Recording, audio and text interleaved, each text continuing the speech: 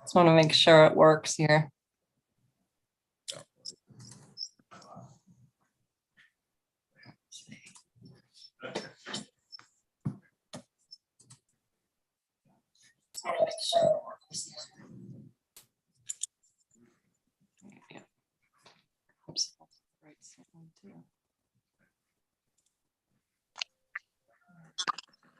Good to me, Ruth. Great. Hi, Anya. All right. Hey, good evening. good. I'm going to use my phone for the audio and I'll join you visually here in a minute. All right.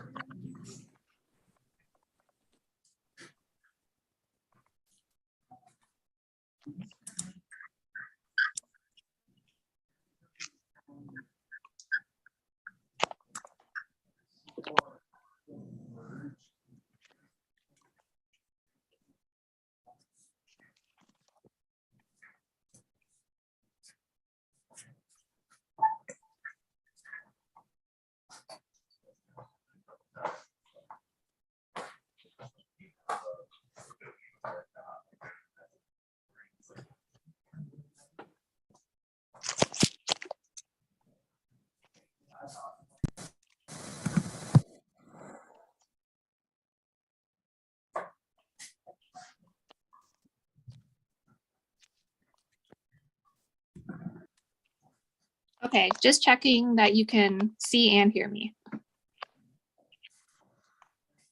Yes.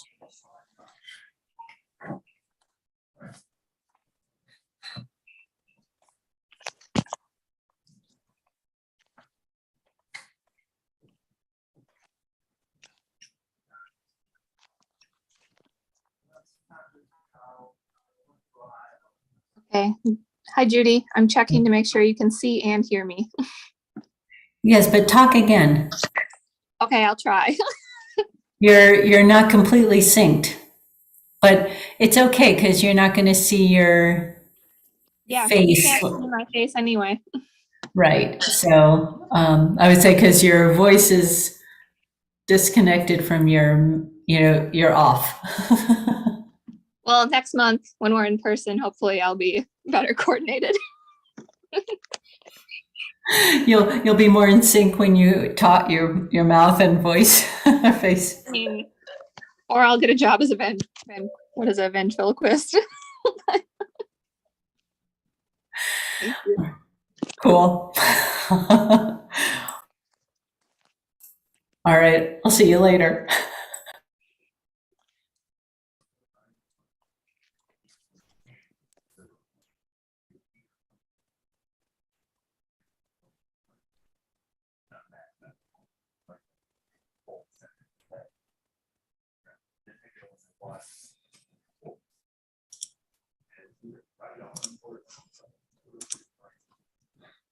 Hi, Mayor. How are you? Oh, is something's wrong with your microphone?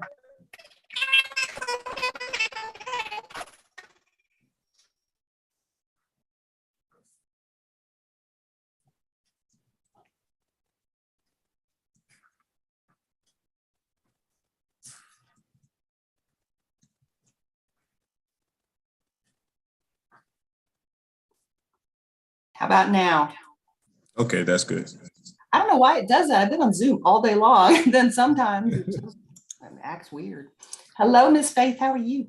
Hello, Mayor Heminger. I am well. I pray that you are also. I'm trying to be by staying indoors because the pollen seems to just, my body does not like it. And it's so beautiful outside. I'm like, this is ridiculous, but soon. I think we're just supposed to look at it right now.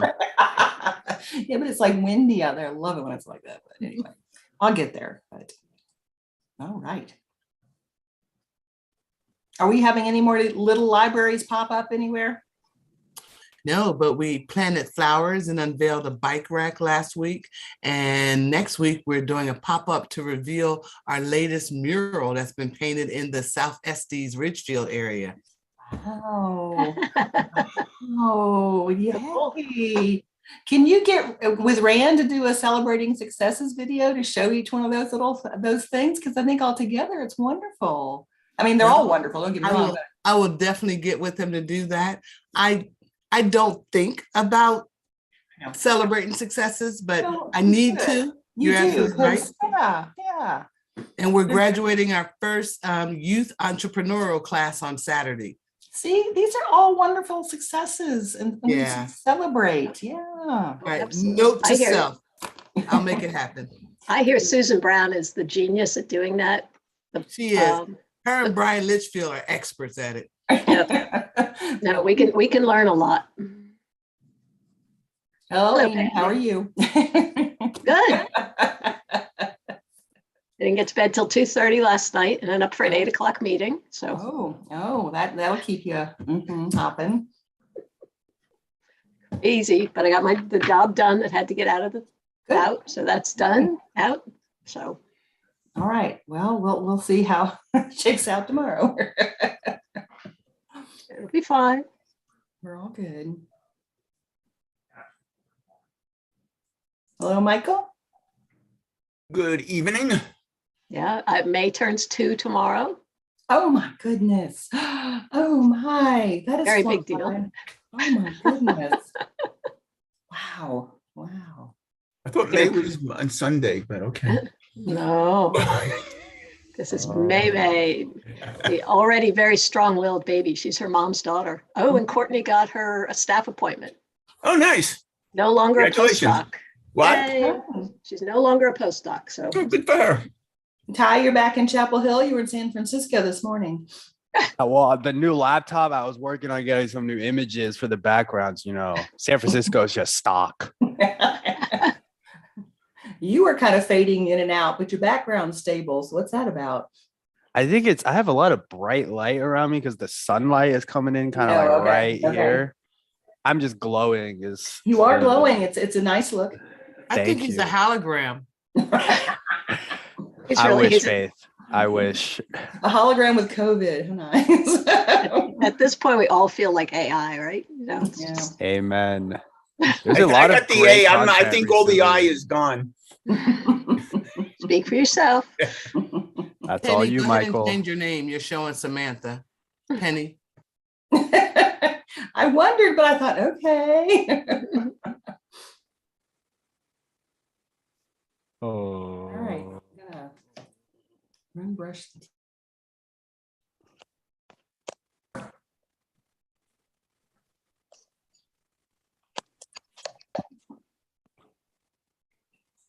How's that, Faith? Excellent. The better? Penny, I know and love.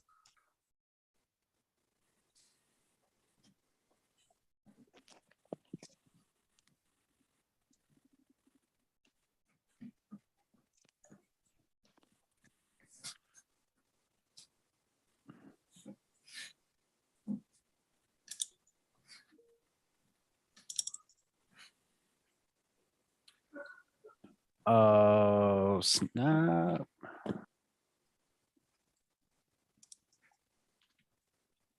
How are you, Paris? Good evening. I'm good. Thank you. Hey, Paris. Is that you, Amy? It's me. I'm here. Oh, now you went away. There I am. Hey. Hello.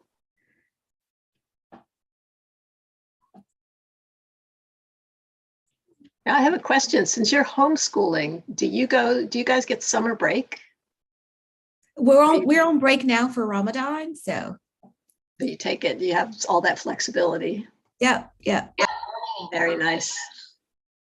Because he's fasting too, and trying to teach him while he's fasting, and Oh, wow. Yeah, no, Yeah. that's a lot. That's a lot. yeah, for both of us. So we just take it off.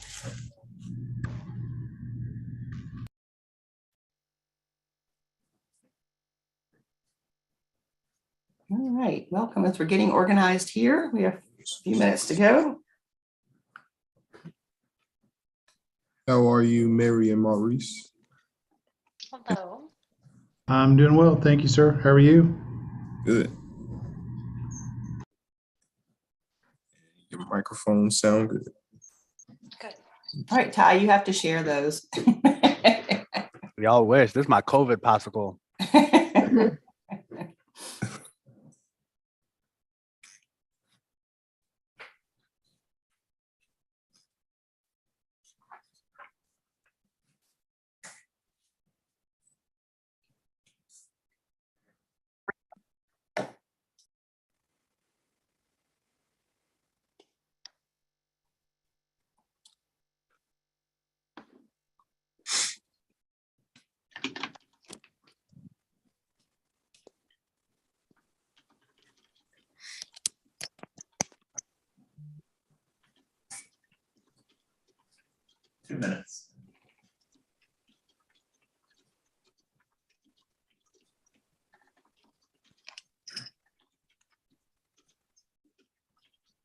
Rand, do I want to know how the new video turned out, and are you playing it already?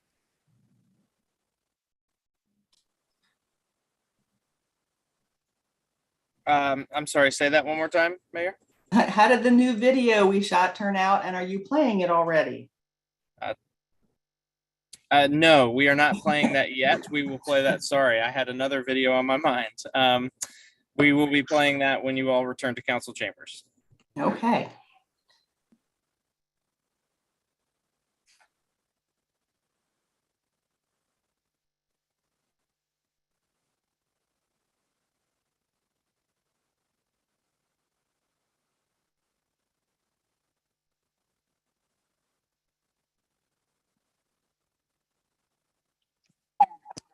One minute.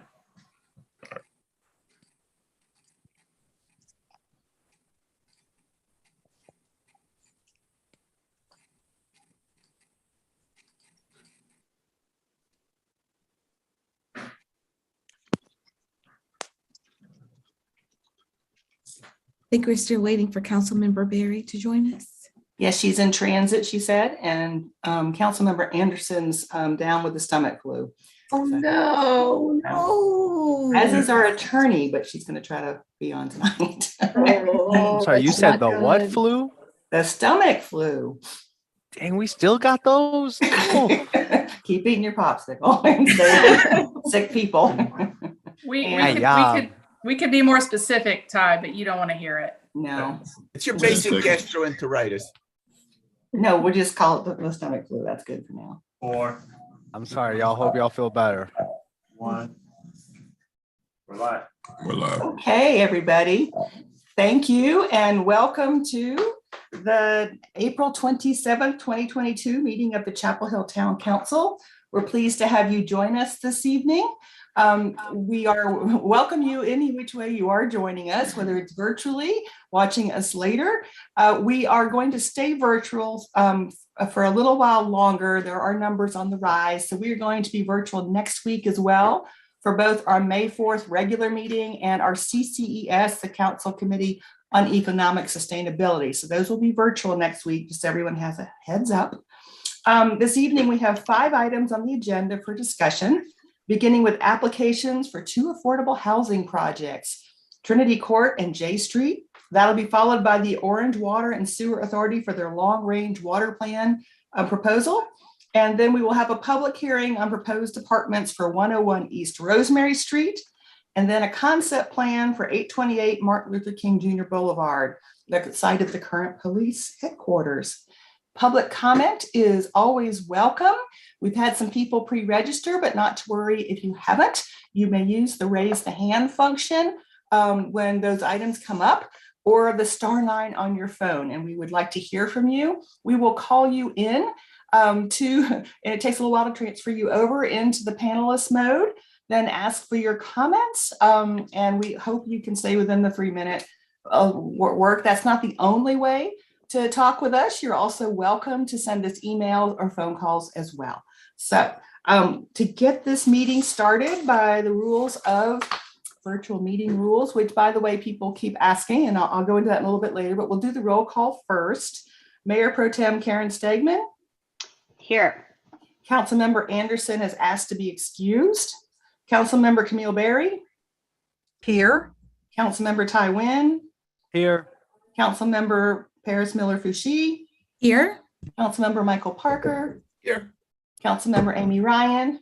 Here. Councilmember Adam Searing. Here. And the mayor is here as well. First up, we're going to have a celebrating successes video, and Rand's able to share this with us all the way from Greensboro, where he's attending the conference for CAPA. But we are going to be showing our successes for the unveiling of the Chapel Hill Transit's first electric buses. Rand, can you roll the video for us, please? This is so exciting, and we're so thrilled to see so many of you out here to help us celebrate this wonderful event. Aren't the buses beautiful?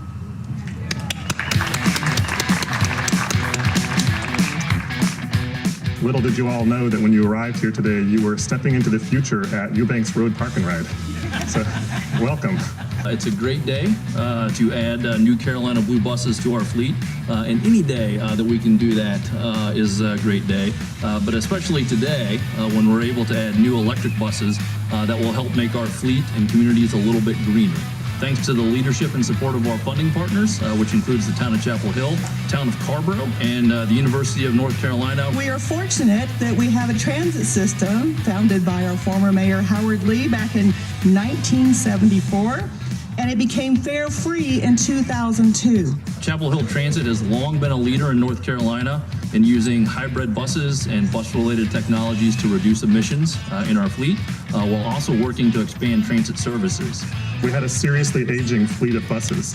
With the help of the staff and community advocates and the partners, we put together a bus replacement program that is going to be sustainable for the long term. About half our community students rely on local or regional transit to get to and from campus, and we could only do that because we have this strong transit system. In addition, 20% of our employees of both the university and the UNC Healthcare rely on Chapel Hill Transit to get to work. When the students and staff now step on these emission-free buses, we're all helping to realize a more sustainable Carolina. We have a drive to make a positive impact at UNC.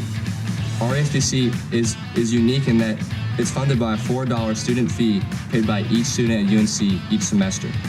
With these three buses, we have transit provider in the triangle. 3 today, 7 to come, with these sleek, efficient, no-nonsense electric buses. Chapel Hill is the second largest bus system in the state. I assure you we're not the second largest community in the state. We are punching above our weight in more ways than one. Your electric bus pilot program here in Chapel Hill and your actions to make your bus fleet greener are a powerful example for the rest of the communities around our state. So thank you for being the leader on this issue, providing your communities the benefits of a healthy environment and a clean energy ride.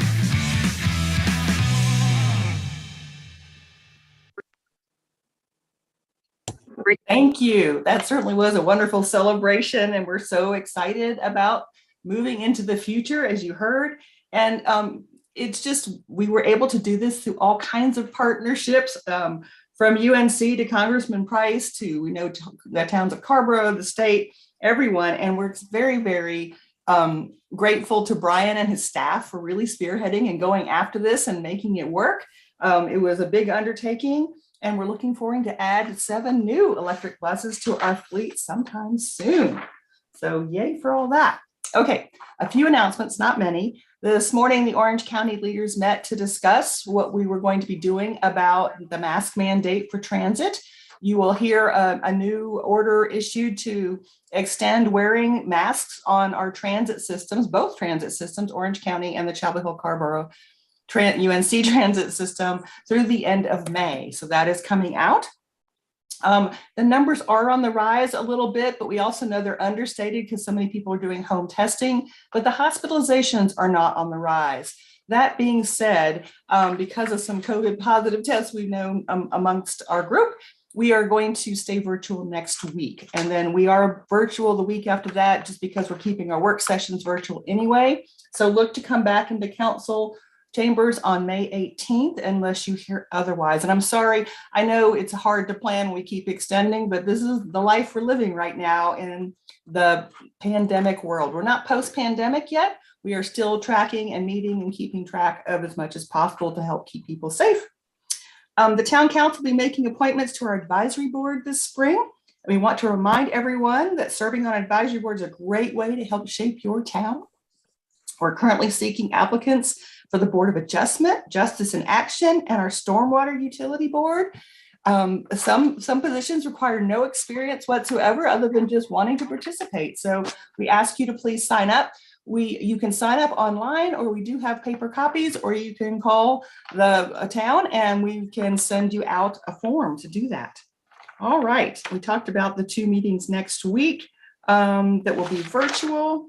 And next up, we have the Bike Month Proclamation. We have Council Member Adam Searing, one of our avid bicyclists, to read that for us, please. Thank you. This is for Bike Month 2022. So tonight we're pleased to proclaim May 2022 as Bike Month in Chapel Hill. And as we all know, riding a bicycle is a viable and environmentally sound form of transportation and an excellent form of recreation. For these reasons, guided by our townwide mobility and connectivity plan, which hopefully is getting updated, and our commitment to Vision Zero strategies, Chapel Hill is working to provide everyone with opportunities to safely bicycle in our community by creating more safe, accessible, and connected bike lanes and greenways throughout town. Additionally, to further support bicycles as a means of transportation, buses in the Chapel Hill transit system are equipped with easy-to-load bicycle racks, and the town is working to expand resources, including bike parking, fix-it stations, and air pumps. We're proud to have been designated a national bike-friendly community and be home to an active bicycling community, especially among our many bicycle teams in our schools.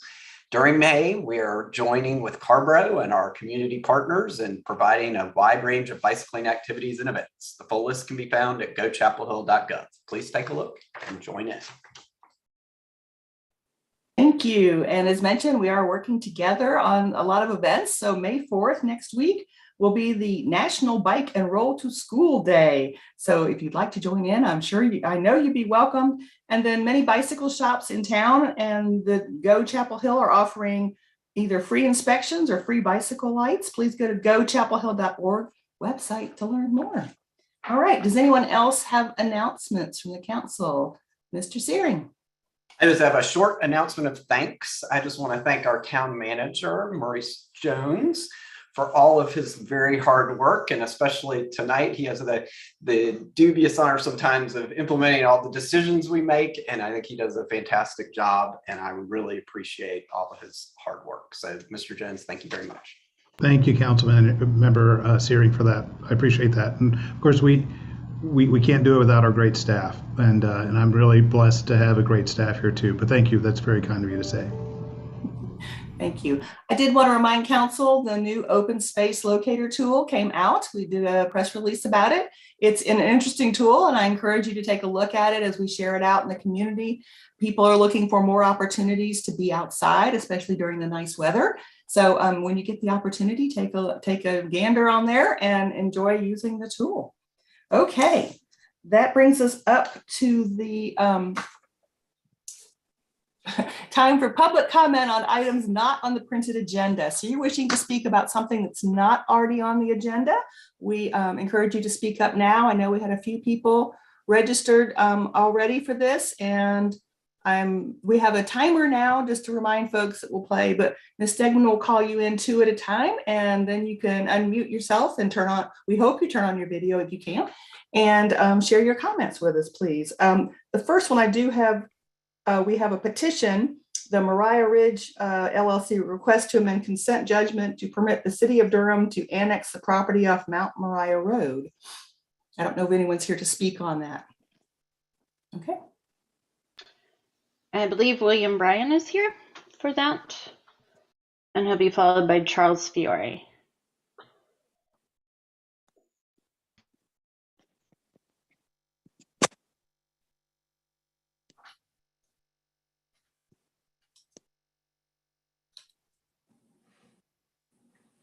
Good evening. Can you hear me? Yes, we can hear you. Thank you very much. My name is Bill Bryan, and I'm an attorney with the Morningstar Law Group in Durham, 700 West Main Street. I represent a developer called Moriah Ridge LLC, which owns or controls all of the property which is described in the petition, which was submitted to all of you by letter a couple weeks ago. They plan to develop that property for mixed use, single family, mixed use of single family residential and townhomes, to provide housing that's more or less at the price point of the so-called missing middle housing. The property is located in Orange County. The problem that we're having is that Owasa cannot serve this property and will not serve the property. If you look in your package, you will see that there's a letter from Owasa which confirms this point. Durham has public water and sewer in the road right next to the property, but Durham cannot extend its water and sewer outside of its city boundaries without amending its own ordinances in order to do so. And if it did do so, there would be extra costs associated with the provision of water in particular that would add something like $8,000 a year to the average water bill of the person living in this new development, which would make the price, which would obviously affect the price point substantially. Chapel Hill cannot serve the property, and therefore it also cannot annex the property. So what we are asking for is that there's a consent judgment that was entered into between Durham and Chapel Hill back in the 1980s and amended in the 1990s, which prohibits either local government from annexing into the other's county, be amended to permit Durham to annex this property. This consent judgment was entered into, and I've been working on this project since 2016, one way or another, trying to solve this problem. And my understanding from the former city attorney, Ralph Carpanos, is that the consent judgment was entered into as when the two cities back in the 80s and 90s were, and in those days, forced annexation was permissible. The two cities were in sort of an annexation war, for lack of a better way to put it, over the subdivisions that were being built along the borders of the two cities. And there was a lawsuit that broke out, and Sorry, that's a little loud. You have 30 seconds. That was loud. The lawsuit broke out and the consent judgment was entered into, which basically prohibited either city from annexing into the other city's county. So what we're asking is, in order to allow this project to move forward, we're asking that Chapel Hill agree to allow the consent judgment to be amended. We are reliably informed that Durham will also agree to that if Chapel Hill agrees to it. We're glad to answer any questions that you might have. We believe it would be a benefit to both communities to take this action. Thank you, Mr. Bryan. I'll just share that our normal policy is to receive and refer petitions to the manager and mayor. I will just share, and I'm asking council to wait to at the end of all public comments so we can do them all at once. The towns and the town and the city have agreed to meet with managers, attorneys, our attorneys, and mayors to talk through and see where we stand in this day and time on that issue. So we'll be meeting shortly and we will get information back to you. Thank you. I appreciate it. Thank you. All right. We have Charles Fiore followed by Neil Bench. Welcome. Thank you. Hi, my name is Charles Fiore. I live in Estes Hills in Chapel Hill. Many of us are truly excited about the Estes Drive connectivity project that's underway. We've been looking forward to it for a long time, and we appreciate what a huge effort a public works project like this must be. So thank you. Estes Hills is in the walk zone for Estes Elementary, as well as Phillips Middle School.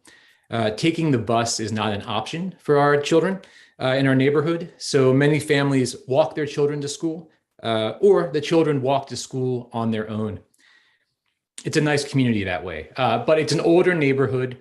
We don't have sidewalks, and normally the quiet roads are used all the time by children to get to and from school, by senior citizens to get some exercise, by dog walkers and cyclists and runners like me, and more. But since the beginning of construction, traffic has increased on Caswell Road exponentially, and really through all of Estes Hills. The number's incalculable, especially during arrival and departure for the schools. Cars now speed fairly steadily from one end of Caswell to another. And this wasn't the case prior to the start of construction. So the town repaved Caswell Road last summer, and it's now one wide, long, enticing strip of asphalt that invites drivers to speed along it, and they do. So unfortunately, Caswell has two steep hills, blind curves, bad sight lines, plenty of pedestrian traffic throughout the day. It's become a dangerous situation. So during the height of the pandemic, the town installed a temporary pedestrian walkway along Honeysuckle Drive. And at first, I believe it was staked with rope, and then later the town put down some heavy white tape, marking out like 3 or 5 feet of safe space of walkway for pedestrians on one side of Honeysuckle. So I'd like to ask the town to please consider doing the same for Caswell Road for the duration of the Estes Drive connectivity project. I'd also like to ask the town just to brainstorm some temporary traffic calming solutions for our neighborhood, and especially for Caswell Road. I do want to thank the Transportation Planning Manager, Bergen Watterson, Councilperson Searing, and Mayor Heminger for their correspondence over the past few weeks. Thank you for listening. The Estes Drive connectivity project is temporary, and we all stand to benefit from it, but it's also projected to take at least a year. And a year is too long to worry about the safety of our children and the neighbors every morning and every afternoon. So thank you very much. Thank you.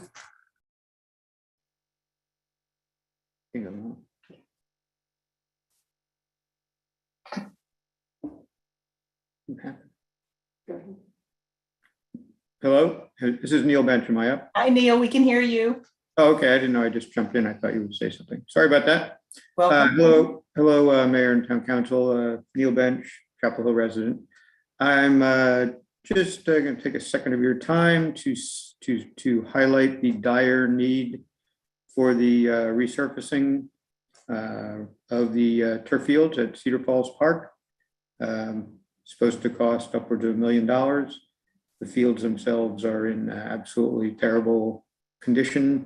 Zero grass-like turf there, only the crushed rubberized surface, which is deemed in many arenas to be relatively unsafe. The field probably needed to be resurfaced a year ago. I did send an email to y'all and others, including the Board of County Commissioners, requesting immediate funding of this resurfacing project and returfing project, I guess I should say, and asked to put some more thought into how this can be successfully funded in the future, in that this is something that will be happening every 8 or so years, both to the Cedar Falls field and then upcoming in 4 or 5 years over at Homestead. They get a tremendous amount of use. It's great, 24/7, 365 days a year, cold weather, rainy, doesn't matter. It's a tremendous amenity, and right now it's really quite atrocious and unsafe. So I think this should be something that should be funded immediately. I'm sure you have, as you well know, many items that probably have that same description, but this is really critical and well used, and a fun amenity for people of all ages. Thank you. Thank you. Is there anyone else wishing to speak on items not on the printed agenda?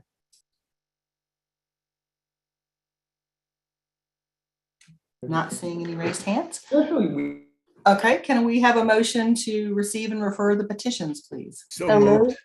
Second. Moved by Ms. Ryan, second by Mr. Nguyen. We'll have a roll call vote. Ms. Stegman? Aye. Ms. Berry? Aye. Mr. Nguyen, sorry, you jumped around. Aye. Ms. Miller-Fushi? Aye. Mr. Parker? Aye. Ms. Ryan? Aye. Mr. Searing? Aye. And the mayor says aye as well. Thank you very much for your comments and your petitions. That moves us on to the consent agenda. How say we on the consent agenda? Move consent. Second. Second. Moved by Ms. Ryan, second by Ms. Miller-Fushi to move the consent agenda. Roll call vote, please. Ms. Stegman? Aye. Ms. Berry? Aye. Mr. Nguyen? Aye. Ms. Miller-Fushi? Aye. Mr. Parker? Aye. Ms. Ryan? Aye. Mr. Searing? Aye. And the mayor says aye as well. Thank you very much for that. Okay, making sure that we have on there. Okay, there we go. You have information items in your packet and want to make sure I don't know that some of you have seen the SAPFO report before. If you have questions, I'm happy to answer them offline with you.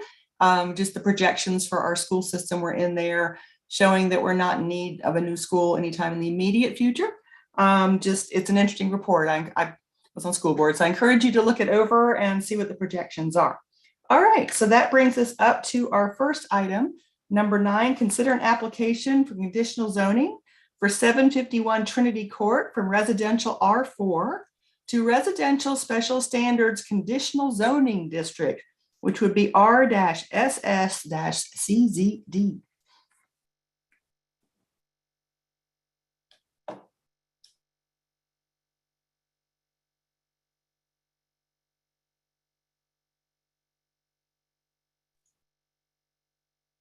Anya, are you talking yet?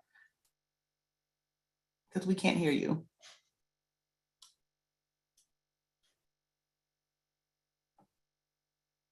You want me to unmute you, or are you?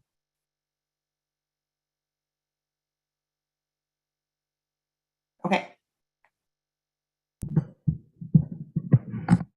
All right. Can you speak? We can see, we can hear you now. Yes. Can you hear me? Okay. And you're not in presentation mode, just so you know. Oh, goody. Technology is so grand. We'll get it all worked out and then we'll be back in person. It's in double slide or whatever. 1 second, please. Okay. How's that? There we go. Looks good. Okay. Sounds good. And you guys can hear me? We can hear you a little bit of static in the background, but we can hear you. Okay. I'm doing my best. I apologize. You're good. So good evening, Mayor and Council. I'm Anya Gran with the Planning Department. I have 13 slides, and this presentation should take no more than 5 minutes. Just a reminder, we're here tonight to talk about the Trinity Court Conditional Zoning District. Trinity Court is located here, highlighted in yellow. As a reminder, this is the site of an existing town-owned public housing development. Just to the east is Pritchard Avenue, and the drive from Trinity connects up to it. To the north is Umstead Park, and then to the south is the Northside Elementary School and McMaster Street. The recommendation before you tonight is to close the legislative hearing, adopt the resolution of consistency, and enact Ordinance A approving the Conditional Zoning Atlas Amendment. Here's where we are in the process. It has been through the staff review, the advisory boards and commissions, and then the council heard it back in March, and it is before you tonight for action. As a reminder, this project was on an expedited review process. We held a joint advisory board meeting back in February, which preceded the individual development board meetings. The advisory boards have forwarded their recommendations to you, and the council heard this item back in March, and tonight we're before you for action. We have made a few minor changes since the March 23rd meeting. The first is that we amended the stipulation for the access easement to require that the applicant either amend or replace the existing easement to address the improvements along the driveway. We've also clarified that the Transportation Connectivity Advisory Board was interested in having a painted crosswalk connecting Trinity to the bus stops along Pritchard Avenue. And then finally, the Planning Commission did make a modified recommendation to request a pedestrian connection from Trinity Court to McMaster Street using the unbuilt Church Street right-of-way, which is highlighted here in bright green. This is a 3.2 acre site, and you can see the property lines outlined in red. The application before you is for conditional zoning.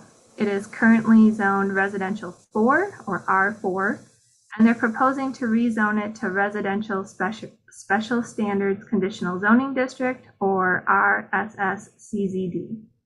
There are 2 existing apartment buildings on the property, and they're proposing to demolish these and construct 2 new apartment buildings containing 54 units.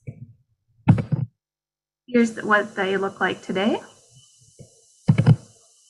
Here's the proposed site plan. The red outline shows the property boundaries.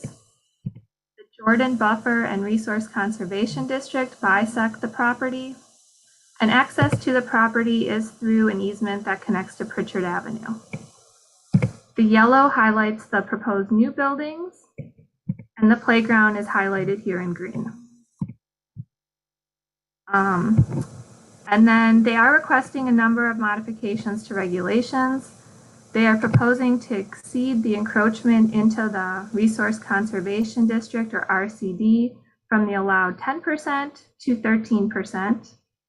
Only 25% of the steep slopes may be disturbed. However, they're proposing 34% disturbance. There's a 5% rec space requirement for on-site active recreation space, or a payment in lieu, and the applicant is proposing 1.5% rec space and no payment in lieu. And then the proposal does not include designated parking for motorcycles, mopeds, and bicycles.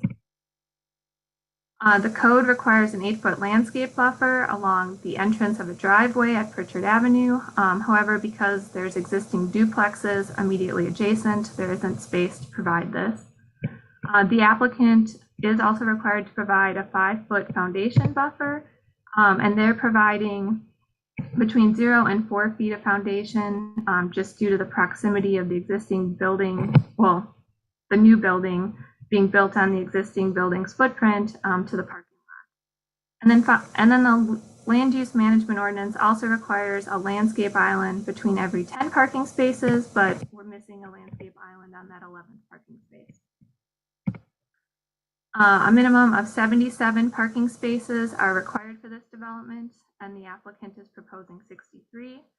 And then no class 1 or covered bicycle spaces will be provided. However, the applicant is providing uncovered bicycle racks, and there's an outdoor closet space connected to each unit where bicycles could be stored.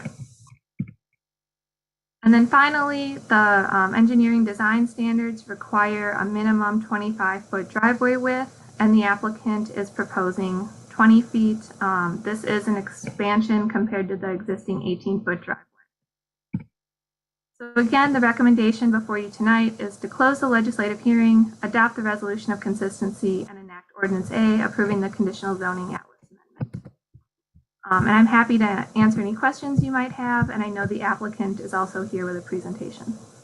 Let's let the applicant do their presentation, please, and then we'll save questions for them. Thank you.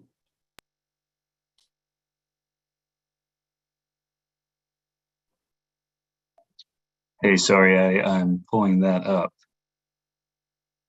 real quick. I apologize.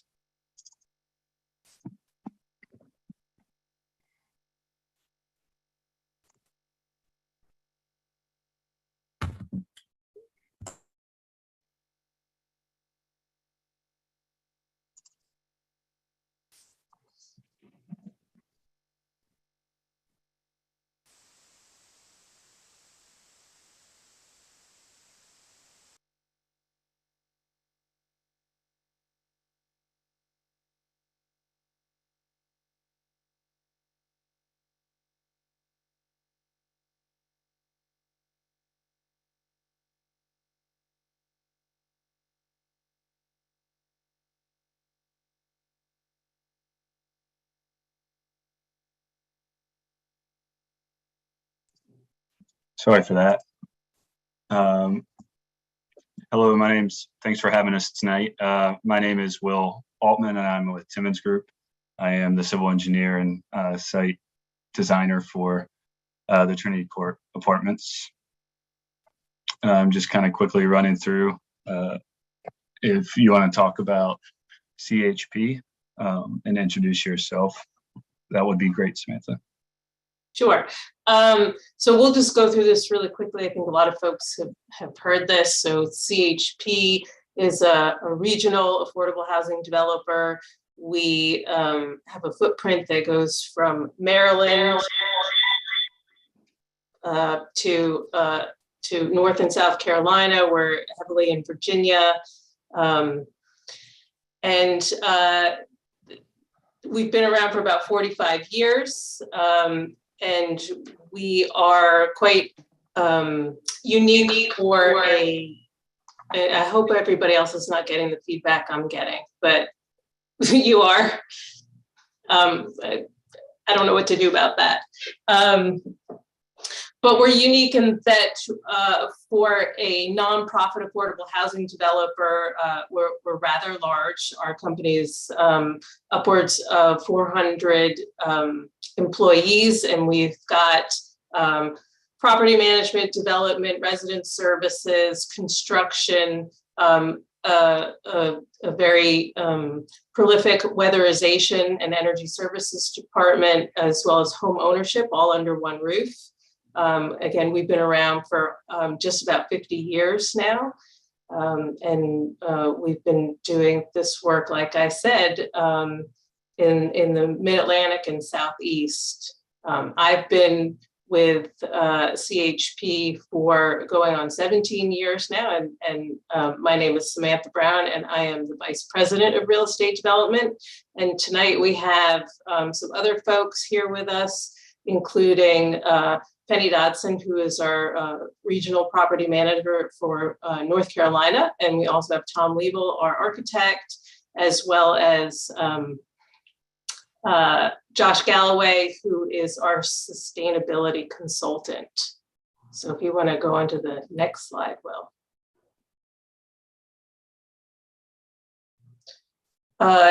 History of Trinity Court. So we responded to a RFP back in late 2019 into 2020, and the project was awarded to CHP in 2021.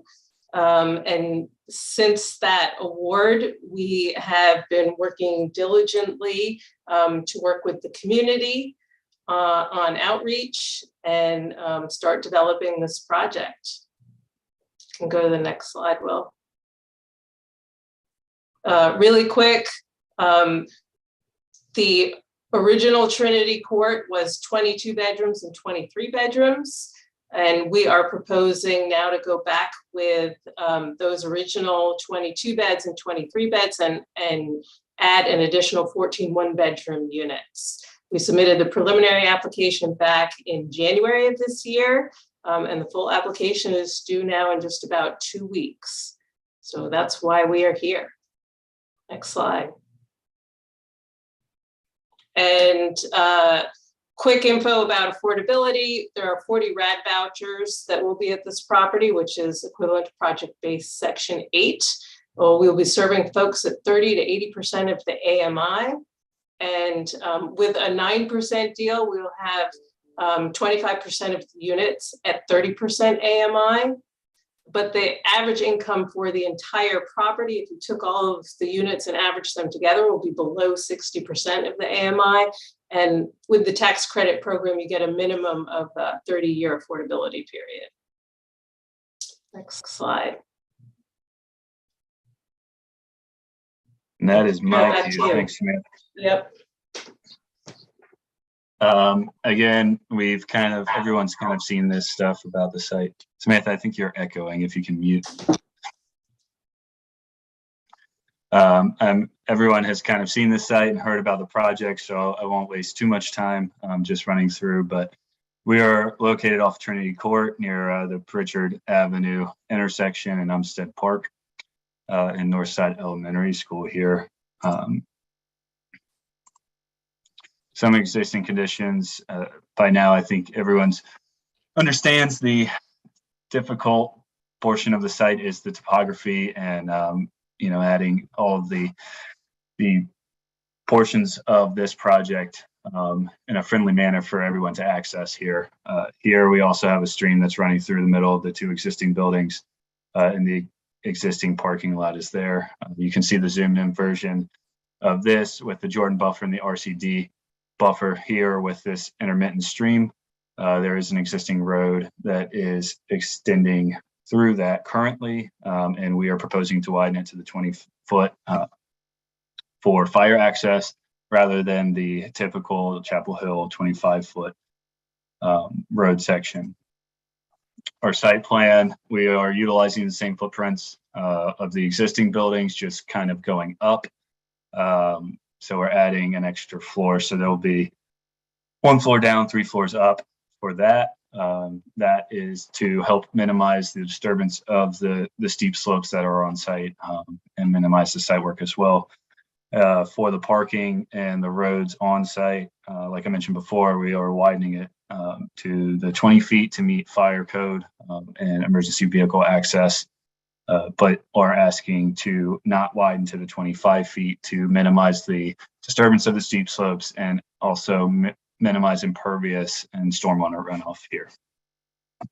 We are providing amenities, a tot lot and a playground that you can see here, a covered picnic shelter that could provide shade for those times that you need a break from the playground as well.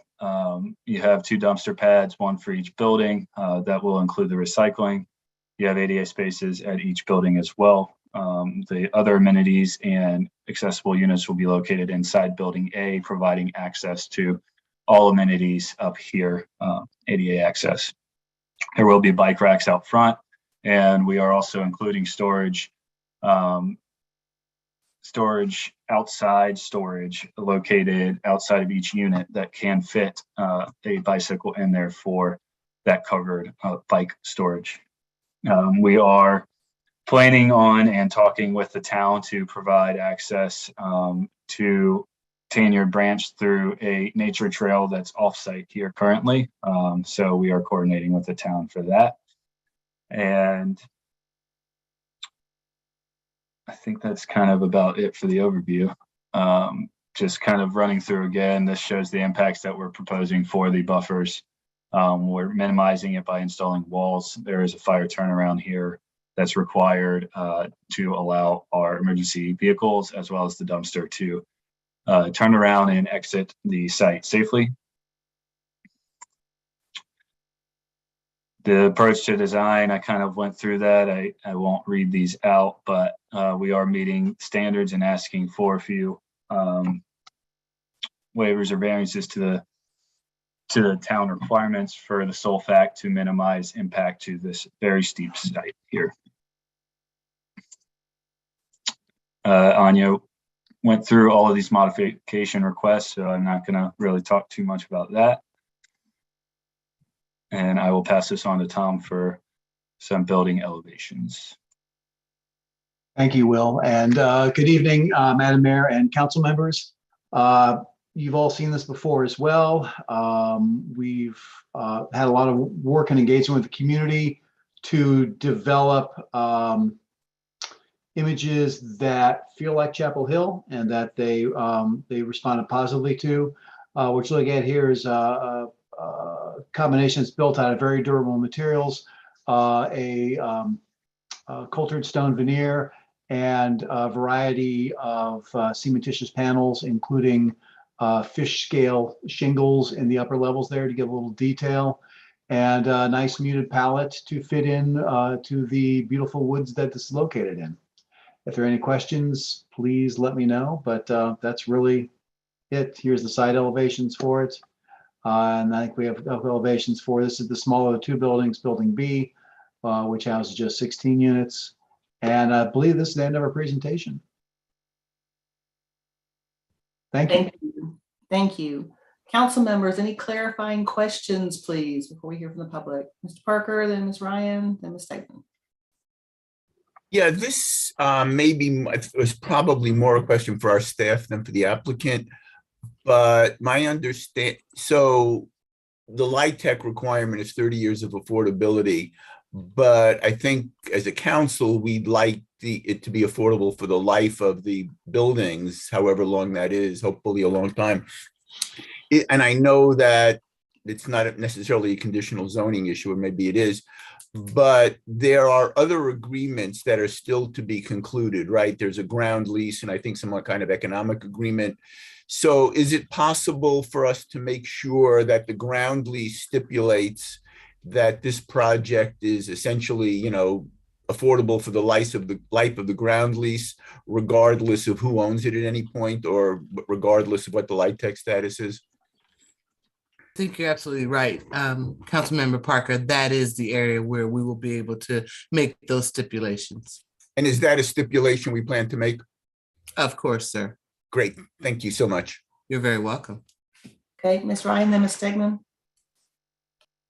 Yeah, thank you. Can you give me an idea of the approximate project budget? It can be very, very approximate is fine.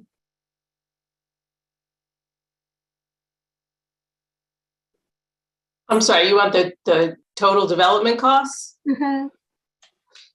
We're looking at approximately $15 million for the total development costs. At this point, things seem to be changing daily. But I just wanted a ballpark. So I won't hold you to that figure. I just wanted an idea of the magnitude. Sure. And do we have a plan? I know we're applying for the 9% LIHTC funding, which we all hope that we get. If we don't get it in the first round, do we have a plan, or are we waiting to see what happens? I think we have to assess, if we don't get it in this round, we have to assess why we didn't get it, and if we can come back and compete more strongly next year. It's really crazy times right now in our industry. And North Carolina Housing Finance Agency has lifted the cap on credits this year with no penalty for requesting as many credits as you want up to their per project cap, which is highly unusual. It will not happen again. It won't be there next year. And so we'll just have to reassess, what the financial economic environment looks like 6 months from now, a year from now. Because like I said, things are just crazy. Interest rates are changing daily. Construction costs are going up. What I thought was going to be our construction costs 3 weeks ago have completely changed today. So it's a very uncertain environment. Thank you. And do you know if we get the 9% funding, will you be coming to the town for subsidy money? I think that's an open question. Right now, we are not anticipating coming to the town for subsidy. What we have underwritten so far, but again, because of the economic climate, I can't guarantee that costs are not going to increase. Again, we're asking for the maximum number of credits that you can possibly ask for on a project. And it's beyond anything that I've ever done in my nearly 20 years in this industry. So we're looking at $1.2 million in credits for a 54 unit deal, which is pretty wild. That's like, Northern Virginia stuff. So my crystal ball doesn't tell me where construction costs are going. Right. Ms. Stegman? Yeah, thanks for this presentation. Just a quick question. I'm the one who posed the question about a fence around the playground, a fence and gates. Would you be willing to add that?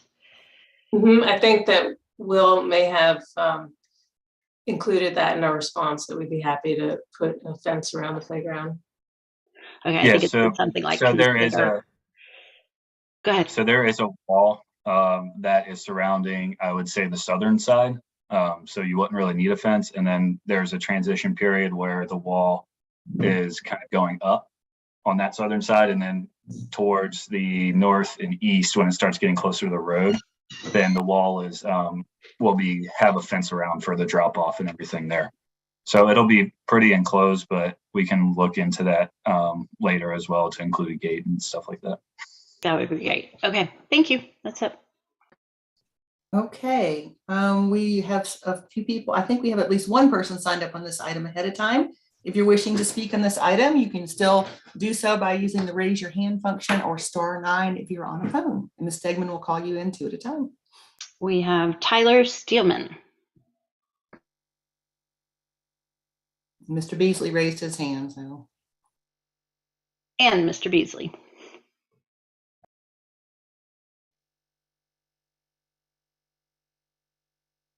Hello. Welcome. Thank you.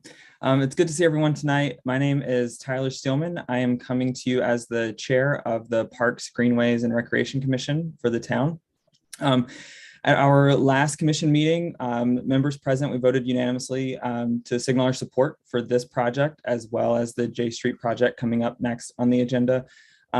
We are also interested in seeing these projects move forward with either the commitment to the recreation facility or the payment in lieu. I'm excited to hear that this particular property will possibly connect to Tanyard Branch. We think that all of our residents should have access to recreation amenities in town, and we think that this is a good path forward, especially with affordable housing in Chapel Hill. And the council asked that I signal that we're extremely interested to continue working with town council on matters related to parks, whether that is through special working sessions, through our commission meetings, or whatever way you see fit. But we're excited for both of these projects, and we look forward to seeing them approved. So thank you. Thank you. I'll be quick. You can hear me, yeah? Yes, we can hear you. Great. Very supportive of this project. All the residents here in Village West are supportive of it too. I've said many times I walk by this site every day when I'm walking my dog. I've been pleased to see that the trail connecting it to Umstead Park has already been started and laid, and there's a sign. And in the last week, they've started to put in paving for some steps. So I'm really glad to see that the Parks Department is laying in the infrastructure for it in advance. I wish you all the luck in getting those credits, and I'm really excited to see it go forward. Thank you. Thank you. Anyone else wishing to speak on this item? Okay, bring it back to council. And reminder, I know we're excited about this project as it's been a long journey on Trinity Court. And I'll just put in there, Faith, you've done an amazing job keeping us moving forward on this item and trying to find solutions. I see, I'll come back and call him Mr. Bench. Keeping us moving forward on this and trying to find a solution. For those of you that weren't with us when we started this journey, we asked Faith and her team to investigate either rebuilding, rehabbing, or selling the property. And that took a lot of investigative work. And I think you've come back with a really great answer for us. Mr. Bench will call you in and let you share. Thank you.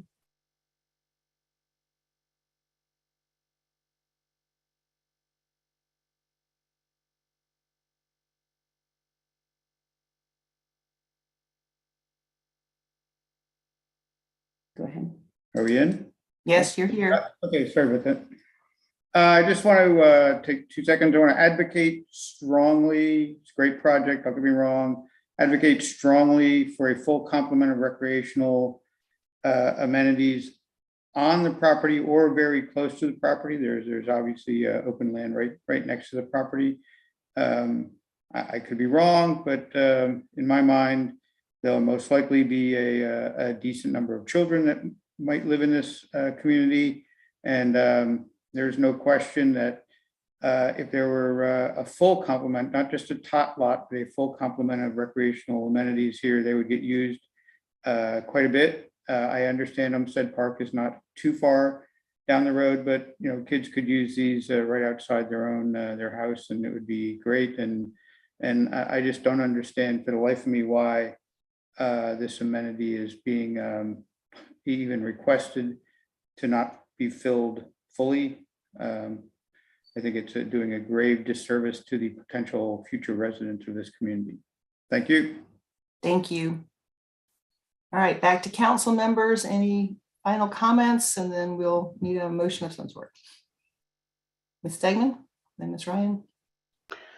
I just wanted to follow up also on a question submitted about the RFB consideration. I think that's probably a staff item, but just I know the traffic volume isn't super high there, but it's a blind curve and there are going to be a lot of kids, I think, there for bus stops and whatnot. So I would just want to put in a plug to consider having a flashing light at that crosswalk once it's in.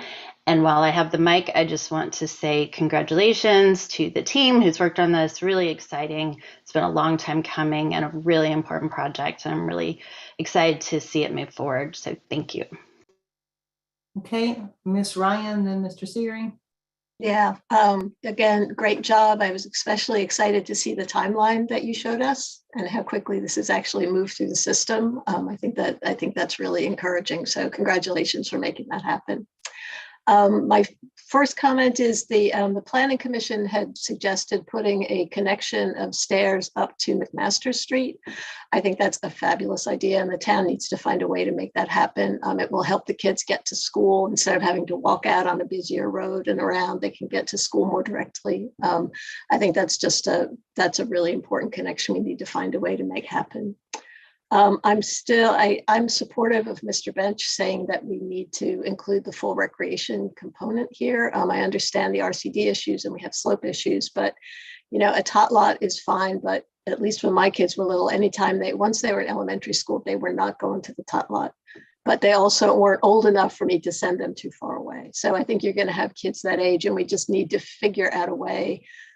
We can get creative. I know there's sloping lands, but there's some other little pieces that we might be able to work with. So I would encourage you to find that $18,000. It's like 0.1% of the project budget. It is a tiny, tiny amount. So I would really encourage you to do it. It's important for the folks who live here and to make this a real community. So and that is the end of my comments, but congratulations.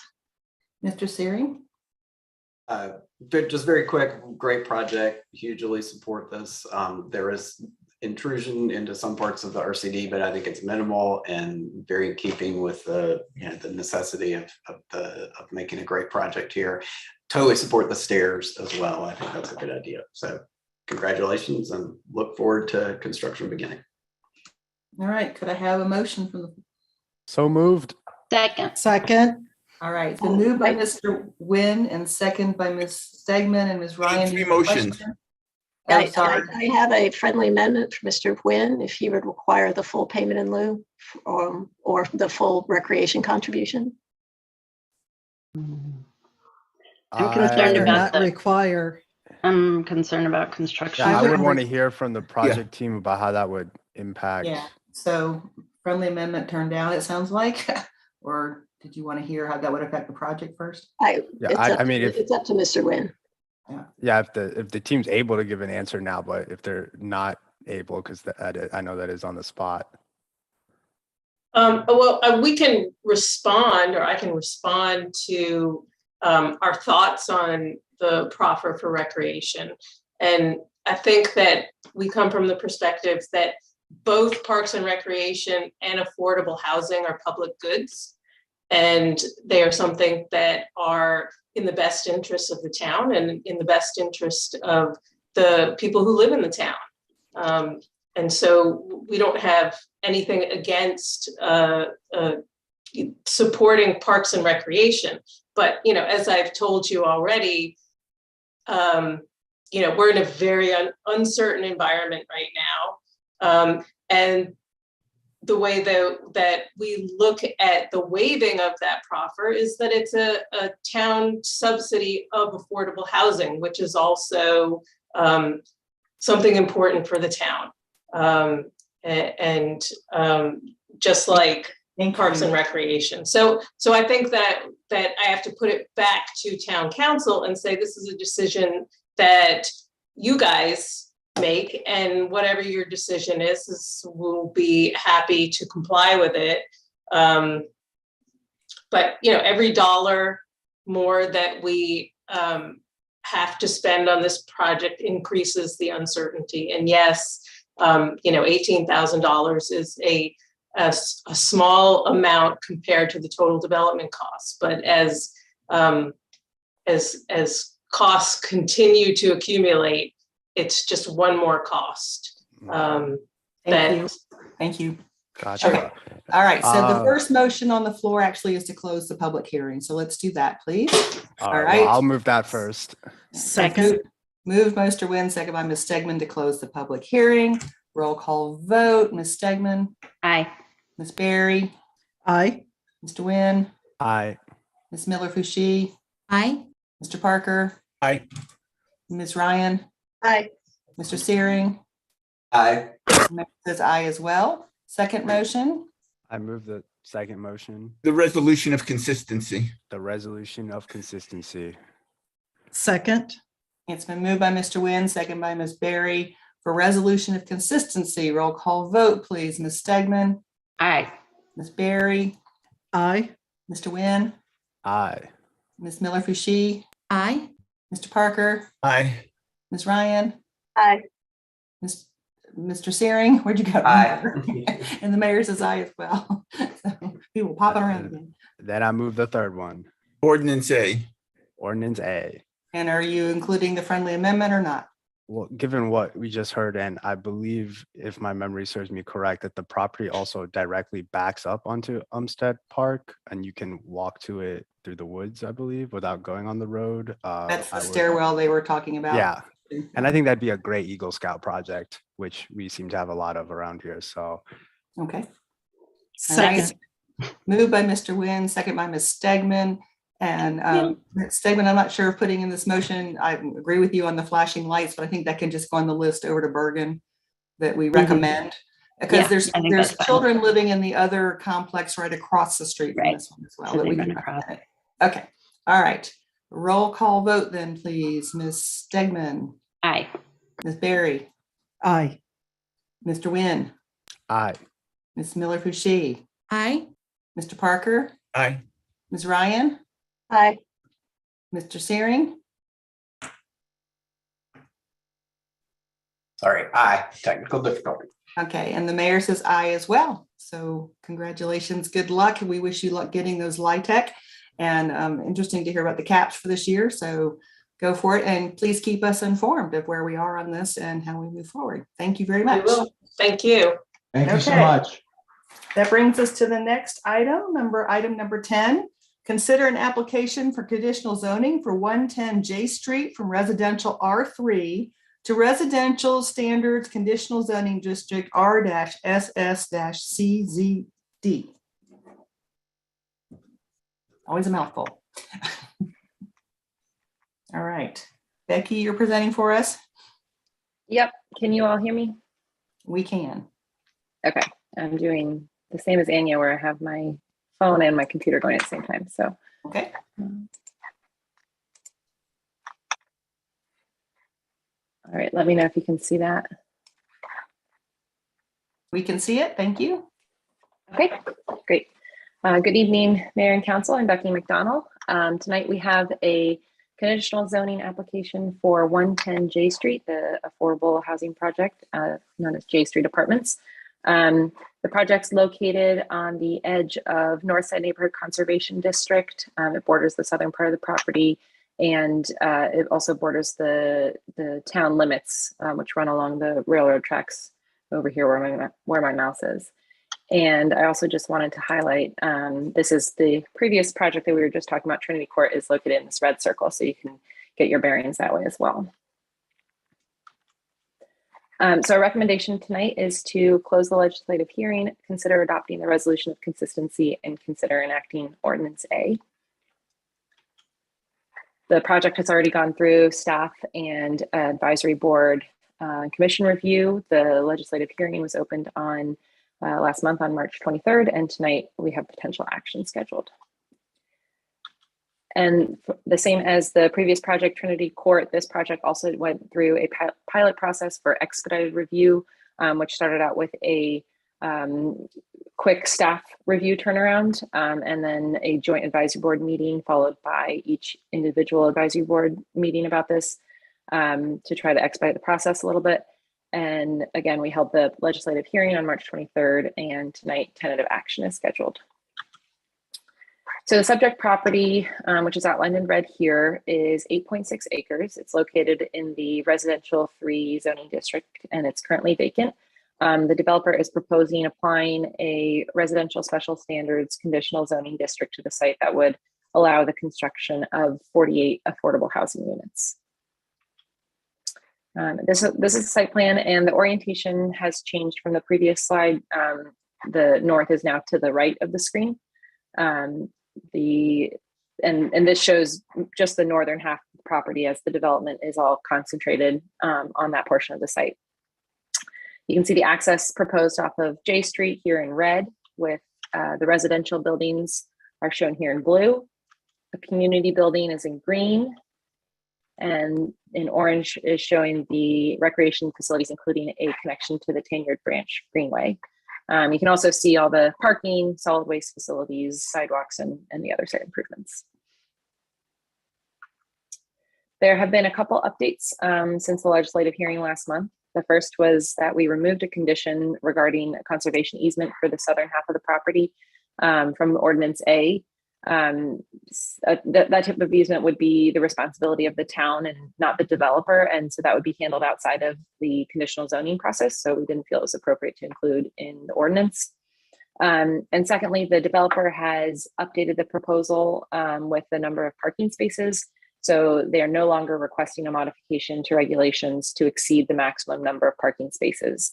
Originally, the proposal showed 100 parking spaces, which was over the maximum of 93, and it's been revised to have 90 parking spaces total. And so again, our recommendation tonight is to close the legislative hearing, consider the adoption of a resolution of consistency, consider the enaction of Ordinance A. I'm happy to answer any questions. The developer is also here. They have not planned to do a presentation tonight since there aren't very many major changes since the public hearing, but they are happy to answer any questions or also provide a brief overview if that would be helpful. I think we'll just let council ask questions, but thank you. Okay, council, do you have clarifying questions? Mr. Parker, then Mr. Nguyen, then Yeah, Ms. Berry, just- your hand up. Yeah, I think you briefly mentioned this, but I just wanted to quickly clarify the conservation easement. So since it's being taken out of this, could you just clarify what or how we're doing that? I don't know if that has been solidified at this point. I don't know if Emily or Nate has anything else to say, but it would be the town's responsibility. Yeah, that's something that the town can do at any time. And since the town is the fee simple owner of this property, it is most appropriate for the town to control the terms of that conservation easement and not put it into the hands of another entity. So Gotcha. it's a relatively straightforward task to complete. Okay, thank you. If we get down to the decision-making point on this project, we can ask council for a thumbs up for staff to pursue, to come back with us on how to do that. Okay, all right. Mr. Parker, then Ms. Berry. Yeah, just related to the preceding question. So will the ground lease be for the entirety of the property or just a piece of property that will not be subject to the conservation easement?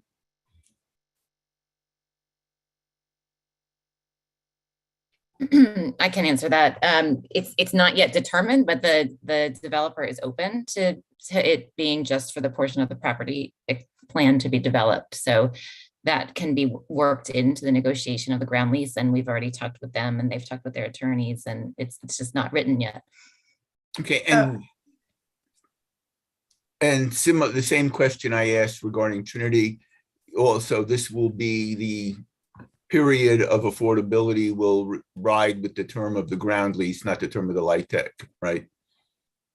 So it will last as long as the ground lease lasts or as long as the buildings last, correct? That is correct. That's also an expectation in the negotiation of terms, something that we would cover and work out. Okay. And one last question, actually, which I guess applies to both projects. Does the ground lease come back to council for review at some point, or is that solely within the discretion of the town manager? And I'm going to ask you to confirm that one.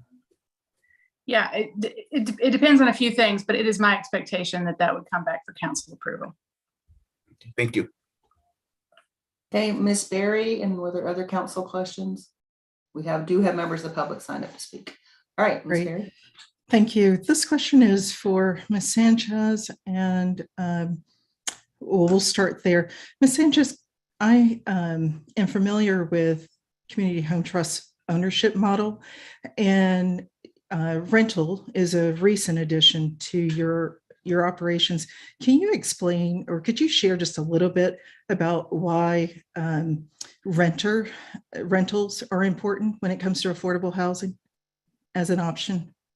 Sure. So when the board decided a few years ago that community home interest would move outside of home ownership, it was because you need to have numerous tools in your toolbox in order to really assist with the affordable housing crisis. And we have a lot of homeowners who are at a certain AMI, and recognizing that some of those homeowners were unable, because of their AMI or because of other circumstances, were ready for home ownership. And so recognizing that we needed to move into a lower AMI, which would be the rental area, and then hopefully help some of those renters to then become homeowners. So it really just kind of made more sense to broaden that. And that's why we're interested in continuing our rental help.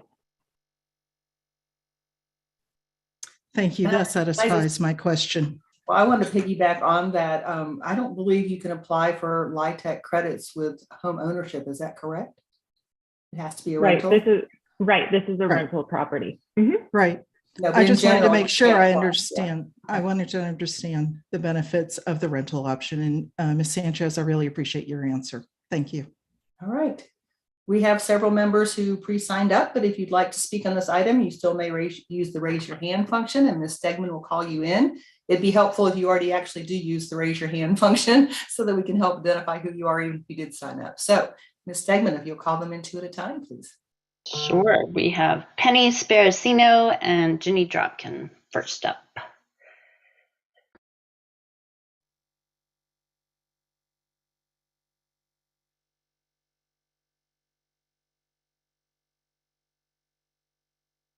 Welcome. Yep, I'm here. You can hear me, right? We can hear you.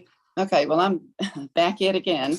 And the question that I still have that are unanswered for me is that almost everything that the community has had reservations about has to do with the density.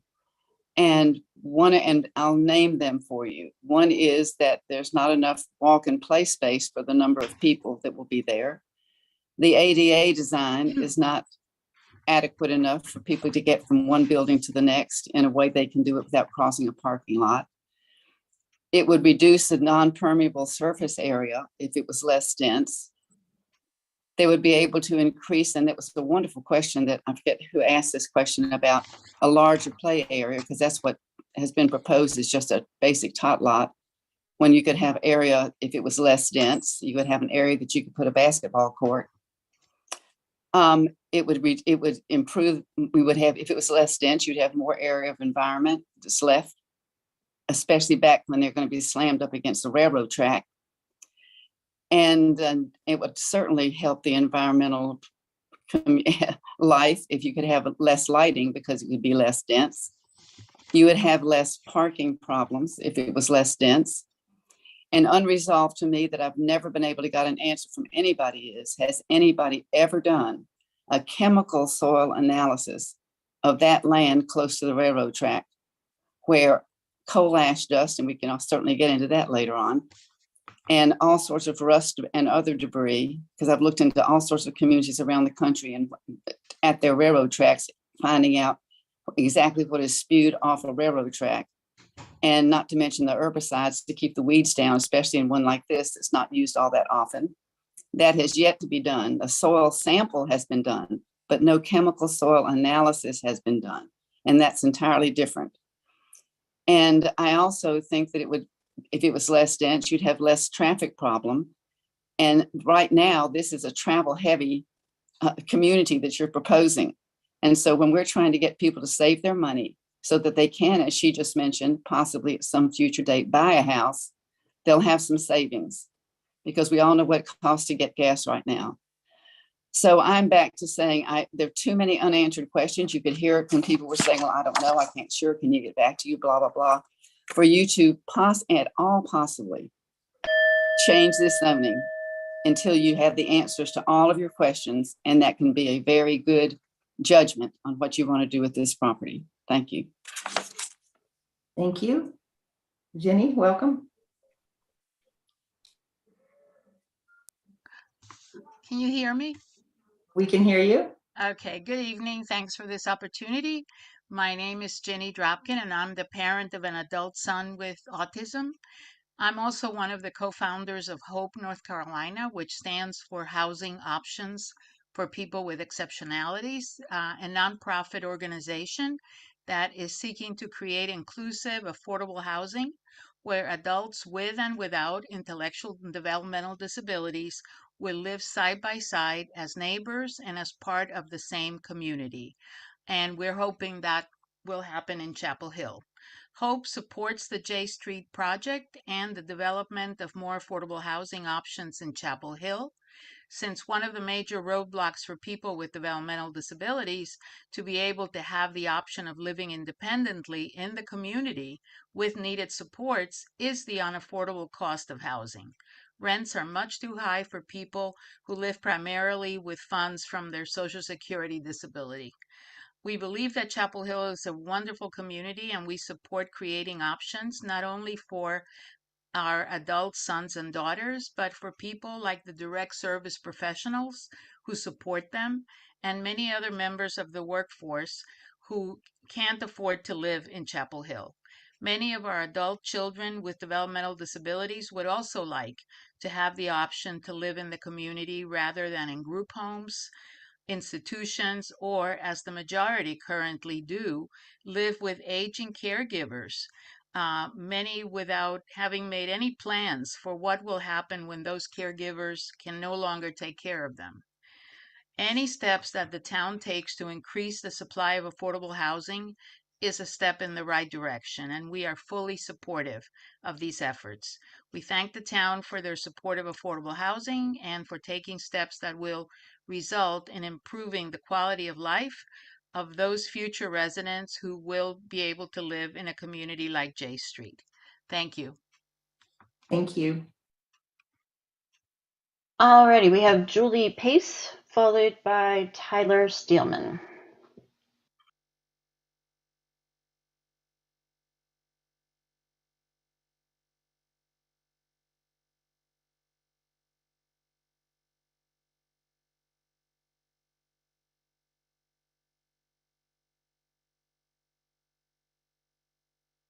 Julie Pace isn't here, so next two. That brings us to Tyler Steelman, followed by John Reese. Hi, I wasn't planning on being pulled in for this one, but I will speak as a citizen and a member of a commission and not on behalf of the Parks Commission for this one. I just respond to a comment that was made in the last one. I agree that public housing and parks and recreation facilities are both public goods for the community, but I don't necessarily believe that they are alternatives. I believe these projects should come with both, with adequate facilities for the residents who live there and adequate connection to the rest of the town and other amenities that exist. And so I believe as a citizen of Chapel Hill that these projects should be approved, and they should be approved with either the recreation facility outlined by the town for these types of projects, or with the payment in lieu where that is not possible. So thank you. Thank you. Welcome, John. Hi, good evening. Thank you for listening to me. I'm here tonight representing the Orange County Affordable Housing Coalition. And not surprisingly, I'm strongly in favor of this project as I was for the previous project. A couple comments, and one is the kudos for the expedited review process. Extra time in review adds cost to the project. And as you heard already, cost because of inflation and other items adds features or takes away the opportunity to add features to the project. And let's face it, Chapel Hill is an expensive town to live in, and nobody disputes that. More and more of these housing costs drive people farther and farther away from town who cannot afford expensive housing or a $3,000 a month rent. Forcing people in lower paying jobs further and further out is an unnecessary burden for them and their families. It's also a climate issue because we're forcing people to drive great distances into our town to get to their jobs. Those of us fortunate to already live in Chapel Hill need to continue to welcome those who currently don't have opportunities to live here as well. I urge the town council to heartily endorse this project because it fulfills a need that the town really, really needs. So thank you. Thank you. All right, we have Christine Abernathy followed by George Barrett. Welcome. Hi, thank you all so much for spending time on these really important issues. Just wanted to be a voice to thank y'all for listening when we had public input on this previously and for making space to listen again. Part of what we do at the Marion Cheek Jackson Center where I work is listen. And that builds community connection, which is something else that we focus on. And so I come to ground us in this connection to community. We are nothing without one another. Chapel Hill is what it is because of the people that show up and contribute, whether it's folks in this space or it's the folks that are serving us our cup of coffee or helping clean the streets. This is what makes us a wonderful town. And so grounding us in this connection with folks. I work every day trying to connect folks to the neighborhood, and we get to talk about what dreams and visions people have for their families and for their future. And so I ask that we bring this into the space as well. How do we connect with each other and bring a big dream for keeping our people in place? We're facing a really volatile market, which I know the developers were just covering in the previous presentation. And so now more than ever, y'all get to have this opportunity to approve 100 units for affordable housing and truly lift this dream out of the individual person that I work with and all that they hold for their family and into a vision for Chapel Hill where we look out for one another and we make sure that we all have dignified housing and we can continue to dream. So thank y'all so much. Thank you. George, welcome. Welcome. Hello, everyone. Good evening, Mayor and Council and everyone. And I'm just going to keep rolling off of the wonderful and beautiful words that Christine says. So I'm going to be brief. So as you all know, myself, affordable housing advocates and coalitions, Northside residents, and hundreds of people in our community have clearly spoken up and spoken out in favor of J Street and Trinity Court. So I'm glad to see the rezoning approval of Trinity Court that happened earlier. We all have said we need these units of affordable housing. We have said we want these units in these locations. We have said our town needs these units to house our employees. We have said we want and are excited for the connectivity to the Northside neighborhood. Individuals of all ages, backgrounds, races, creeds, and even ideologies have voiced their support for these projects over the past several months. Tonight, let's close this chapter of concept and begin the next season of reality.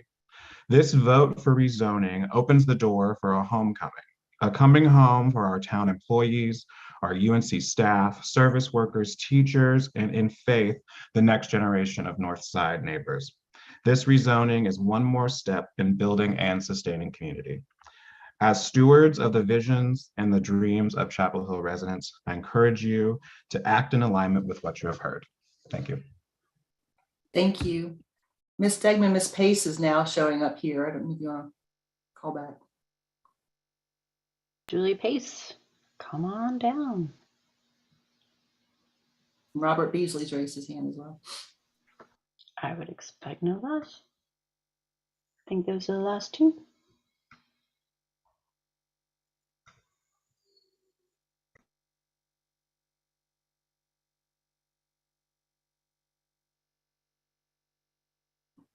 We have another raised hand as well.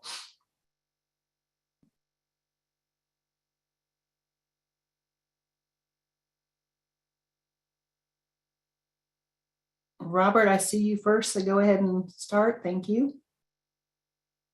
Okay, sure. Thanks. I'll try and be brief. I sent a note to town council and the mayor yesterday with some input on the plan. I feel like you should be considering ownership options for this development. You know, the J Street property is a very unique opportunity, given its location, given its placement, given its accessibility. And it seems like Chapel Hill certainly needs affordable housing. There's no disagreement on that. And it needs both rental and ownership-based affordable housing. It seems to me that the J Street property lends itself to a good fit for at least some component of ownership-based. And I hope you will consider that. And if you don't, I hope you will consider some of the comments that were made in the March meeting, where there's clearly a need for less than 30% AMI affordable housing. And the rental-based approach would be a good solution for that. As I saw in the Peach Street apartments in one of the advisory boards, I believe it was just last week, which is a wonderful project. You're going to love it when you see it. So I hope you'll consider those things, and I hope you'll take into account the rate and pace that this will be delivered, and what the cost to the town will be. I have a lot of questions about whether or not it's actually going to receive adequate funding, whether or not the town is going to be able to cover the difference, and how quickly the project as currently conceived will be realized. And maybe an alternate project could be realized sooner and still meet the needs of Chapel Hill for affordable housing. Thank you. Thank you.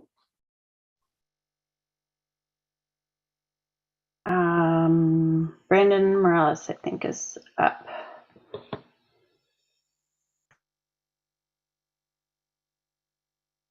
It looks like he may not have accepted yet. Yeah, we're working on that. So Brandon or Julie, if you want to accept the invite to move over, please do so we can move along.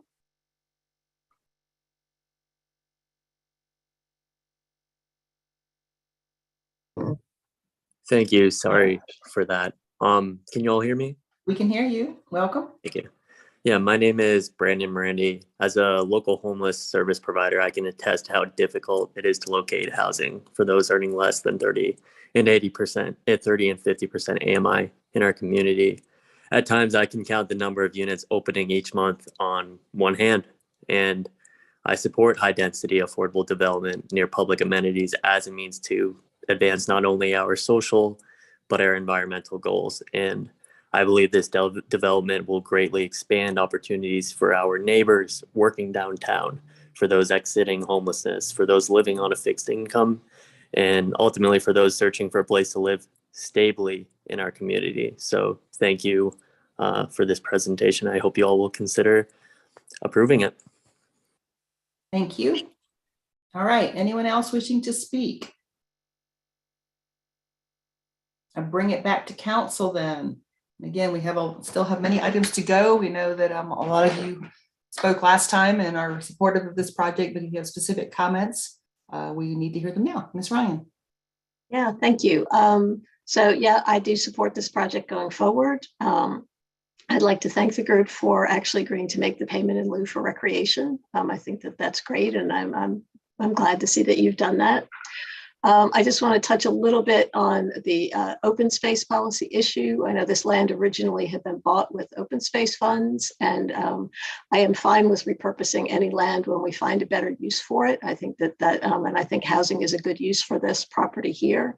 So I don't oppose making the switch, but I do think that we need to find a way to make our open space budget whole if we do that. When we have a bond issue, we are making a promise to our constituents about what we're going to use that money for, and I think we need to live up to that. So while I know that we have a policy in the works and it's moving through staff, and I just want to make sure that we keep that rolling along and don't lose track of it. I'd like to see that come back, and I'll be really hopeful that that will come back to us well before we have any other projects like this that come forward. So, but I think it's a good project. I think it's in a great place. I hope that the town does follow up and get that conservation easement on the undeveloped land. So thank you. All right, thank you. Mr. Searing? Yeah, I'd just like to follow up a little bit on the issue that that Councilmember Ryan brought up about the open space bond funds that voters approved to buy land for preservation that were used to purchase this property. I think this would be a great development if not for that fact that the land here was set aside for preservation. And we're going to do this development. It's going through, but I think there are big consequences to as we move forward to our town and our policy. And I just want to address our residents and about those just for a minute. So as far as I can tell, when I looked at the criteria for now deciding on whether preserved open space or park should be developed, it's not did the voters set aside a bond issue and buy the land for preservation. It seems to be now, is there a majority on the current council who thinks that this is a good idea for this piece of property? Is it near transit, or is it a good idea for infill? And so really there's a lot of pieces of property around town that were preserved, but now fit into these categories for potential development. Number one, of course, being Merritt's pasture, which was bought with exactly these same sorts of bonds for preservation by the voters of Chapel Hill. This land is actually cleared already. We don't have to take down the trees. So this would be a place that we could do some development if we can solve some of the access and problems there, which I'm sure if we're spending enough money, we can. Pritchard Park is another good example. Now that's great infill. It's got apartments around it. You can walk. It's just a bunch of woods around the library, and you can walk right down to great stores and that sort of thing. So even though it's preserved right now, we can certainly— Mr. Steering, can you talk about this project, please? I'm speaking about the implications of this project for our other town properties and where our residents live near open space. The residents here in this project at Village West bought their properties like people did around Pritchard Park or Merritt's pasture, hearing from whoever they were buying the property from or when they were moving in, that land would be preserved, but now it's not. So finally, another place I identified was Cedar Falls Park. There's some empty land up at the top there, and we could cut down those trees and use that for development under these new criteria. So you get the idea. I mean, I think now going forward, if you are buying a house or you're a real estate agent, you cannot say that land is preserved, it's set aside. The town has made clear that that's not an impediment to development. And I would just look around to our fellow communities. Durham has an entire committee and department dedicated to expanding preserved open space. Garner, Apex, Asheville have added hundreds and hundreds of acres of open space, just in the last couple of years. We should be doing that. We could be doing that with this project. We could be adding open space somewhere else, but we chose not to. So I think that this just has implications for our town, and I think we should just be cognizant of that as we move forward with this project. So thank you. Okay. Anyone else? I move to close public hearing or legislative hearing. Ms. Berry had her hand up, so let me have her comments, and I'll take your motion as soon as she's finished. Thanks. I'll try to be swift here. I do want to say that I appreciate all of the folks who have weighed in, both my fellow council members and the public on this. And some of the things that I heard and have read, and I do read the emails that come in about this. And one we addressed when I asked the question to Ms. Sanchez about the menu of options for affordable housing. And I am a renter. That is the best choice for me. And I am so grateful that I have that option. I want others to have that option. And yes, home ownership is valuable. But those who, as one public commenter said, we need to meet the 30% AMI. Those folks can't do the home ownership. And then there's a group in between that can't do home ownership. So I think that addresses the need for rental. I also want to say that I hope that we can avoid fear mongering and look at what we're doing here. We are looking at this community as a whole. And so here we have chosen to, our staff with the encouragement of the council, to look at developing this, and we've come this far. And I'm really excited for us to move forward. And I do want to lift up something that I heard this evening which was dignified housing. Dignified housing. I didn't always have it, but everyone deserves it. And for that reason, I would like to close this public hearing. All right, I have a motion from Ms. Stegman with a second from Mr. Nguyen to close the public hearing. We'll take a roll call vote, please. Ms. Stegman? Aye. Ms. Berry? Aye. Mr. Nguyen? Aye. Ms. Miller-Fouché? Aye. Mr. Parker? Aye. Ms. Ryan? Aye. Mr. Searing? Aye. And the mayor says aye as well. Move resolution of consistency. Second. Motion by Ms. Stegman, second by Mr. Nguyen for motion of consistency. Roll call vote, please. Ms. Stegman? Aye. Ms. Berry? Aye. Mr. Nguyen? Aye. Ms. Miller-Fouché? Aye. Mr. Parker? Aye. Ms. Ryan? Aye. Mr. Searing? No. The mayor says aye. Motion passes 7-1. All right. I move I'd like to ordinance A. move. What? Go ahead. You can have it. I would love to move ordinance A. Second. Okay, it's been moved by, ordinance A has been moved by Ms. Berry, second by Ms. Stegman. Roll call vote, please. Ms. Stegman? Aye. Ms. Berry? Aye. Mr. Nguyen? Aye. Ms. Miller-Fouché? Aye. Mr. Parker? Aye. Ms. Ryan? Aye. Mr. Searing? No. The mayor says aye. Motion passes 7-1. Can I see a thumbs up from council if you wish staff to proceed with investigating a conservation easement on the remainder parcel and bring a path that back to us? Okay, council, you are seeing a majority of thumbs up. Sorry, staff, you were seeing a majority of thumbs up to proceed down a pathway towards a conservation easement on the remaining acreage in this area. So we appreciate that. Thank you for everyone's work on this project to help bring more affordable units. And again, if you'll please keep us updated as to the process, we'd love to hear how things go with the LIHTC and everything else. We appreciate it. Okay, thank you all. That brings us to item number 11, Owasa's long-range water supply plan. All right. Welcome, Mr. Taylor. Yes. Hello.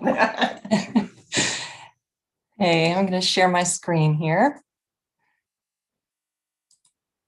And hopefully you can all see that. We can, thank you. All right, good evening, everyone. I am Ruth Rouse, Owasa's Planning and Development Manager, and Todd Taylor, our Executive Director, is here this evening with me. Thank you so much for having us this evening. It is important to us that we hear from the community on the update to our long-range water supply plan. It is one of our strategic initiatives. And I am on the wrong screen.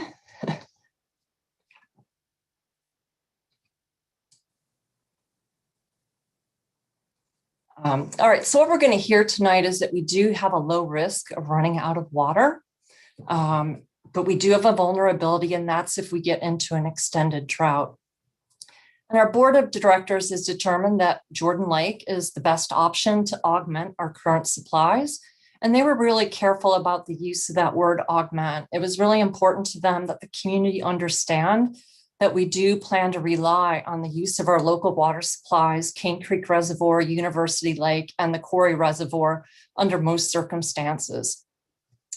And there is a group of local utilities that's partnering to design and build a new intake and treatment facilities on the western side of Jordan Lake.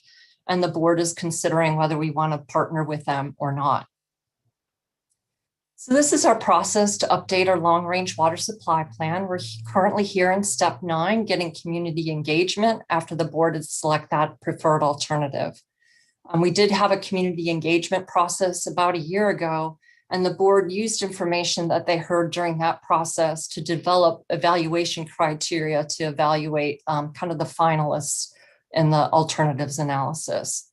I also want to point out that there's been a lot of other opportunities throughout this process through various board meetings. That's really where people can dig down into a lot of the details are in those board meetings. And the board has deliberated at like 27 meetings, and there's been over 800 pages of material that's been available to them to review. So this is the good news slide. That blue line shows the amount of water we can get out of our current water supplies. So looking at King Creek Reservoir, University Lake, and the Quarry Reservoir, we can currently get about 10.5 million gallons per day. And you see that jumps up in the mid-2030s when our expanded Quarry Reservoir will be online. And at that point, we can get about 12.6 million gallons per day. The black diamonds on this graph show our actual demands historically. You can see that they peaked in the early 2000s, and they've really fallen off dramatically. So that's from conservation measures that the community has already done, things that Owasa has done operationally. And one of the big things was our partnership with UNC to develop our reclaimed water system.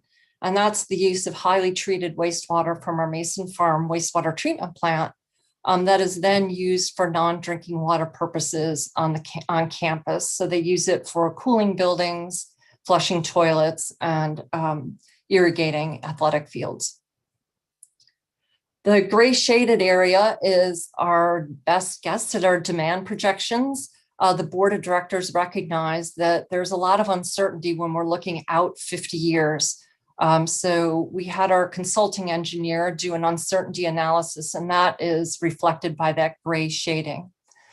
The board also wanted us to point out that even though that blue line seems like it's very certain, there are also a lot of assumptions that go into the model that was used to estimate our yield. So depending on those assumptions, that yield line could shift up or down. One of the key assumptions is that it is based on our drought of record. So if we have a new drought of record, that line would shift downward. And with the uncertainty of climate change, we want to make sure that we address that potential. So this is our vulnerability. Cane Creek Reservoir, as we saw on that prior graph where it jumped way up in 1989 when it came online, is responsible for about over 80% of that yield that we saw. So it holds a lot of water in there, but it has a very small drainage area. So that and University Lake each have about a 30 square mile drainage area. So if we get into a drought and we draw Cane Creek Reservoir down, it's going to take a long time for it to recover. That's shown by the second from the top blue band, kind of its relative, that relative ratio there. The Quarry Reservoir does not have a drainage area, so we're going to have to fill that with Cane Creek Reservoir as well. So when the expanded quarry comes online, it's going to exacerbate that problem. With that uncertainty of what might happen in drought, we really want to make sure that we use this long-range water supply plan to address that. And again, that drought vulnerability is one of the highest priority guiding principles to evaluate alternatives against that the board developed. So Owasa has really had a history of proactively planning for its supplies. The idea for Cane Creek Reservoir actually happened before Owasa was formed. That came about in 1969, and then Cane Creek Reservoir was filled in 1989. So it took about 20 years. But if we had to develop a new reservoir today, it would take much longer than that 20 years if we could even get it permitted. Similarly, we bought the Quarry Reservoir in 1979. So that's over 40 years ago, which always surprises me that that's that long ago. And when you think about that, it's going to be the mid-2030s before that reservoir is fully online. That's over 50 years from when that idea first came about. Similarly, we've had this allocation of water from Jordan Lake since 1988. However, we don't have any guaranteed way to access that allocation of water.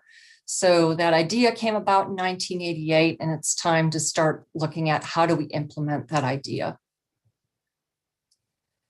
In that last round of community engagement that we did about a year ago, we did hear questions about water quality in Jordan Lake.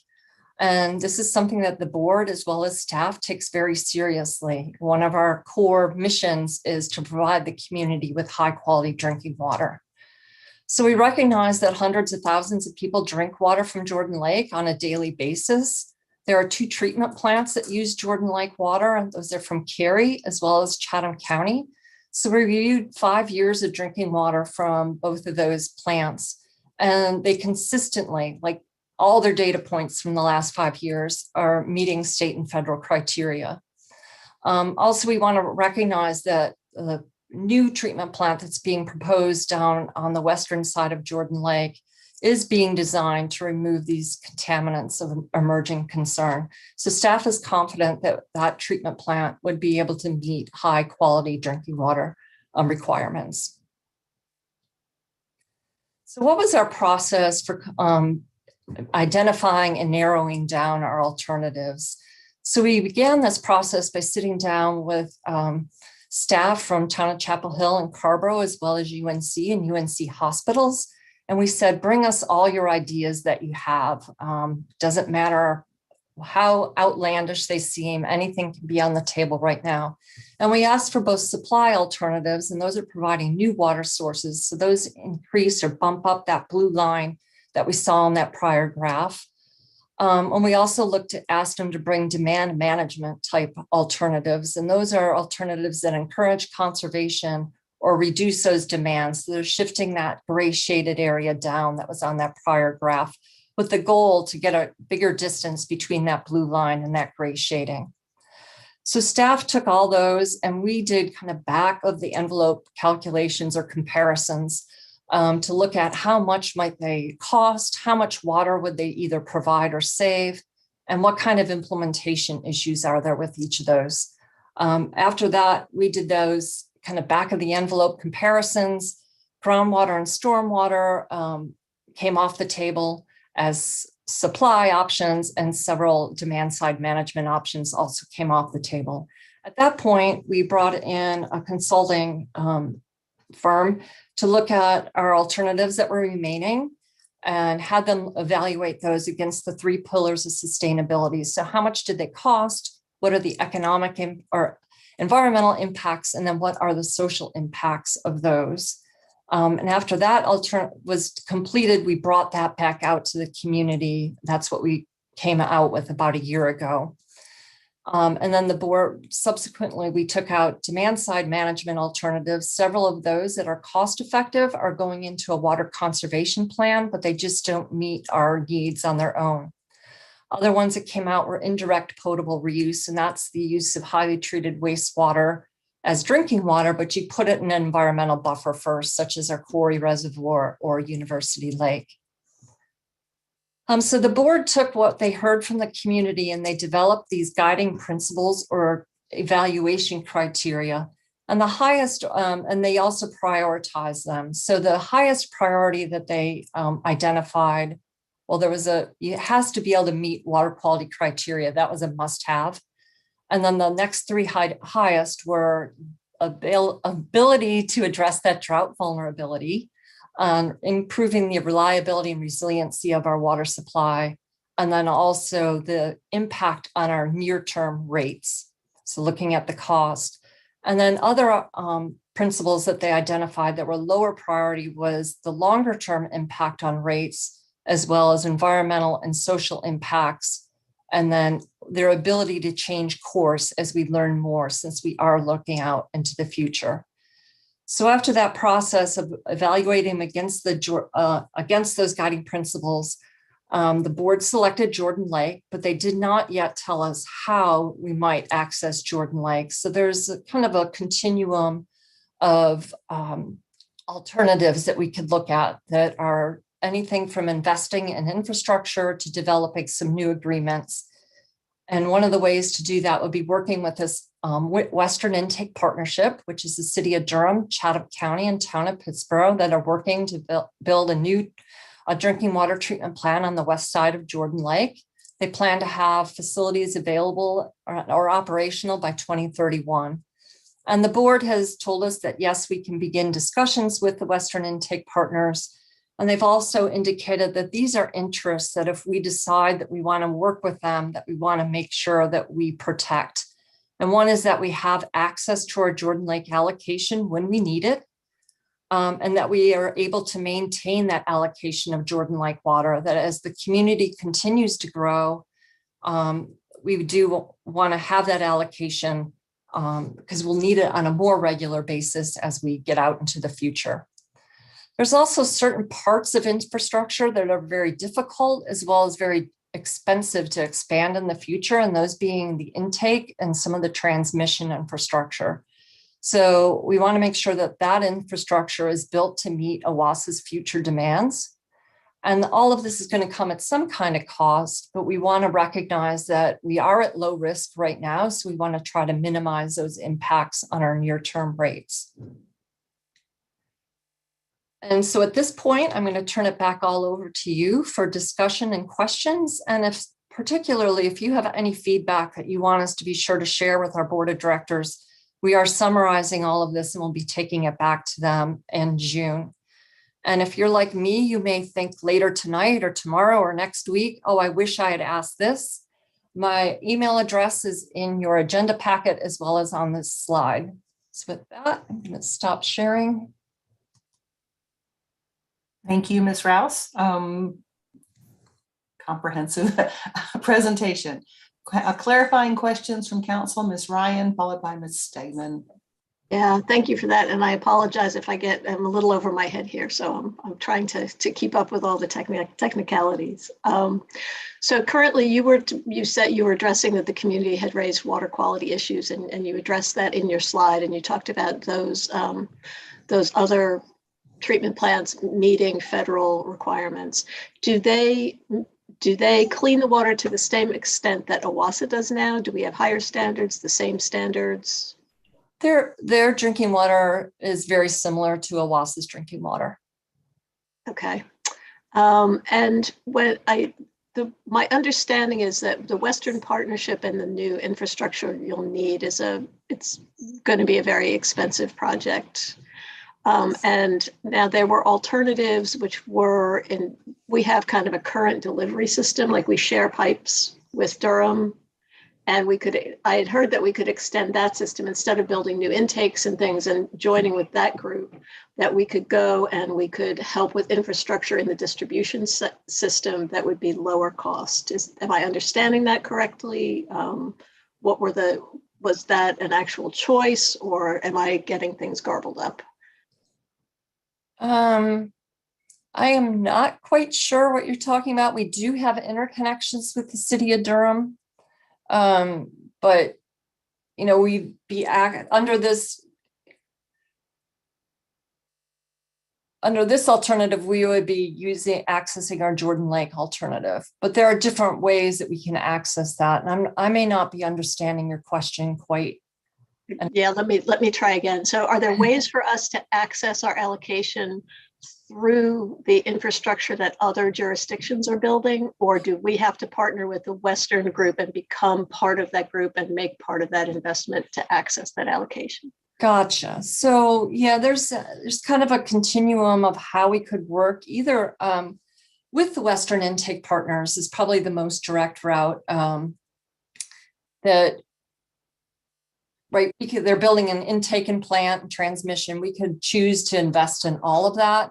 We could choose to invest in portions of that, or another mechanism could just be to develop some agreements with them where we wouldn't necessarily own infrastructure at this point, but we would make some kind of payment to them where we could guarantee access to that water when we needed it. So those are different options that the board could consider. Okay. Is there any sort of a chart or a graph that lays out those different options and gives pros and cons and relative costs? I do have a chart of the final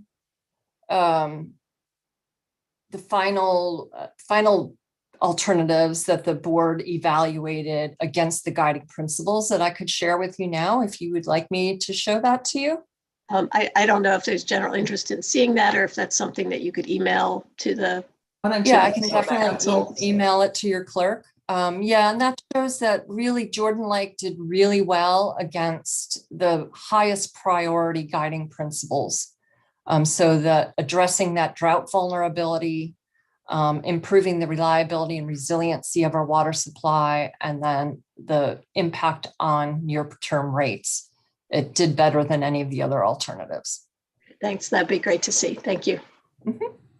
Okay, I'm sorry. It was Ms. Stegman and then Ms. Berry. Did you have your hand up?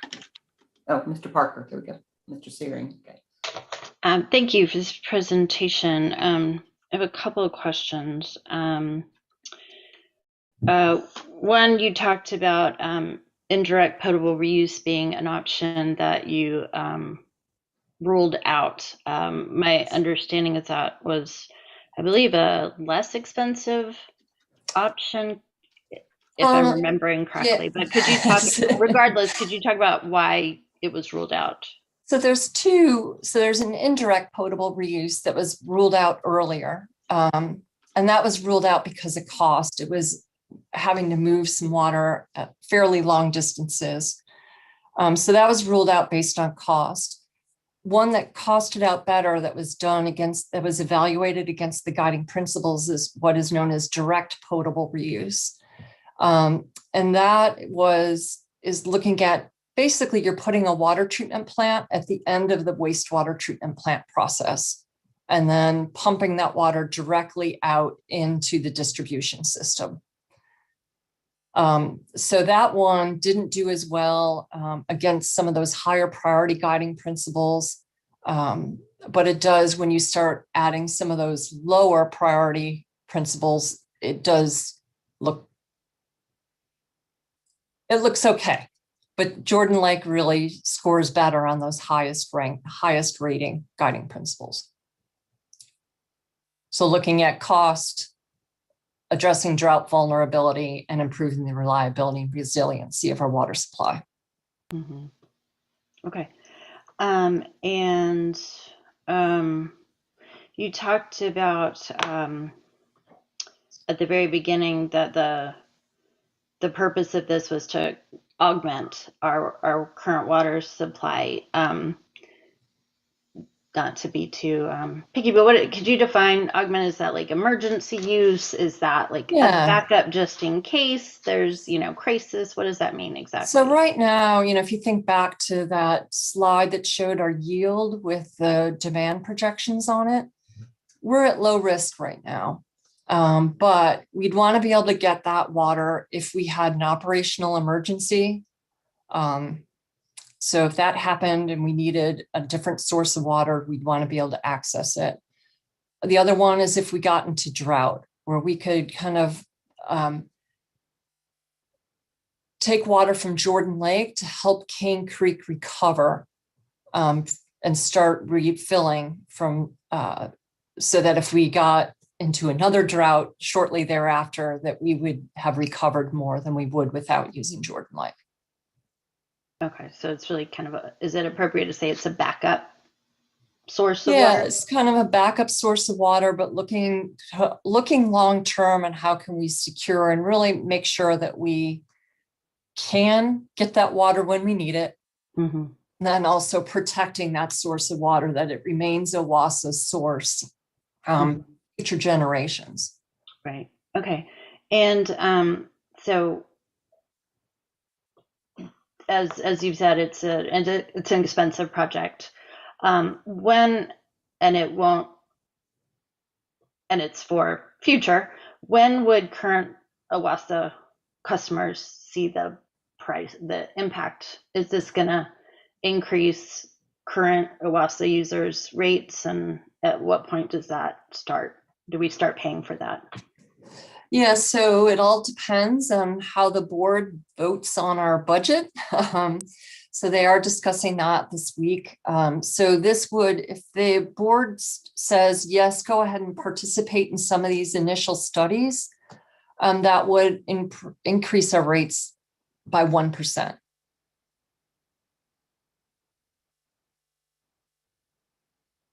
And my last question. So I know this topic was quite controversial about, 10 years ago, or it's been a hot topic for a while locally. And so I wanted to hear a bit more about the community engagement you've been doing. I know there's just a lot of interest in this decision in the community. and we as the board well know that community engagement is tough, and especially during COVID. So I'm just wondering what engagement you've done, who you reached, how many people did you get input from, etc. Right. So, we're doing kind of the round to the elected officials, feeling that that's a recorded meeting that people can go watch as well. We've also reached out to a lot of like your advisory type boards that might have interest in it. So I presented to the your planning commission. Is it your environmental sustainability or that one coming up? We have the Orange County Commission for the Environment. It's another one that we talked to. We talked to the UNC Sustainability Group. And we did a outreach event this past Saturday at the library where I did a couple presentations out on the back patio.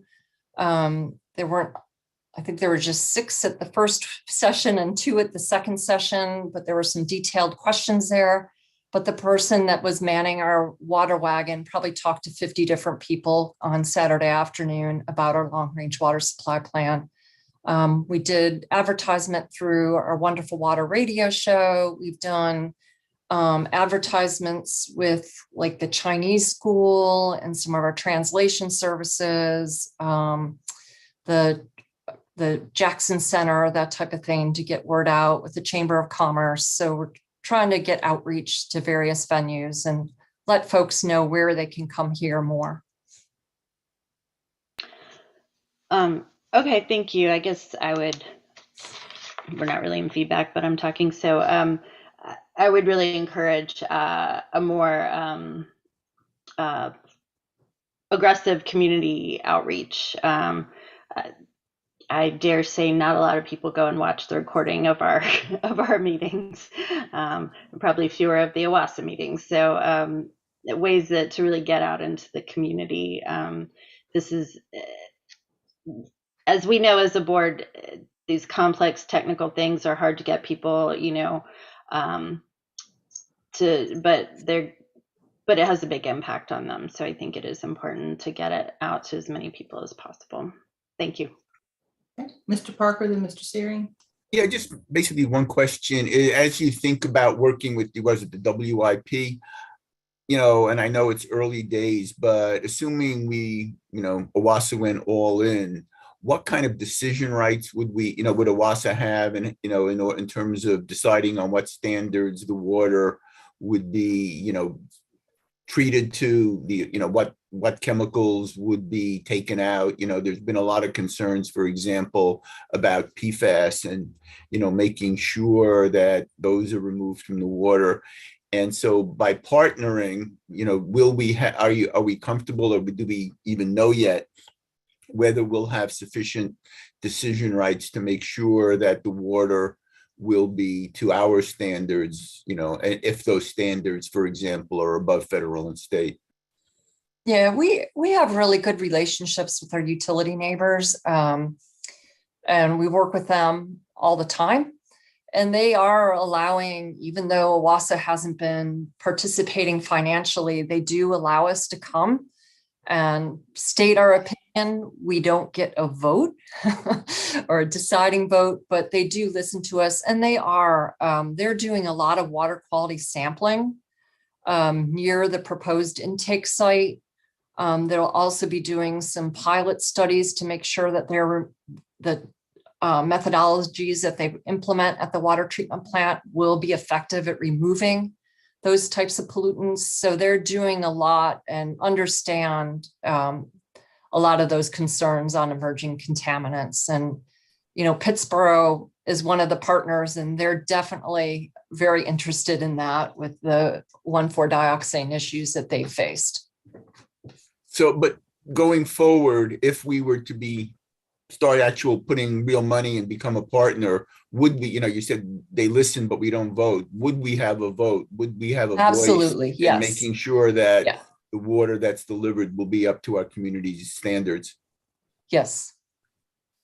Yeah, and I would also add to that the way it would be structured would be through an interlocal agreement. So there would be a legal document of the standards and all of that would be specified in that. So they would have to meet that criteria.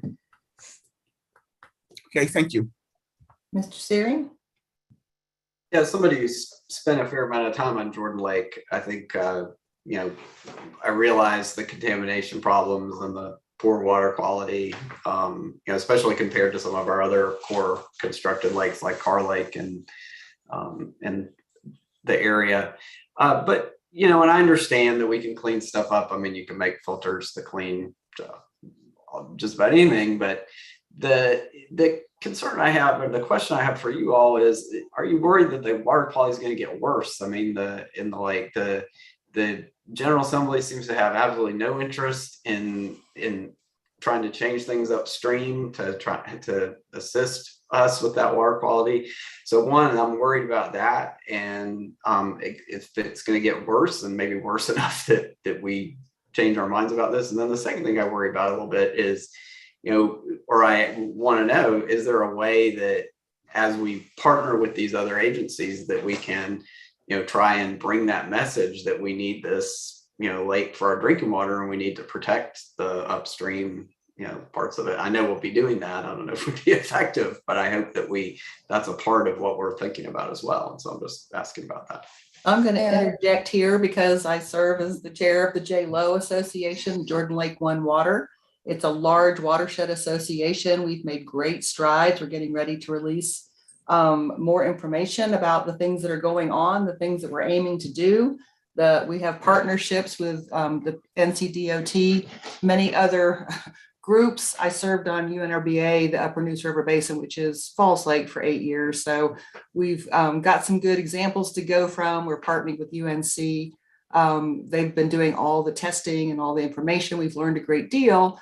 The problem is the General Assembly, and the problem is that it's in the leadership's backyard. So we are working really hard to have all our ducks in a row for these proposals, and Owasa is at the table with these conversations and directions as well. And our goal is to clean up the watershed, because not only is it used for drinking water, it's used for wildlife and it's used for recreation. And there's a host of all other uses as well that far exceed the quality of what it is right now. So the goal is to make it much better, not to let it get worse. And we have the Jordan Lake rules coming up that we are going in front of the EMC, Environmental Management Commission, with.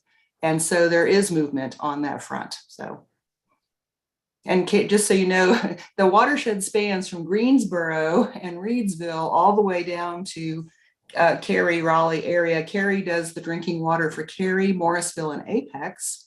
They're the other big facility on the lake, as well as Pittsboro. And then Fayetteville is also at the table because they're drinking the released water that comes down further down. So we've got a lot of partnerships working really hard together to get better outcomes. All right. All right. This item is open for public comment. If there are members of the public wishing to speak on this item, please raise your hand and we will bring you in. I did have a question, but I'll wait till after public. Sorry, I jumped in there. I get very passionate about water quality. So sorry. Anyone from the public wishing to speak on this item? Okay. I did want, Ms. Hutchby raised her hand.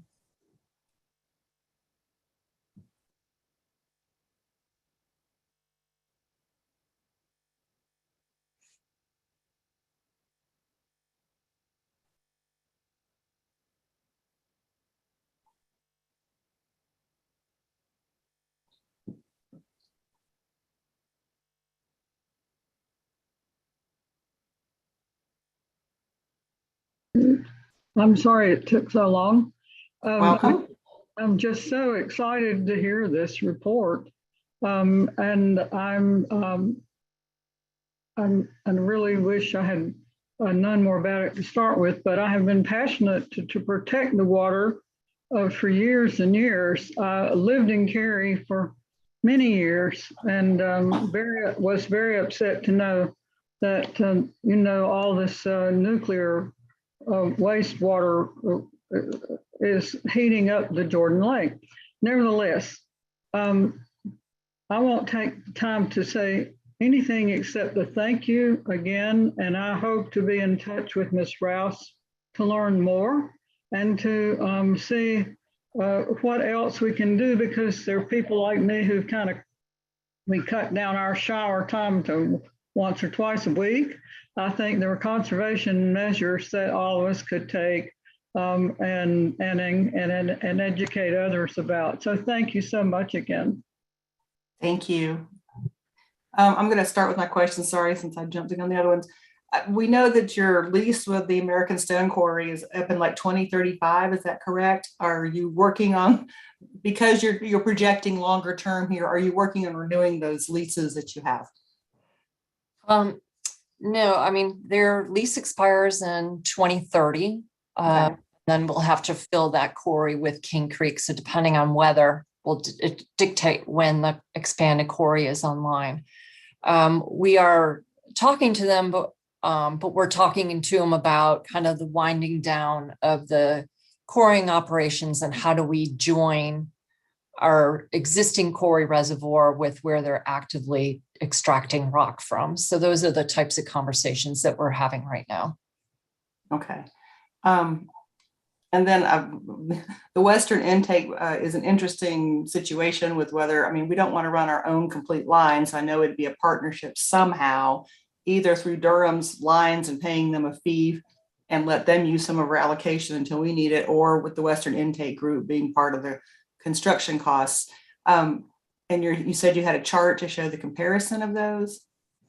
It shows a comparison against the guiding principles that the board developed of the various alternatives. But if one's really more expensive than the other, that's going to be a huge decision factor as well, correct? Mm-hmm.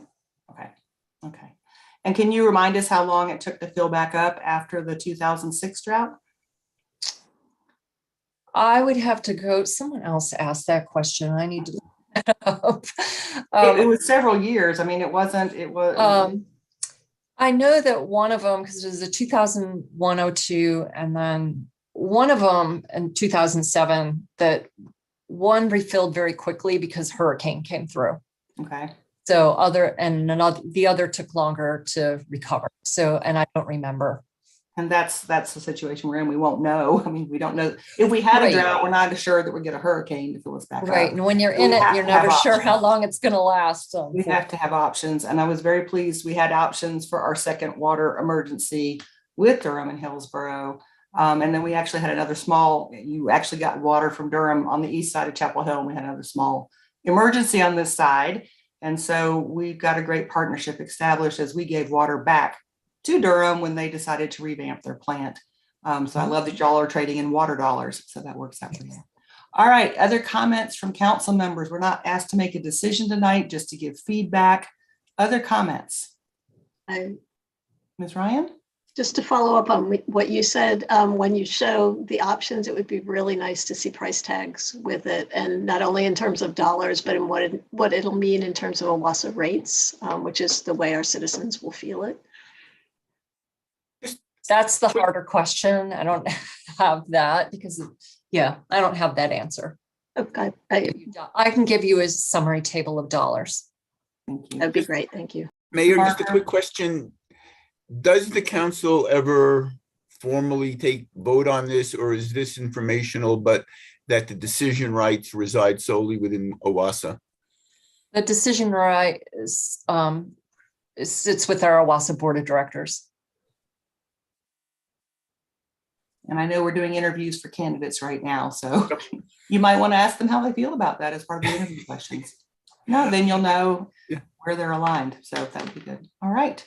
Thank you. Thank you very much for coming to share with us. We look to hear future updates and information. We appreciate the lengths you go to make sure that we have safe drinking water and that we have enough drinking water for our supplies. And I know that we're all looking for better ways not to use potable water for things like irrigation and those kinds of things. So as new technologies come along, I will say the Aqua Visa, I'm sorry, I get it wrong all the time, that Vista program is really much better.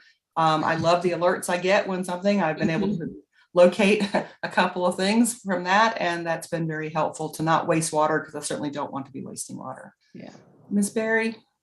Thank you. Thank you so much for this presentation. And to Mayor Pro Tem's point about community engagement, I think it would be great for us to also consider how we can support you in that. That was the first thing that you said, was that you were coming to the elected officials. And I think this is another opportunity for us to share in spreading the word on something. So thank you. All right, thank you. Thank you. All right. Thank you, everybody. Thanks, everyone. Okay, we're moving on to item number 12, please. Open the legislative hearing, conditional zoning application for 101 East Rosemary Street. This is the first of at least 2 public hearings on this item. Just to remind council and the public that we are not voting this evening. We are giving feedback, asking questions and giving feedback on this proposal. So I share that with you, and to make sure we welcome in, do we have Mr. Dye and Ms. Charles with us, and Judy Johnson? Thank you. Welcome. Good evening, and I'm going to have a fairly brief presentation for you on this project. So as the mayor said, this is the conditional zoning legislative hearing for 101 East Rosemary. I think most of you know where we're talking. It's at where the PNC Bank is, at the northeast corner of Columbia Street and Rosemary, just adjacent to the town's parking garage that is under construction. So, and as our recommendation this evening is just to open the hearing, hear any comments, and then continue this hearing to the May 18th meeting. And just a quick synopsis of our process to date. We have gone through staff review. The project has been reviewed by our boards and commission before you tonight.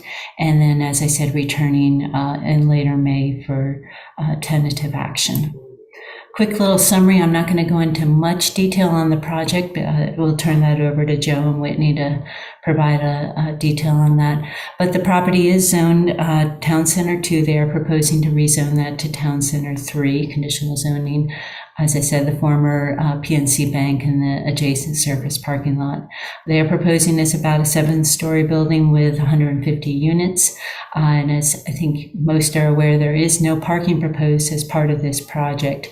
I did want to draw your attention. We have a condition number 5 in the ordinance that is for a parking strategy plan.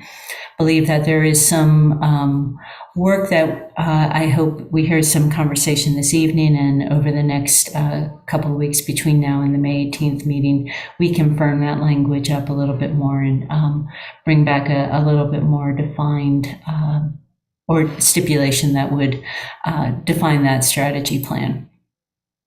Just want to share with you a little bit about the project. As I said, it's at the northeast corner of Rosemary and Columbia. The property there shown in the red. And access, they are proposing a one-way drive, which would go around the north and east side of the property. This would, as there is no parking, but this would provide a service for the refuse and for drop off and, assume like the Amazon and FedEx trucks to be able to deliver. The building is shown there in blue, and their recreation pool area there in the middle. They are asking for a modification to the height, and this is from the setbacks. And so the setbacks, this is what would normally be shown or allowed. We allow, it's 44 feet at the property or at the setback line, which is basically in town center at the property line. And then for every foot you go in, you go up a foot, 1.7 feet in height to reach a maximum height. So this is looking at it from a perspective from looking east on Columbia. And you can see the grade dropping off on the hill there. The building that they're proposing there is shown in blue behind that. So in this perspective, it's exceeding the height in a couple of on those corners. So each of the elevations they are asking for that modification to regulations to allow it to go to 90 feet on all 4 elevations. To briefly summarize the advisory board recommendations, So the CDC did ask to review and approve streetscape plans. Our Transportation Connectivity Board did like the prominent location of the cycle center and does oppose any additional parking payment in lieu. If you recall, we have talked to you in the past about a parking payment in lieu plan for the downtown area, and the Transportation Board is opposing any opportunity or any movement that way. There is no condition in this ordinance to ask for a parking payment in lieu. The Housing Advisory Board does ask for a 30-year affordability period on the affordable housing, and also asking for housing choice vouchers with as well as 15% of the units to be affordable. And our Environmental Stewardship Board is asking for rainwater capture and reuse, gray water ready plumbing, and the use of native and non-invasive plantings. And then our Planning Commission did ask for sidewalks along both frontages as with the 8-foot clear zone. And continuing that conversation we've heard over the past year or two with the adjoining parking garage and the 150 East Rosemary about bicycle lanes on Rosemary Street. And they, similarly to the Transportation Board, asked for the parking to be market driven as far as if there's any payment for that, and also wanted additional consideration for activation of that corner there, fairly prominent corner on the corner of Columbia and Martin Luther King or Rosemary. And so our recommendation is just to open the hearing and receive any comments.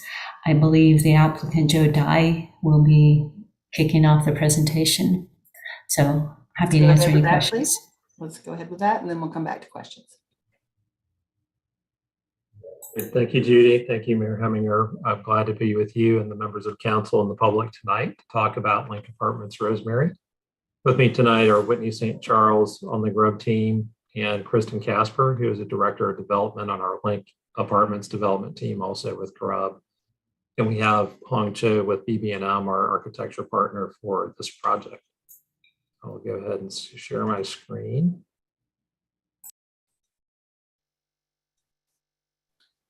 Hopefully you all can see that. Yes. So again, we're here to talk about Link Apartments Rosemary. It's part of the overall development strategy of the 100 block of East Rosemary Street.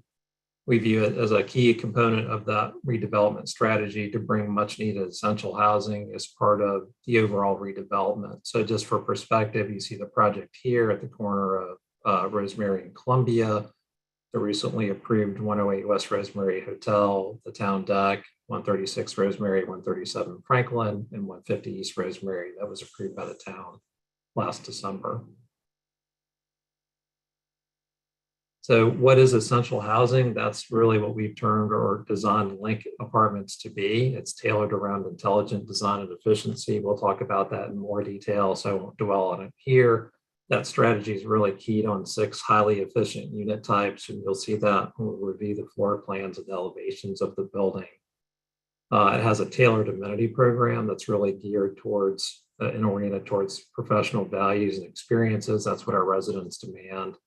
And targeted amenities such as the cycle center that again we'll talk about in more detail. It's also servicing an underserved demographic. I'll get to that on the next slide, in environmental stewardship, which I'll again get into more detail on the following slides. So what is our target demographic for Link Apartments? It's really focusing on that missing middle, or what we call essential housing. It's focusing on as broad a swath as we can manage across our studios, 1 and 2 bedroom apartments planned for this project to hit 60 to 140% AMI. That's our target range. We try to cover as much of that swath as we can. Anything above 140% is generally considered luxury apartments. We try to stay below that 140% AMI limit. Anything 60% or below are largely subsidized housing deals, line tech deals, et cetera, which very much a critical part of the housing strategy, just doesn't fit into what we call and think of as essential housing.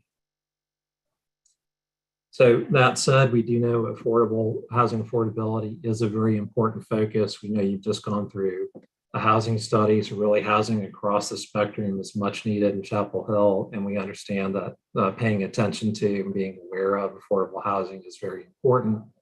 What we are offering here for Lake Rosemary, Apartments Rosemary, is 10% of all units being restricted to 80% AMI or below.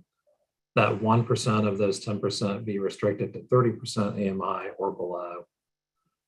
These next two aren't exactly affordable housing, but they play into the housing strategy. One was a concern about student housing, which we heard from council and other members of through the advisory boards and public. So we are proposing no guarantors for residents 21 and under.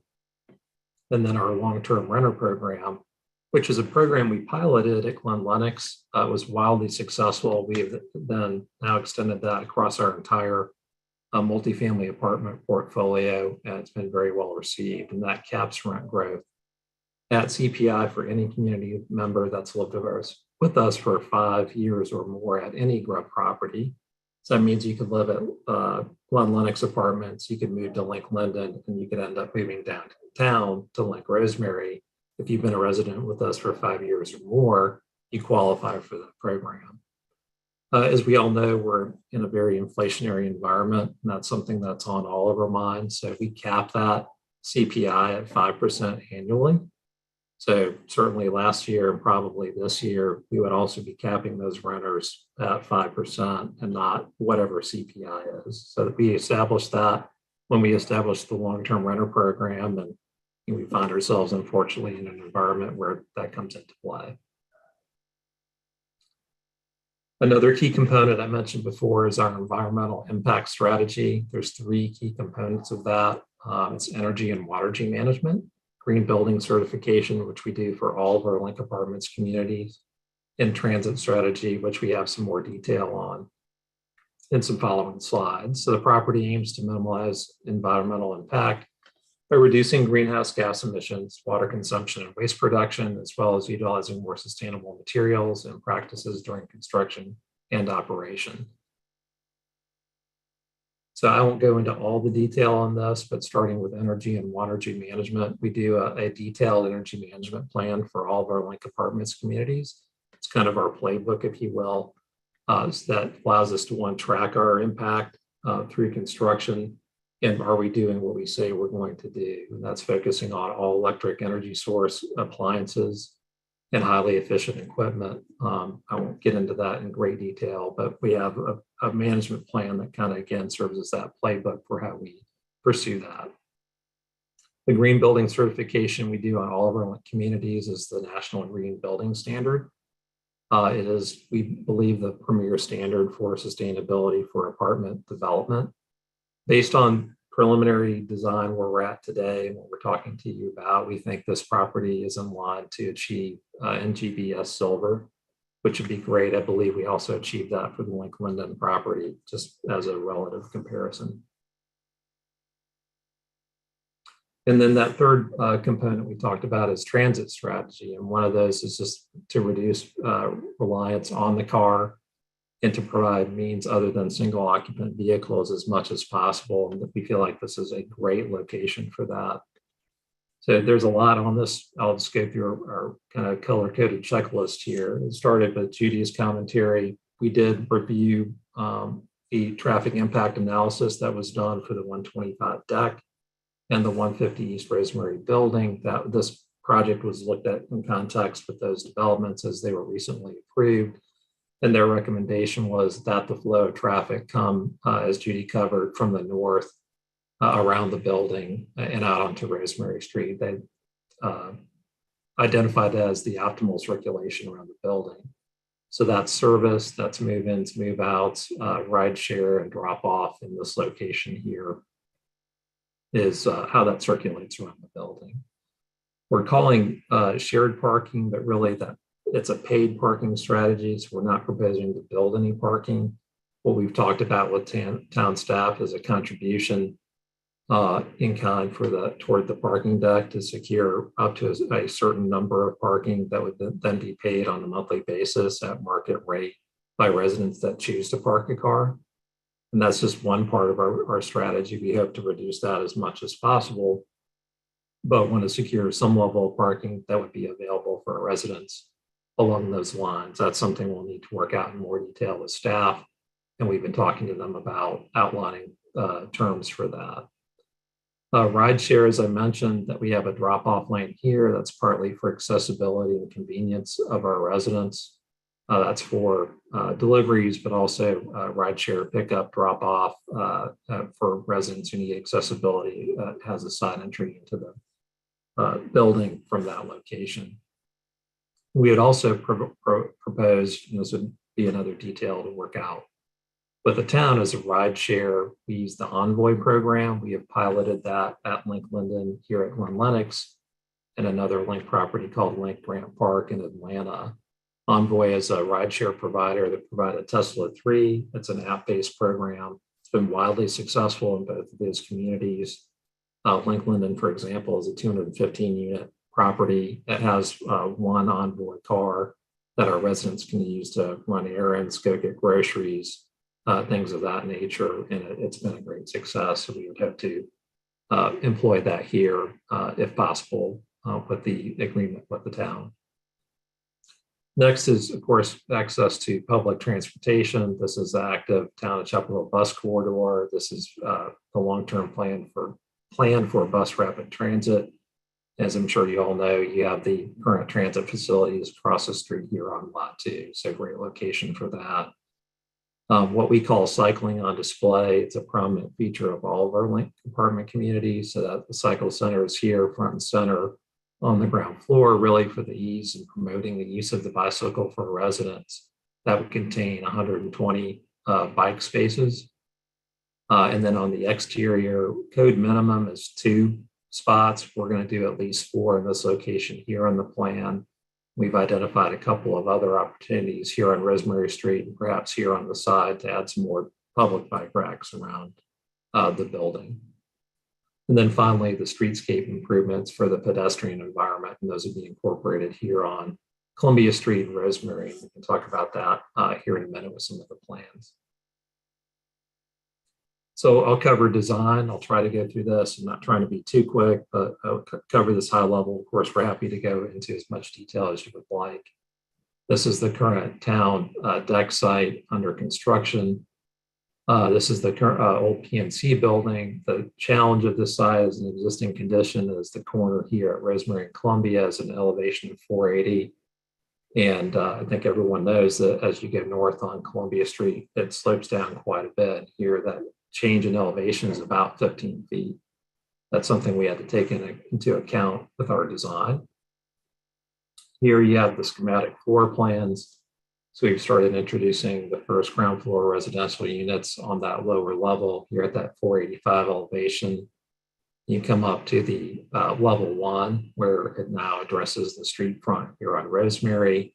That's your leasing center. The current or original plan has a commercial space here in the center area, and then the cycle center I mentioned a moment ago. Here also, right on the street front, interior to the side are your tenant amenities in the courtyard and pool area. And then as you go up vertically through the building, this color coding shows those 6 efficient floor plans that I talked about earlier, and then how those translate vertically through the building, floors 2 through 6, and then level 7. We transition down as you head north, so that's where you see that rooftop amenity and roof line here on 7 on the top floor. So we started with concept review with CDC and council last summer. That was our initial concept, based on our initial concept design, and we also reviewed that initial concept plan based on the feedback from those 2 meetings with Brian Peterson last summer. We incorporated that into our design development. And then we came back to Brian at the end of last year with some additional design review, just a progression, if you will, focusing on some of his feedback here on the Rosemary Street facade, here on the Columbia Street facade, and what that will translate to the elevations here in a moment. And we also took into some consideration some design precedents. These are just precedent imagery from other projects that had corner elevations in a downtown type of location. Here is our Link West End, which is in downtown Greenville. That's our leasing center on the ground floor for that community. and Link Montford 1, which also has leasing on the ground floor. This is in South Charlotte. And then this is just an idea of the materiality palette. This is your Old Town Hall brick. There's a lot of granite and limestone in downtown, and then some of the more modern design elements that are part of the palette for the parking deck, the 136, 137 renovation, and some of the materials under consideration for the 150 East Rosemary building. So you put all that together, and that's where we are with the current design concept. We have a prominent corner anchoring, or tower element, if you will, anchoring the corner here at Rosemary and Columbia, some articulation elements of the building facade addressing the street, both on Columbia and Rosemary, and then transitioning the building down as you head north on Columbia Street. This is a view from the other direction, looking south on Columbia. So here again, you see some articulation of the building addressing the ground plane. There's some opportunities for public art incorporated into the building, paying attention to the streetscape, and so forth. So I know Judy covered this in detail, but this is that height setback we are asking for as part of the conditional zoning. I won't go into that more detail. I think Judy covered that quite well. To offer that in context, here again, looking at that aerial view we looked at earlier, but here's kind of an elevation view of 101 East Rosemary here in the center, the former town hall. This is the 108 West Rosemary hotel site, and this is the planned parking deck under construction right now. Unfortunately, we didn't stretch this long enough, but the 136 site building is 7 stories in height. It's slightly taller than the 101 East Rosemary, and then 150 East Rosemary is a little bit taller still. And I'm sure you'll recall from some of our conversations for that rezoning, the floor-to-floor heights are a bit taller, and that led to that a little bit higher building height for that particular building. So I point all these out. All of these had a similar setback variance that were required to achieve the deck in its current design form. We actually brought forward the zoning 136 to TC3 because it was non-compliant existing when we were going through that renovation. And then we had a TC3 zoning for 150 East Rosemary.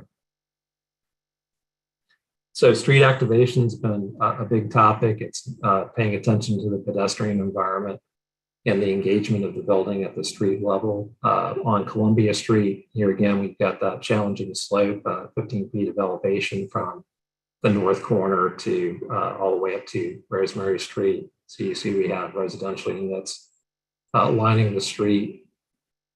I believe this is a little over 14 feet from backup curb to the face of the building.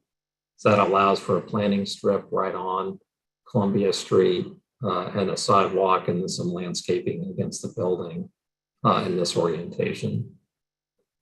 Coming up to East Rosemary Street, this is matching the streetscape that comes across for what is planned for the existing deck. That street level activation under the current design is a cycle center, a commercial space here in the middle, and then the lobby leasing space here on the corner of Rosemary and Columbia. So again, the cycling on display is a big piece of that street level activation. We put it in all of our linked communities. So this is a rendering of another community in Charlotte. This is the Link Montford 1 site. You've seen a couple of other pictures of. And this is Link Apartments Innovation Quarter in downtown Winston-Salem. So that's something we've developed with the Copenhagenized group as a way of integrating the cycle culture and cycle availability, if you will, or amenities for all of our residents in our Link Apartments communities. So this was in your packet. This is, we've heard a lot of feedback, mainly from Planning Commission and others, about the sidewalk width and the streetscape width, particularly here on Rosemary Street. We did take that seriously, and we went back to the drawing board with our design team to study that further. This is what was in your packet. So this is a lot of what's been represented in the design you've seen so far.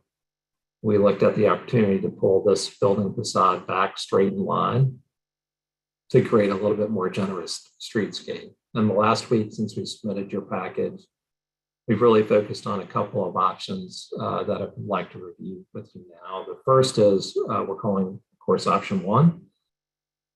That's a sidewalk width of about 10.8 and includes a 4'8" planting strip. That's that existing condition that matches what translates across here in front of the 125 East Rosemary parking deck. By straightening out that building facade, you can get about 14'8" from curb to the face of the building. It does have kind of an inside outside, if you will, or undercover, where its column lines are. Those columns are 2 by 2, 2 foot by 2 foot. So you'd have 10'8" clear to that column line, and a little space between the column and the face of the building in this orientation. So it does provide for a little bit better, generous storefront or frontage, if you will, and then has these uses as they are in the current plan. And we've reduced the columns by half. So this is 5 columns. I think there were 10 or so columns in the prior design. So that's what that looks like with a revised elevation. And that's the dimensions as I was describing. So there's that 10'8" in the front of the deck. It's actually 16 foot from back of curb to the face of the building. And it's 10'8" from back of curb to that column line in this configuration. That's again option 1. So option 2 is a bit more generous, and we achieved that by pulling back this entire frontage another 5 feet. We've eliminated half of the columns, so this part of the building is cantilevered at the second floor up, and then we have the columns that complete the structure and the architecture, if you will, of the corner. So this creates a 20-foot sidewalk from the back of curb to the face of the building. I think that really achieves what was asked of us, and to make this as generous as possible as we come from the deck down to the corner of Rosemary and Columbia, which we know is a busy intersection. What that does is it's a trade-off, and it makes that commercial space inviable in that location. It allows room for the cycle center and the leasing and lobby space, but the commercial space just isn't a size that's commercially viable for retail on the ground floor. So the trade-off of getting that space is reconfiguring that ground floor space. So here's that cantilever as I described it. Here's those remaining columns that complete this grounding corner element. And then here are those dimensions in view. So there's that 10'8" at the parking deck, that 20-foot clear. And then you get 10'8" to the column and another 9 feet inside the column undercover as you come down to the corner of Rosemary and Columbia. So here's a comparison. Here's option 1 and then option 2. So you see that additional 5 feet. And here's again that street level or schematic view of what that looks like. And that was a lot. So thank you. I'll stop sharing my screen. We're happy to answer any questions that you might have. Thank you. Council, clarifying questions, and then we'll come back to comments. Ms. Ryan? Yeah, and I don't know if I missed this. I looked in the packet and didn't see a TIA. And usually those are hard to overlook. I would have to defer to Judy on that. Amy, I know we did they did it on top of the existing TIA that was just done. So they took this project and ran it through a model for 125 and 150. Yeah, and I don't know with the no parking, how that's going to work. But Judy, is that something that's coming to us, or? We have it, and I will get it out to you. It just was not put in your packet. The key takeaway from that traffic impact analysis was a request that we wrote reverse the flow of traffic in the service lane. So that is reflected on the transit side. Okay. And is that service lane, would that be a right out on Rosemary or a both way turn?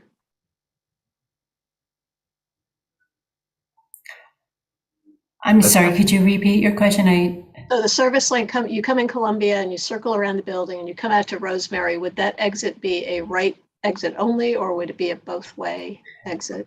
Right now it's showing as a full access. coming out. Okay. And just thank you for the site sections. Those are amazingly helpful. I really, really appreciate when those show up in a packet. So that was great.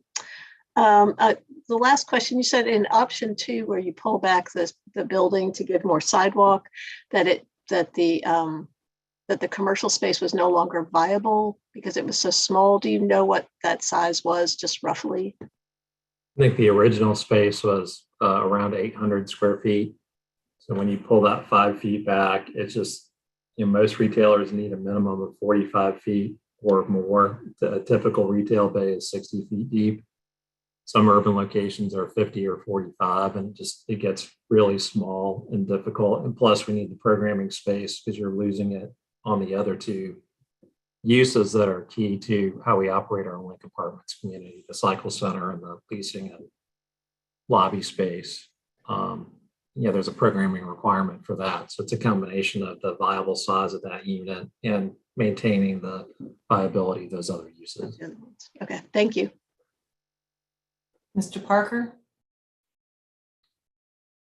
Yeah, a few things. One, I'd like some more detail on, what, the rental plan in terms of, nobody under 21 or no one 21 or under. So one is what you're saying, that you're going to be checking incomes. And so if somebody 21 or under can verify income that is sufficient, they will be allowed to live there rather than a blanket age prohibition. Is that correct? Yes. And how will you enforce all of these rules? Will there be audits annually? How will you enforce the fact that the person who signed the lease and made the financial requirement is actually the one living there and not signing the lease and allowing other people to live there? How will you verify all of these things? The guarantor function, and Kristen may be able to speak to this if I don't cover it correctly, but it's a function of the application process. That's something we normally do. So that gives us the immediate way of governing that. And then we're happy to, report that or check in with the town if that's something y'all are interested in monitoring. It's something that we look at as part of the application process. So what I would appreciate is if the staff could send you, and the council perhaps, but certainly you, the key features that were worked out as part of the Amity Station negotiation, even though that project wasn't ultimately built, because I think a great deal of thought went into that and making sure that it would really be very ironclad in terms of not having it be an undergraduate student residence. So I would appreciate it if the staff could send that to you folks, and then you could review it. And when you come back, you could talk about how that does or does not fit with what you think would work. Second, you talk about, folks who live there 5 years, then they only pay CPI. Does that imply that all leases are automatically renewable, and that other than that you can't cancel a person's lease except for specific cause? I mean, you could theoretically have somebody live there 4 years and then say, bye, we're not going to renew your lease because we want to get more increases. Yeah, I mean, I don't think, I don't know if that's a specific, we don't think that way. So, could that happen? I guess it could. I don't know if we have a specific feature or function, Michael, that guarantees that. I don't know that it's automatic renewal. I think the tenant has the first option to renew on an annual basis, like really any other apartment community. Kristen, I don't know if you can speak to that. You might know that a little bit better than me. Yeah, we don't do automatic renewals, but like Joe said, our goal is not to just increase his rent. So we wouldn't just not renew someone's rent because they were coming up on the 5 years. So you wouldn't mind putting that in writing then, since that's not what you intend to do? No, of course not. We have, I don't know how many you may know, Kristen, but a number of those long-term residents at Glen Lennox. So it's something we do monitor there, just to know who they are and how many qualify, so we can tell them they qualify for the program. Okay, I think I got it. I just want to double check. This will be an all-electric building. There will be no gas used for domestic hot water or anything else, right? It's completely electric. I just wanted to verify that. Yes, sir, that's correct. And then a couple of other questions. You talk about having the cycle center. So two questions relative to that. One, have you looked at the option of putting the cycle center at the north end of the building rather on the Rosemary frontage? And will you be able to accommodate either in that cycle center or somewhere else in the facility an e-bike share?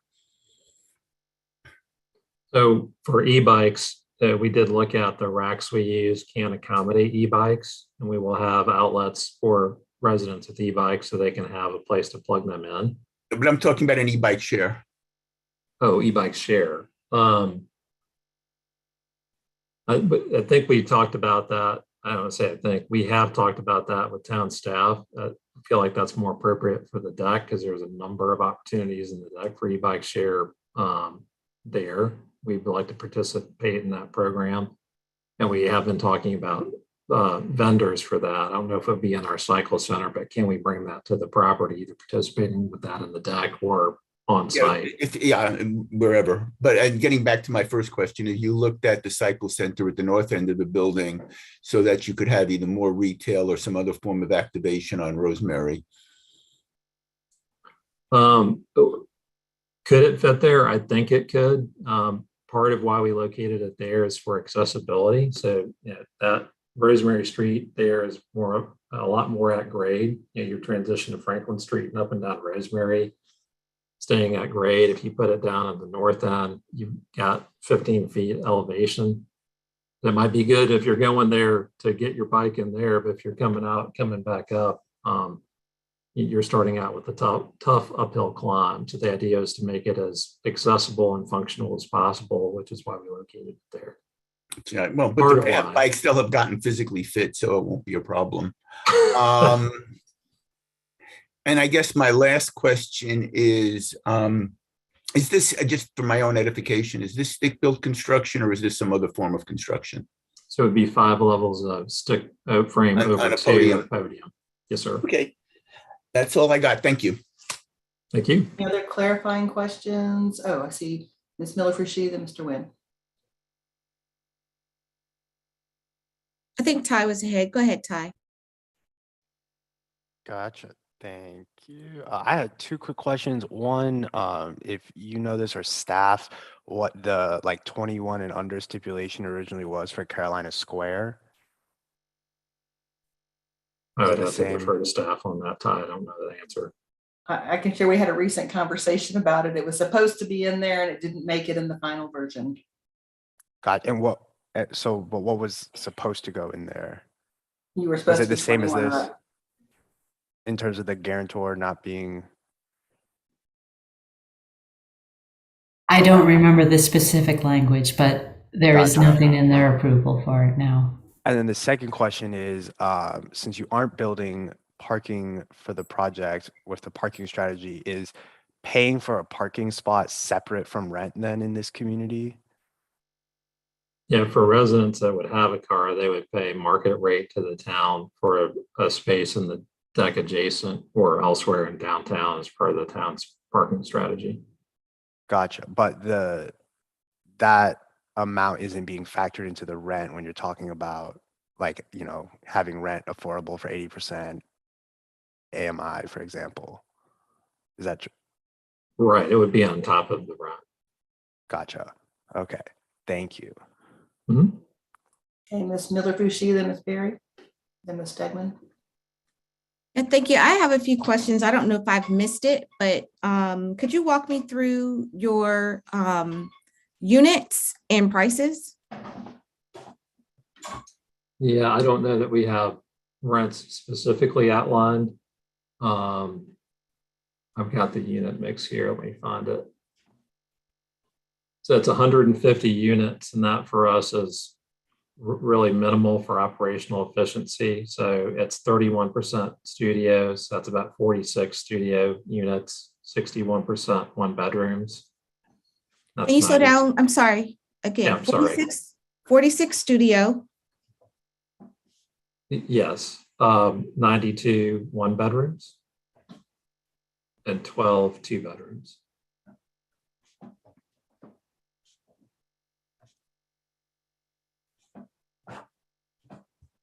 My next question is, I saw that you all are only offering 10 years for affordability. Can you explain to me why? So we're trying to fit into what we call essential housing. So we're trying to stay under that 140% AMI and below. There's some distribution of that across studios 1s and 2s in that rent profile. It's really difficult based on the current climate, construction costs, development costs, et cetera, for us to commit to a term longer than 10 years as it forces us to push all the other rent category. And you're not accepting vouchers either? Not currently, no, we're not set up for that. We do accept vouchers with the Community Housing Trust at One Lennox, so we'd be glad to partner with them on a similar basis to do that at Link Rosemary.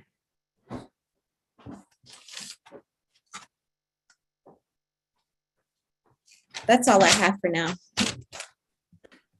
Barry? Thanks. I appreciate this, and it's Community Home Trust that you've partnered with at. I believe that's right, Kristen. Right. Yeah, not Housing Trust, Community Home Trust. Yes. Is their name. And sorry, those are right. Those are temporary. That's not a permanent thing, right? That is a pilot program that you have there with the vouchers. To be honest with you, Ms. Perry, I don't know enough about it to know if it's long-term or short-term. Kristen, I know I think it's been part of a pilot program, but I know it's ongoing right now, so I don't know that there's an end date of capping it. But so it is ongoing now, and we've renewed them, I think, again for at least for this year. So okay, I am curious about I just wanted to piggyback off of the last council members' questions, but the question that I had is for your market rate rentals in these past couple of years, how have you, what's the increase been for those who are not part of your long-term renters plan? What percentage increase have you levied over the past few years?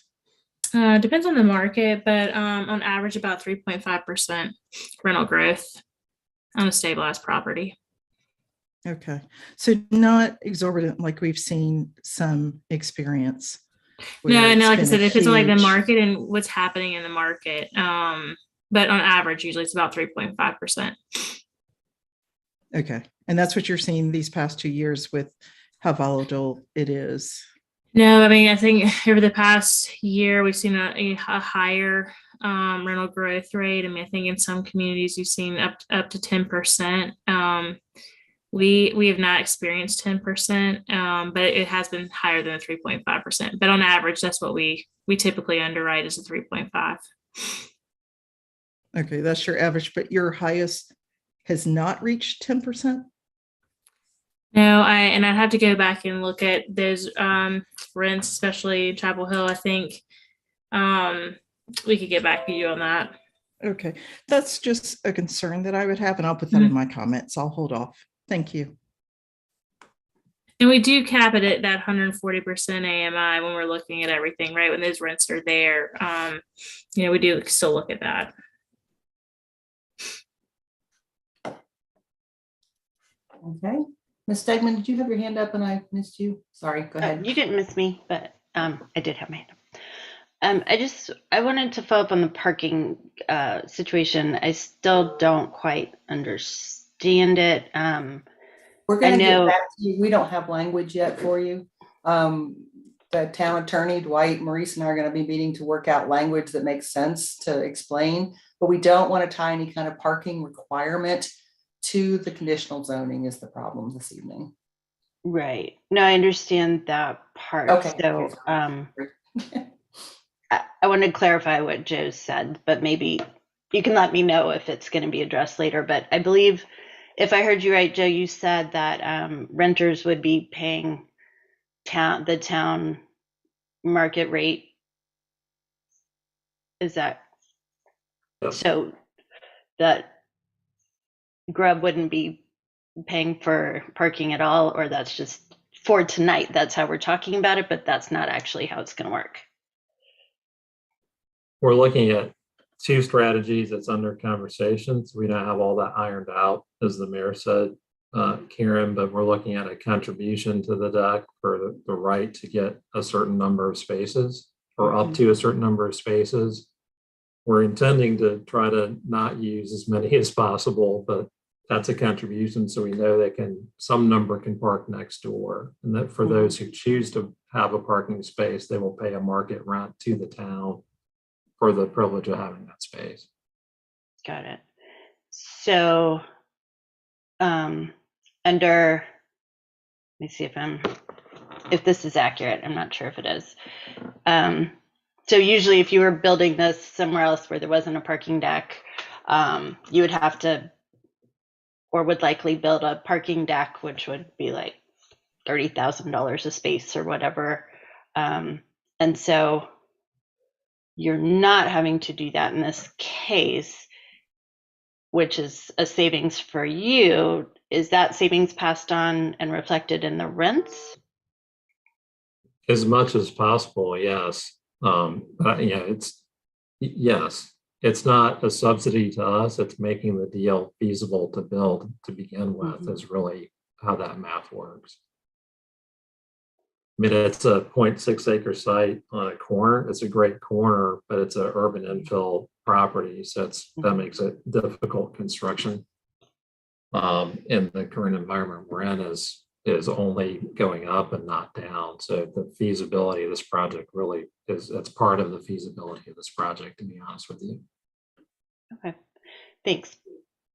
Where we have sites in other urban environments. We have a handful in Los Angeles, for example. So we have, to your example, where we have to build parking, we try to build. We have one in Charlotte, we're calling cycle apartments, which has 0 parking by design. And some, like in Los Angeles, we try to minimize that where there is no parking minimum, where residents will have to pay for parking or use alternative strategies like transit or cycle or other means. We're trying to promote that multimodal use and have people really use it. Okay, I had a couple of questions. One, I want to make sure we're clear. We are talking about 21 and up in this building. Not if you had your own income and you were 19, you still couldn't qualify to be in this building. Is that correct? It's no guarantors 21 and under. So in order to be a resident 21 and under, you would have to qualify on your own. I don't know that we have a single resident who fits that category that doesn't have a guarantor. You had a couple in Glen Lennox that were under 21, just then qualified on their own. So our goal is to make sure this is for 21 and up, regardless of income level. We're happy to look at that. I mean, we're basing that on a guarantor restriction, Mayor Heminger. We're happy to look at the Amity Station language if that's something that conforms with equal housing and our operations can get comfortable. Well, you have to offer it, but yes, Southern Village has that policy. We worked out some language on the Amity Station situation to be 21 and up, regardless of your income level. Or guarantee, yeah, okay. My second question is a little bit more nitpicky. Along South Columbia, how wide is the planting strip? Because we know that trees won't survive in the planting strip between the hell strip, as it's called, between the sidewalk and the street. Or are you planning to run water along there so the trees would survive? I think it's the same as on Rosemary Street, which is 4 feet 8. Okay. Can you verify that for us before the next time? Just, we want to make sure we're not planting that we've got things that will survive along there. While he's doing that, this is open for public comment. Yes, it's 4 foot, 4 foot 8. Okay, sorry. I had a quick follow-up question based on what you just said, Mayor Heminger. So with the 21 and under guarantor, you're saying it's based on income eligibility. So how do you check that? Like, how are you doing the income check? That's part of an application process for any renter that we have. Mm-hmm. So they have to like, for example, I'm a renter and I submitted like a screenshot of my bank account for my income eligibility. Is it something along those lines, I guess is what I'm asking. My point in asking is then if I was under 21 and my parent was depositing money into my account, could then I qualify to rent here? To be honest, I don't know exactly how the application process works, Ty. So I don't know how that's verified. I think it's verifying income. Not money in your account. If you can Yeah, just not refer to necessarily the money in the information bank. and bring it back to us. You understand our intent. I know you Yes. do. Yes. Okay, great. Thank you, Ty. That was good. All right, members of it's a 4'8" on the planting strip between the sidewalk and the street. Perfect. Thank you. Yes. Mhm. Thank you. Anyone from the public wishing to speak on this item? No one has signed up, and I see no hands. Okay. All right.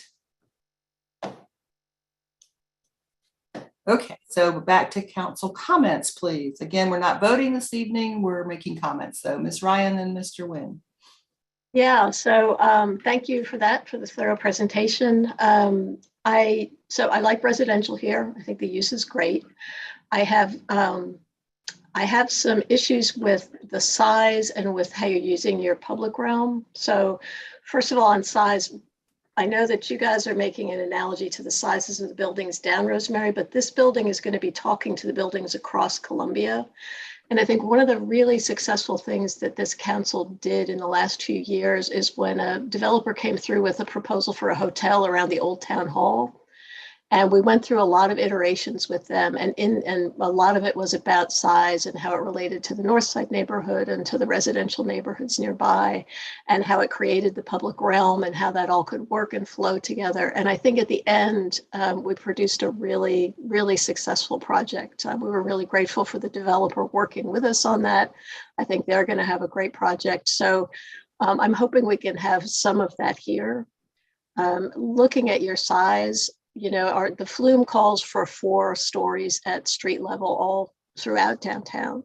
And the reason for that is that creates that more human scale public feeling. So I think that going straight up to it's 7 stories, going straight up to the 7 stories for the street produces a really, really different feel. And I think we've decided that down farther on Rosemary Street and with the parking deck that was appropriate. I don't think that's appropriate when you're getting into that more central part of the town realm. And it also doesn't, it will tower over the hotel that your building will be talking to on the other side of the street. So I'm fine with going up in height next to the parking deck, but I'm having a problem with a building that just rises straight up from the street there. I think that's going to be an issue. So another thing about urban development in the downtown area, I understand why apartments want to build pools, but one of the things that when you're in an urban environment, it's all about having people being part of that public realm and having and enhancing that. So right now, what you've got is this very interior recreation space, and I understand why that's important for apartment layouts too, and air and windows, and I get all that. But right now you have your public, any kind of potential for plazas or spaces just it's all being interior, it's all being private. And I wonder if there's any way that the design could work so that instead became, you still were coring the building, but it was coming out on one of the facades. So it could be, so it could be more of a public courtyard or a public place, or just something that would really enhance the public sphere downtown. So, most of our apartment buildings downtown do not have pools. So I think, I would much rather see that space used as kind of a public amenity. Sorry about that. I like option 2 much better as a way to get wider sidewalks. I think that's great. So currently our sidewalks are a little stingy downtown, so anywhere we can get more space, I'm all for that. I think there's a problem with the 10-year affordability. We generally require a whole lot more than that in a program. And I know you've requested to waive the payment in lieu on recreation. And I think especially for a project of this size, that's a non-starter for me. Thank you. All right, Mr. Nguyen, then Ms. Miller-Fouché, then Mr. Parker. Thank you. I think I'm unmuted. Yeah, I'll start with the affordability. Well, actually, I will preface this with my general feedback is I am very, very excited for housing to be built for people my age. I think this would be one of the few projects my friends would be excited for, and would love. So in general, I think this is a great use and a great location for that. And I'm very happy about the demographic being targeted. I think we need a lot more living arrangements for young professionals. So overall, very supportive. And the 30-year affordability, I think, is a non-negotiable for me. I think that's the bare minimum that we expect out of affordability periods from our partners. I think you mentioned that you have partnered with the Community Home Trust in accepting vouchers at Glen Lennox, and it seems that that program is ongoing. So would love to see that be present here. I was a big fan of the long-term renter program. I know you have, like you said, a lot of long-term renters at Glen Lennox, but with, given how volatile the market is, you mentioned that. I would love it if you would consider decreasing the 5 years down to, 3 or 4 years. I think the commitment of 1% at 30% AMI is great, but would love to see the 10% bumped up to 13, 14% to match that 15% that we usually look for at the 80% AMI and below. I would definitely be in favor of moving the cycle center. I think my biggest gripe is the activation of the corner. This is a pretty central location in downtown, and I'm a big fan of cycling, but I don't think the cycle center is the type of activation we're really looking for there. So something more engaging there. I am actually a fan of the pool, and a lot of young renters love amenities like a good pool and workout area. But I think the payment in lieu for recreation is definitely needed. I know we've started talking a little bit about Lot 2 and doing some sort of public space there. So maybe a contribution towards that, or I forgot what we called it, but the outdoor area outside of the deck, I think the patio, helping contribute to programming that, or some sort of partnership there to make that a much more, convening area type thing, I think would also be a good look. Let's see. I think those are my biggest things. Can I ask that all council members say whether they prefer option A or B for the overhang on sidewalk, or what leaning? It's not a commitment for sure, but in order for the developer to understand which one the council's leaning towards. I'd say my priority is having commercial space on the first floor, and having proper activation on that corner at that ground level. So I wasn't super clear on the two options, but whichever option gives us that, I would lean towards that. But it sounded like from Councilmember Parker's comments that if moving the cycle center to the north side would make that commercial space more viable and still have a wider sidewalk. So that seems to be a good converging of interests. Okay, thank you. Ms. Miller-Fouché, then Mr. Parker, then Ms. Berry, then Ms. Stegman. And I'll try to remember, but good luck. Yeah, thank you. In terms of, my, option or whatever, I just want to reiterate what Councilmember Nguyen just said regarding the moving of the bicycle lake, because, we're really trying to do some downtown placemaking, and this project really is in a prominent place within our downtown, and its fronts really need to do more to engage the community. We're trying to build, community connections, and as Councilmember Ryan said, seems very private.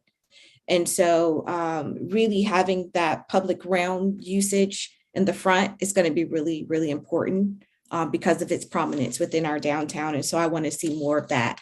I lived in a very urban place. When I lived in Abu Dhabi, we had a pool and recreation and stuff. And I think that's important, especially for this demographic that you're trying to reach, to engage. And I think that kind of amenity would be important. And so if you're going to keep the pool and stuff, having some other public way in which to bring the public into this space would be great. You guys really missed the mark for me around the affordable housing. Nationally, we're in affordable housing crisis. And so it is really a non-negotiable for me for the 30 years and really hitting that 15% as well. That's really, really important. I'd really like you to take into consideration what the affordable housing board put forward. I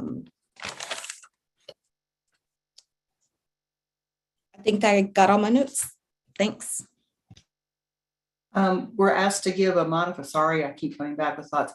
We're asked to consider the request to modify the setbacks or the height, I guess that's the terminology. So if y'all can speak to that as well, and I'll circle back to Paris if you want to, sorry, Ms. Miller-Rishi, if you want to add to that, if that's a concern, not a concern, and then we'll come back to Ty. In terms of the setbacks? Yeah. Are you looking, as Ms. Ryan had stated and we said that it's normally 4 stories and then a setback, and they're asking for a modification to that. I'm really okay with the way things are now. So that's where I'm at. Okay, just asking, I'm sorry, I'm just trying to give some clarity. As we say, we don't always give clarity. So, all right. Mr. Parker, then Ms. Berry. Yeah, two main concerns for me. First is the affordable housing. It's a non-starter the way it is right now. I mean, I couldn't possibly support it.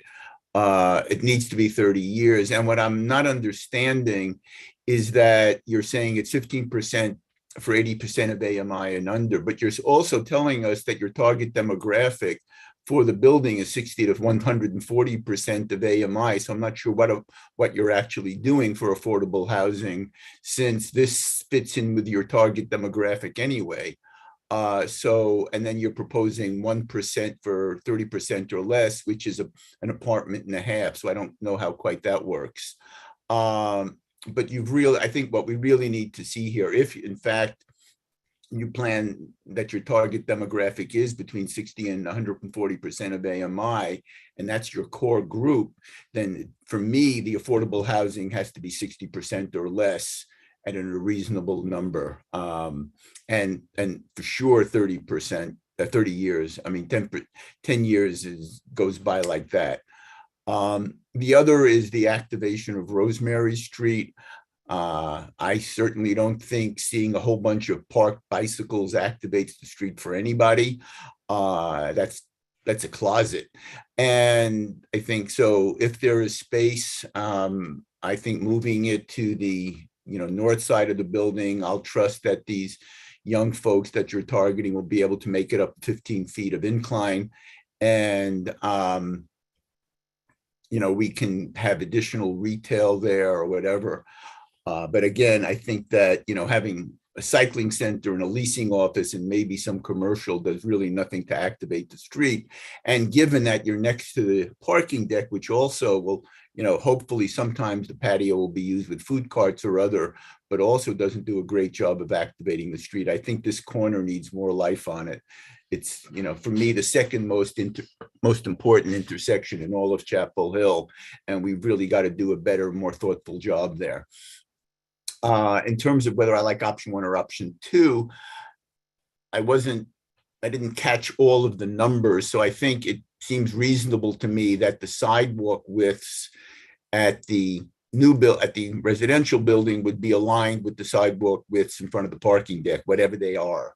But it seems that the sidewalk ought to be a single width throughout the length of the street. So whichever option gives you that kind of continuity, I'm for. And then again, if you move the cycle center, even in option 2, you would then still have room for at least one meaningful commercial space. So I think that's the way, this needs to move forward. I think those are my main comments at this point. Setbacks, please. Excuse me. Oh, I don't have, I take Councilmember Ryan's point, and particularly on, on the Columbia side of it. I think that would probably be better, but I also don't know what the implications are for architecture and financial viability of the building. So I would prefer, a setback, but it's not a line in the sand for me. Okay, thank you. Ms. Berry, then Ms. Stegman, is that right? Okay. Thanks. Yes, I am in agreement with other council members about the affordability, that it should be greater. I do support the 30-year affordability. So if you could get to that, that would be amazing. I do support the idea to move the cycle center to the north side of the building so that you can activate Rosemary Street commercially. And we do want to keep bikes here. We're not asking to remove the bicycles. We're asking to relocate where they're housed. And I would not,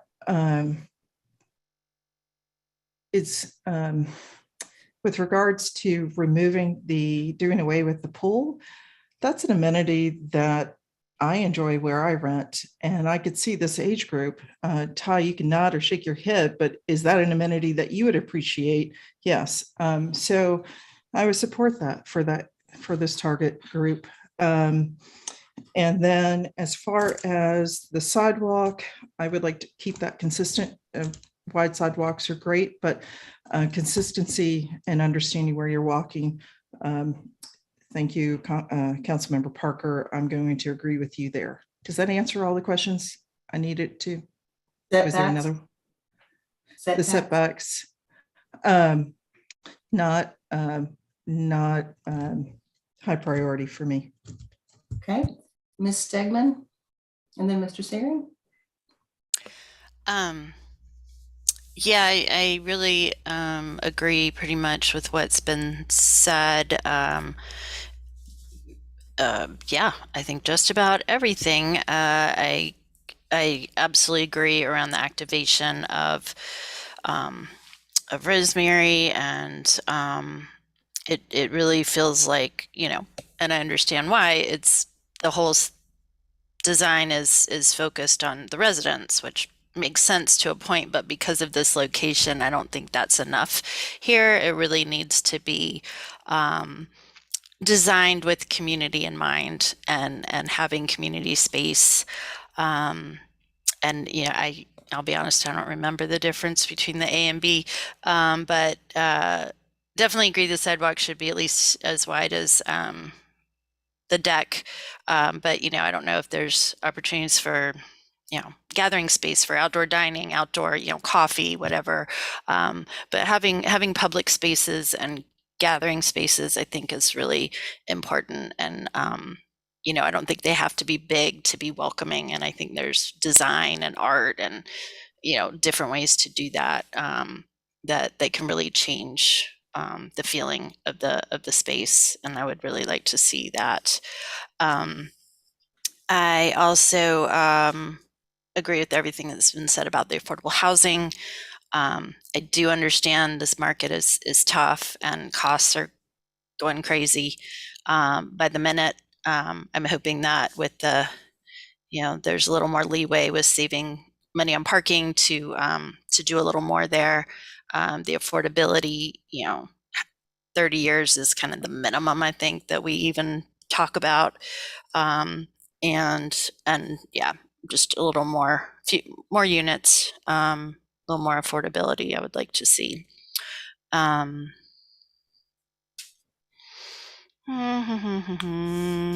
think that everything, setbacks are better than not. That's all I got. Okay. Mr. Searing? I don't have anything to add. Thanks. Okay. Well, I'll jump in and add mine, then I'll give you the summation I think I heard. I agree on the affordable housing component. We've got to do better than what's being offered the 30 years. I'll let you work out the ratios and the numbers, but we need to get that lined up.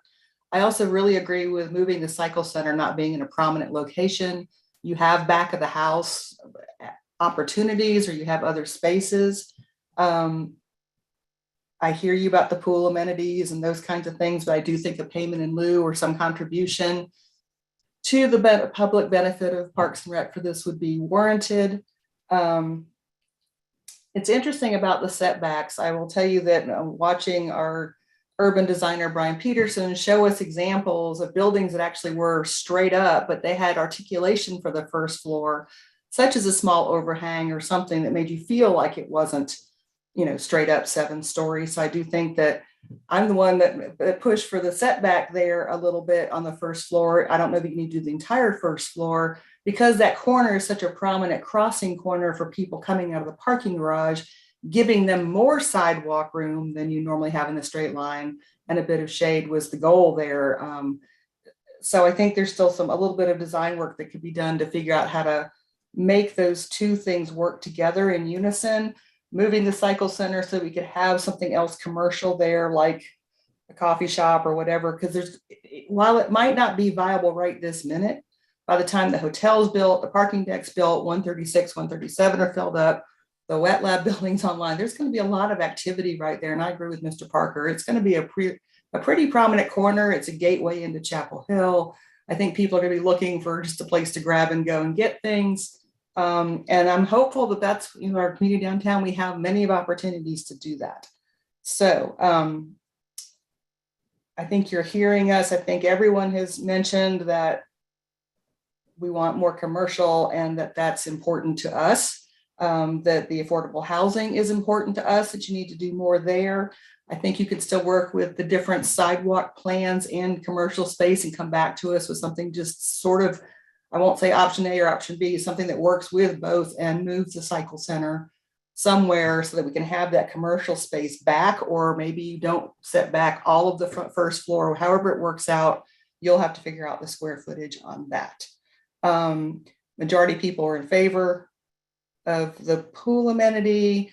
I think you should ask our public traffic engineers whether it should be restricted to a right out onto Rosemary Street. I'm not a traffic engineer, so I don't know, but considering what's going to be happening there, it may be the safest alternative. I don't know.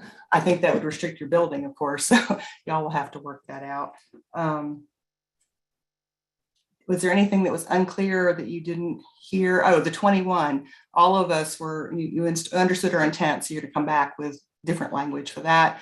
And I told council we'll be meeting to discuss, to bring a different item back to you about how the parking will be allocated and figured out. So we will come back to you with that. So, Mr. Guy, is that all you needed from us, or you?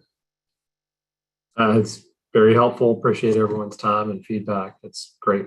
We look forward to being with you all again. Okay. Thank you very much. Do we have to make a motion to transmit our comments? So moved. We need a motion to continue the public or the legislative hearing to May 18th. All right. So who moved it? Mr. Parker, was that you? Yes. Moved by Mr. Parker, second by Ms. Berry. Continue the public hearing until May 18th. Roll call vote. Ms. Stegman. Aye. Ms. Berry. Aye. Mr. Nguyen. Ms. Aye. Miller-Fushi. Aye. Mr. Parker. Aye. Ms. Ryan. Aye. Mr. Searing. Aye. And the mayor says aye as well. Thank you. Is that all we need to do? Perfect. Okay. All right, guys. Thank you. That brings us on to our last item this evening, which is a concept plan review at 828 MLK, 828 Martin Luther King Jr. I'm not sure how I said it both that time, but there you go. Thank you.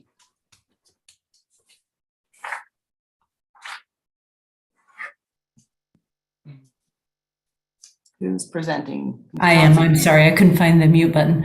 Good evening. I'm Judy Johnson with our planning department, and here with a very brief presentation on from the town's planning department, and then we'll turn it over to Laura Selmers. So, as the mayor said, and I'm sorry I didn't give you any locator there, the property, the big yellow dot there on Martin Luther King, just to the north of Hillsborough Street, to the south of Bolinwood. I think we all know where the police station is located. So tonight we're just looking for adoption to a resolution. This would transmit your comments to the applicant, which we know is also the town of Chapel Hill. And just to remind you, a concept plan, there's no decision, feedback only. We're looking for a rough sketch from the applicant. We're talking through advisory board feedback, and then potentially discussion on a next step if this assumably would be a conditional zoning application. Briefly, the project is currently zoned residential 2. The proposal, which I know the Laura and the team will go into detail, is to build about an 80,000 square foot office building, which would house the municipal service center. The proposal right now has about 200 dwelling units with 450 shared parking spaces, which you can see kind of in the middle there. It's roughly about a 10-acre site. Our advisory boards, the Community Design Commission, the Housing Advisory Board, and the Stormwater Management Utility Advisory Board have all reviewed this. And I know that Laura and her team will go into detail on their comments. I did want to give a little bit of comment from our urban designer. He has met with the team a couple of times to discuss this. A couple of his thoughts, some of them were I thought one particularly was rather intriguing, but one, to rotate the building that was shown along the office building, so it's more running parallel with Martin Luther King, creating a parking court there, which could kind of have a dual function of serving possibly like as a food truck rodeo, that sort of thing. Creating a community green space, and you can see he's kind of sketched out this, and one of his ideas, which I think is fairly intriguing, is trying to use or reuse the existing walls that exist on the police station. I mean, it has some unique architecture there. That could we reuse some of those walls to create this courtyard? And then looking at building this courtyard, and then looking at retaining walls of sorts as you're moving down to the Bowling Creek down at the bottom of the hill there.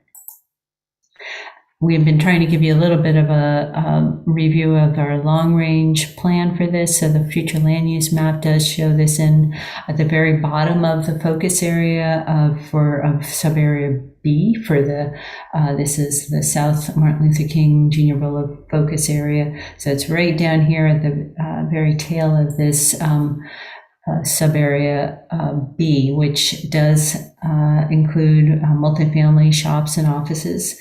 It does call for activated street frontages along Martin Luther King of up to 6 stories, with transition areas to the north and to the east of this property. You can see just behind the star, there's some hatched areas, and that's what we're calling transition areas. Did also want to bring your attention that, so this is kind of skewed north is over to the right of the screen here. This is the police station right now. There's the one driveway that comes in just to the south of Bolinwood, and then the other driveway here. But this is showing the future bus rapid transit and the what is proposed at this time along the frontage. There is a BRT station located on the southern portion of this property, and the frontage would also include that bus lane and a bike path, as well as a sidewalk along there. And that concludes my presentation. Happy to answer any questions. If not, I'm going to turn it to Laura Selmers with our town as well. Let's let Laura proceed. Thank you. Good evening, Mayor and Council. I'm Laura Selmer, Economic Development Manager for the town, and with me this evening. Laura, we're having a little hard time hearing you. Is that better? A little bit. Okay. Sorry about that. I'm not sure what's going on. With me this evening is Ken Ryder, Mark Mosier, and John Gallagher, our development team, Belmont Sayre. And I will begin sharing my screen.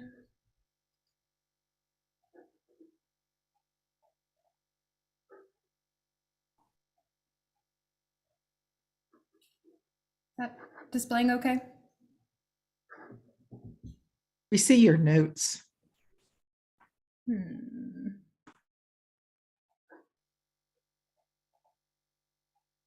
Better? Better. Okay, thank you. I will turn things over to Ken to take you through the concept plan that Judy just summarized. Great. Good evening, everybody. My name's Ken Ryder. I'm the president of Belmont Sayre, as Laura mentioned, with our development team. I'll be taking you through a brief presentation, then turning it back over to Laura towards the end to kind of review different comments and recommendations that came from the various advisory boards. So appreciate everybody's time and welcome your feedback. Just as a brief overview of the project, this is a public-private partnership. There was an RFQ that was issued, and we've entered into an MOU, non-binding agreement, to basically develop a program, including the residential development, that might best be approached for identifying the public benefits and reducing the costs. We'll talk a little bit about the timeline and where we are in the overall process. I know you all have been discussing this project for a long time, but we're actually in the very beginning stages of the development process. We'll talk a little bit about the concept plan, which includes the municipal service center, as Judy mentioned, having apartments, and we believe in a prominent, affordable housing component is important. Utilizing the infrastructure, the bus rapid transit. It's very difficult to get affordable housing in urban infill settings, and we think this is a great opportunity. And then, as Judy also mentioned, some of Brian's comments about how do we interact with the project, the neighborhood, the community, the setting, the creek, and also address the environmental conditions of the site. So all of that has to come together, and we've gotten some really robust feedback and recommendations from folks over the past couple of weeks, and then we'll talk about next steps. Where do we go from here?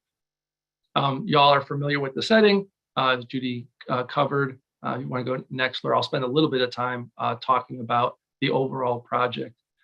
This is the current concept plan. Overlaid on the concept plan are some steep slopes and coverage of the property. The lighter blue is the 4-story, approximately 20,000 square feet per floor. So it's a 4-story structure. Its current alignment is call it at 2 o'clock. In between that bill, and then in that the municipal service center, it would include obviously the relocation of the police headquarters, in addition to parks and recs. I believe there's some IT support, possibly some emergency operations and fire department support, and then there'll be other programming. So approximately 80,000 square feet. In between that office building, that white area is a plaza. We're envisioning that to be an elevated plaza where there'd be the ability for some entry and exit for the police at a lower level. This plaza would be at a second story level and would tie into the gray structure, which is a 4-story, 450 space parking structure. And then the darker blue, I'll call the Carolina blue, is wrapping that structure, which is the multifamily residential, approximately 45 to 50 units per floor, varying from 3 to possibly 4 or 5 stories. 3 stories towards Bollingwood, as it's interfacing with the neighborhood, the single family neighborhood. There's multifamily to the east, and then 4 or 5 stories on the south as it interacts with the courtyard and some of the community green space. And then as you get into the steep slopes where the grade change goes from the creek up to the uplands where the coal ash area has been exposed, there would be a prominent retaining wall that would then be part of the cap and contain solution for addressing the environmental condition. So we'll get into some detail a little bit later, but we can go to the next slide. So a little bit of the background. It's been a town-owned property. It's a great opportunity for a mixed-use project on the BRT to have an affordable component. It's a very desirable location near the trail system, so we think there's a lot of potential for a great project.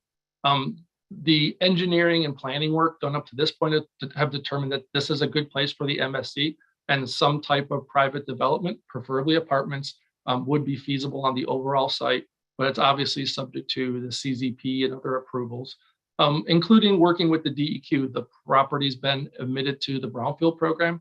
We've had initial conversations with DEQ, looking at a variety of uses for private development, including the apartments, that would be acceptable subject to DEQ's Brownfield program and other necessary safeguards. I think it's important to point out that the property really can't be left as it is. There's an existing environmental condition. I think we've talked about this a number of times. We wish the coal ash wasn't there, but it is, and it does need to be addressed. So even if redevelopment doesn't occur, the town really does need to do something to make it safe, keep it safe, and implement certain remedial measures. So the impetus behind the RFQ was to create a public-private partnership that could help offset some of those costs and really come up with a strategic plan, if you will, for developing a key asset. Go to the next slide, Laura. Thanks. On the residential development side, based on recent studies, I think you're familiar. I've heard it tonight on a couple of other, through the low-income housing tax credit programs that you're pursuing, Grubb's recent property. There's a need for housing, and there's a need for it at all levels. So this is trying to, take make a contribution to, reducing that deficit. And we believe a residential component, as part of the MOU is important. The MOU is a preliminary step to the overall process. It's before any entitlements are secured. We're moving to hopefully an EDA process in June, based on where the MOU is and feedback from the advisory boards. I'll say, generally the feedback we've gotten has been very, very helpful. But we still believe that the concept plan that we've proposed is still viable, but obviously there's a lot more input and work that needs to be done. There have been initial assessments done and detailed assessments. You're all aware of how long some of the work has been done. But the Brownfield program with the DEQ will provide the requirements for the safe redevelopment, including private development, hopefully multifamily, if otherwise you guys, the town would approve that. Just generally, DEQ does support housing as part of their brownfield developments. I'd say more than 50% of their projects have it, and actually they promote or are encouraged by having affordable components as part of their projects, because at the end of the day, the site will be safe for redevelopment or commercial and private uses, and those will be stipulated, and will have land use restrictions that require that those be maintained in perpetuity, subject to annual inspections. Next slide. So a little bit of the timeline. We signed the MOU just last month. We've been going through the concept plan, a process right now. If after these concept plans, I think things are still favorable, we would like to enter into an economic development agreement by June of 2022.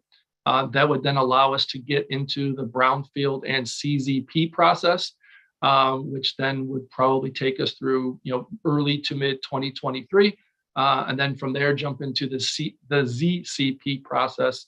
All of this really driven by the need for the police to get out of their existing location, temporarily move to another location, and then come back. And obviously there needs to be bond financing. It all needs to be lined up. So when you boil all this down, I think realistically you're looking at around 2 years till occupancy could be had back on the site once we start demolition. And we wouldn't, obviously we'd have to move the police out of their existing location to some other location before we could demo the site. So I think we're looking at probably approximately 3 to 3.5 years from today, if things kind of go per plan, which I know seems like a long time, but there's a lot to get done before the first shovel in the ground can start. The next slide. So this is just a recap of the concept plan. You can skip through these, Laura, and go to the next one. This is we'll go back one more, I'm sorry. Just for purposes, one of the comments and feedback we got from both the Housing Advisory Board and Stormwater was, can you overlay the concept with the existing condition out there? So it's a little bit hard to see. I'm not sure what it's like on your computers, but you can see the outline of the 2 parking areas. You can see the building, the existing police headquarters building footprint. So you get a sense for how much of the site is currently impacted, how the site will be impacted with at least the concept plan, and then how the green spaces and buildings will then interact with, the neighborhood to the north and to the east, the BRT and MLK to the west, then obviously the creek, the retaining wall, and the transition from the trail system back up into the site. Go to the next slide, Lauren. If you recall from the RFQ process, these are precedent images of what the buildings might look like. These are examples of style, scale of what we think the municipal service center building might look like. Give you a sense of what that would look like coming down MLK. I think Brian mentioned about tilting the building and having it a little bit tighter up along the street. There is an RCD and there are some buffer and other requirements there. So the concept plan that we created was really trying to say, look, if we didn't need Mother May I's, if you will, about can we make these changes, if we had to kind of meet the letter of the physical design, not yet understanding exactly what zoning changes might be, this is kind of what that the concept plan would look like. So we're not saying any one of these is right or wrong, but just to give you a sense of what that scale might look like along MLK. The next slide. This is an interesting slide because the retaining wall on the left is kind of a representative example of what that might look like from a scale perspective. What I think Brian actually picked up on this too, kind of a terraced retaining wall is a lot more interesting than just a bunch of monolithic blocks that you might see on the highway. They all serve the same purpose, which is to basically cap and contain and keep the coal ash in its current location. That is the recommended approach that DEQ has proposed, is that the solution here is to, so what does that look like? It could look something like this. And then this image on the right is a courtyard type space. This is a very narrow, call it maybe 25 to 30 foot distance. This is kind of reminiscent of what that plaza area might look like between the parking structure and the MSC and the kind of the elevated area between the MSC and the parking. So even though these are narrow spaces, there's a lot of opportunity to create connections, intimate spaces, not unlike things you talked about on the Lynx apartment recently. You can see maybe Bollingwood is out in the view deeper into this picture, and then you're trying to transition through the site and trying to get into the trail system to the green spaces, the community spaces. Again, all of it needs to be still designed much more thoroughly, but it gives you a sense of what it might be like to experience a much more narrow alley-like type setting. These are a couple of examples of what the scale might look like on Bollingwood. So 2 or 3 story, right at Bollingwood or at street level, as opposed to, if you go to the next slide, Laura, the next one is actually a little bit more tall, a little bit different style. This is actually, if you were on the creek, kind of looking up the retaining wall and looking up the hill, we might have 4 or 5 story multifamily wrapping the parking structure. So again, just to give you a sense of what that scale might be, there's some sidewalks, there's some trees, there's some grass and trails and stuff like that. So trying to give a sense of, aspirationally what those buildings might look like and how people would experience the space, and make sure we get the physical development right. This is a cross section of the site to give you a sense. On the right-hand side is Bollingwood. On the left-hand side is the creek. The parking structure is kind of in between the two. So we'll be looking at 3 stories on Bollingwood. Those could be townhome style, not necessarily townhomes. We could be doing condos that wrap the building on that side, maybe have a for sale component. But scale-wise, this is what we're talking about. On the existing grade on the Bowling Creek side, there'd be a 4 to 5 story structure that wraps the parking structure. The next slide, Laura. And so I'll turn it over to Laura now to give you a little bit of, kind of what the guiding principles were and the type of feedback, and then open it up for discussion. Thank you. We received some excellent feedback from our advisory boards and commissions. Our Housing Advisory Board made it clear that their preference is for fewer units at a lower AMI if there is to be a residential component and an affordable component of that. They also expressed their preference for acceptance of vouchers or other programs, all of which I think can be considered should this project go forward. Our Stormwater Management Advisory Board expressed some concerns about managing the coal ash on site and ensuring that best practices are utilized for stormwater management. And we would address that through the cap and contain method, as Ken has spoken about and as we've spoken to you about in the past. That retaining wall is a critical component of the stormwater strategy as well as the overall site safety, and containing and covering the remaining coal ash on the site with building footprints, parking lots, clean fill, or removing it where it's close to the surface. And regardless of the future use of the site going forward, we would continue to pursue a brownfield agreement with the Department of Environmental Quality to ensure the supervision and approvals that program provides.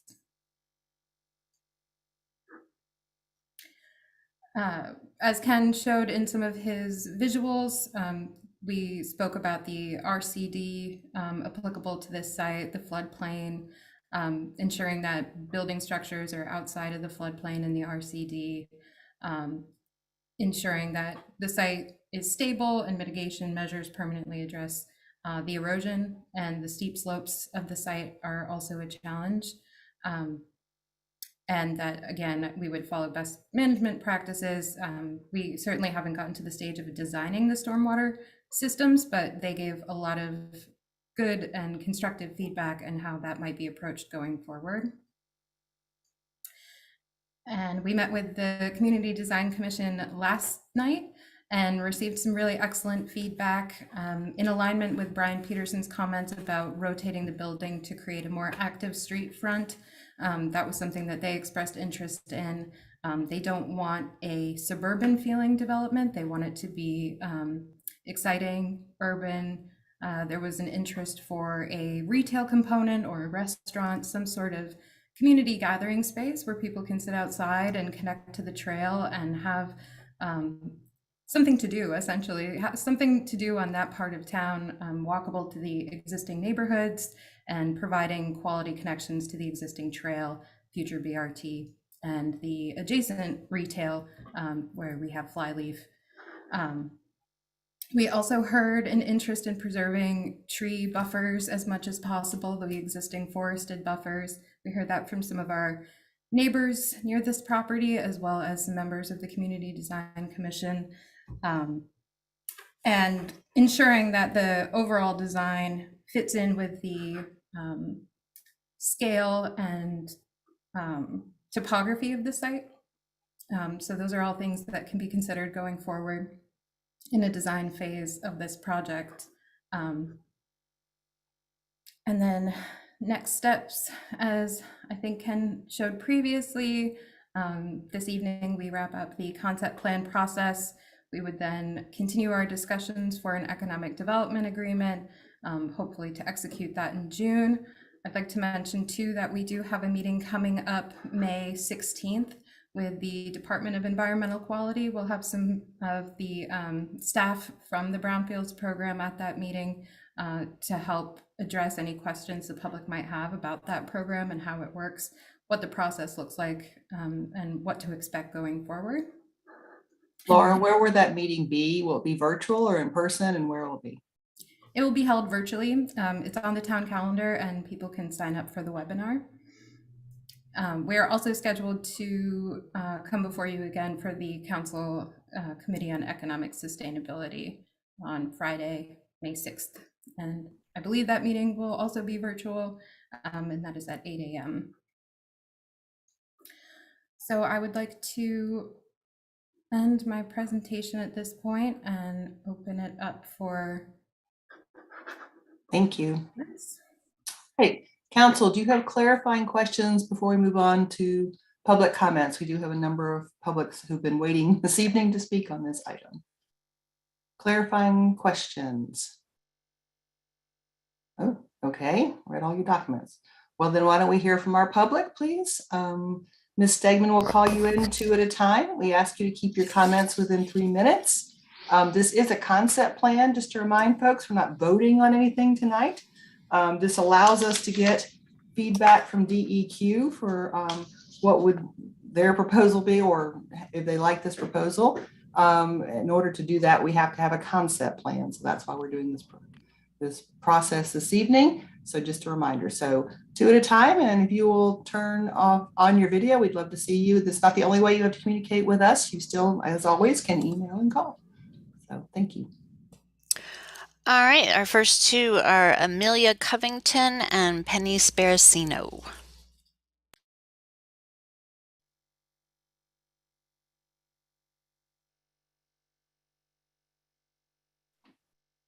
Welcome. Hey, can you hear me? We can hear you. Great. Well, thank you so much for allowing me to speak. My name is Amelia. I'm a field organizer with Climate Action North Carolina, and also a member of the No Coal UNC Coalition.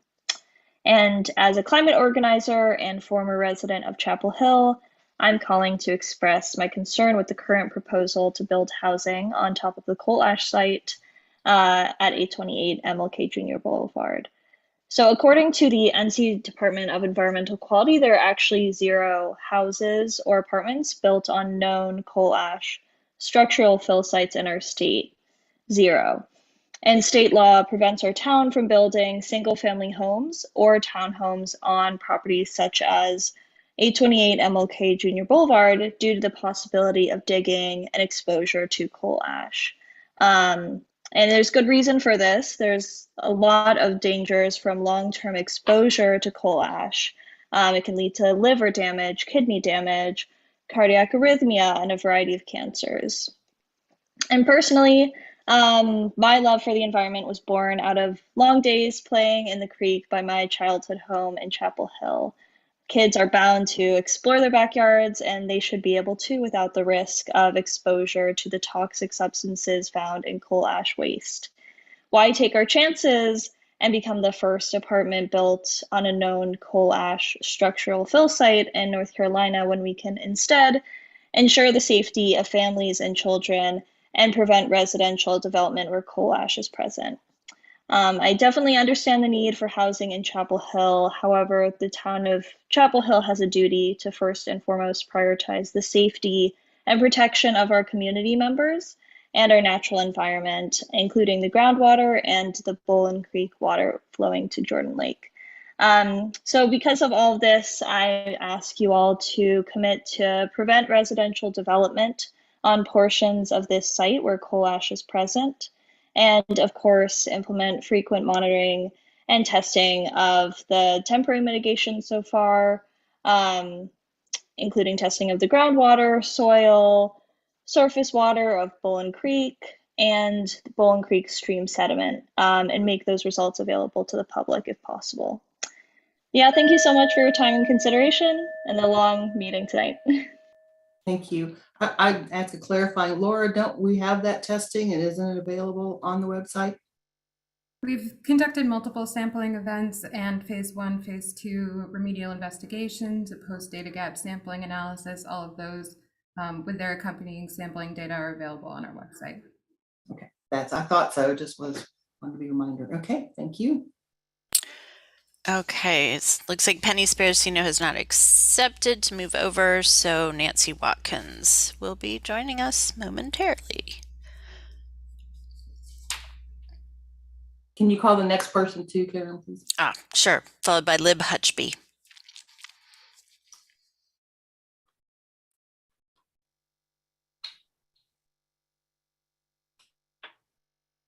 I see Nancy. Okay, thank you. I'm going to have to read from my screen so the visual will go away. I haven't started yet. Please don't start the clock. Now I'm starting. Okay. Mason Run is a neighborhood community with 250 homes located on a 48-acre site in Monroe, Michigan. Originally owned by a paper plant which was demolished in the 80s, The site was filled with demolition debris and covered with coal and coal ash. Monroe is the only city in our United States that has built residential housing on a site contaminated with coal ash. The sole reason that Mason Run exists is that Monroe agreed to clean up its toxic coal ash site before building the 250 single-family homes on the property. I spoke with Dr. James Harless, the principal in charge of the Mason Run project. We discussed the approaches to safely managing and encapsulating this coal ash on the site. Quote, the coal ash posed the most significant environmental challenge. Over 100,000 cubic yards of material, or 180,000 to 200,000 tons, had to be removed from the home sites and replaced by an equivalent amount of clean fill. The result, residential areas were cleaned to unrestricted criteria for a single-family home construction. In other words, there were no limited use restrictions on the residential property, as there would have to be if we developed housing on the MLK site. Chapel Hill town officials, its consultants, and the present developers continue to say it's too dangerous to excavate the coal ash from the site. Dr. Harless said that the most serious risks from coal ash are to groundwater. Coal ash doesn't typically produce acute risks to workers or others in the short term. Quote, if you're excavating it so that you're causing acute problems to the public anywhere in the area, that's an incompetent excavation. Use of standard work clothes, gloves, respirators, added to dust suppression measures, control for acute exposure. The dangers of a careful excavation of coal ash are less than digging up the ground around a gas station or a dry cleaner, or even from the waste dripping from garbage trucks hauling municipal wastes. The most significant issues are the chemical composition of coal ash, which varies and must be tested, and its locations. Has Hart and Hickman conducted thorough environmental assessment? Do we know where the coal ash is in the 10-acre site? Do we know the chemistry of the coal ash at various depths? Where are its edges? You can't contain coal ash until you know where it's located and what kind of materials can successfully contain coal ash contaminants. Would our city like to set the second example nationally of a city that has cleared up its 59 to 66,000 tons of coal ash prior to developing the site? Would we like to decide the best use of the 10 acres of the community that might favor other kinds of development than what's being proposed? Finally, UNC should work with Chapel Hill to pay for cleaning up its mess. And all residents of Chapel Hill deserve a voice in the decision made about 828 MLK Boulevard. Thank you. Thank you. We have Lib Hutchby, followed by Andy Morgan. Thank you. I'm Lib Hutchby, and I understand that all of you are interested in safe, healthy, and affordable housing for our community. It's important to note that all of you seem concerned about the coal ash at 828 Martin Luther King Jr. Boulevard, yet only one member of council voted against the concept plan.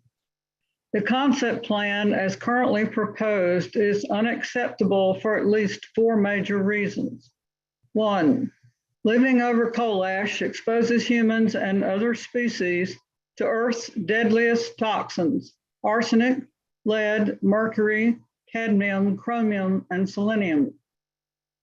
2, approving this plan before removal of all the coal ash leaves the property owner accountable and or liable in the future if for any reason the brownfields program guidelines are not followed precisely.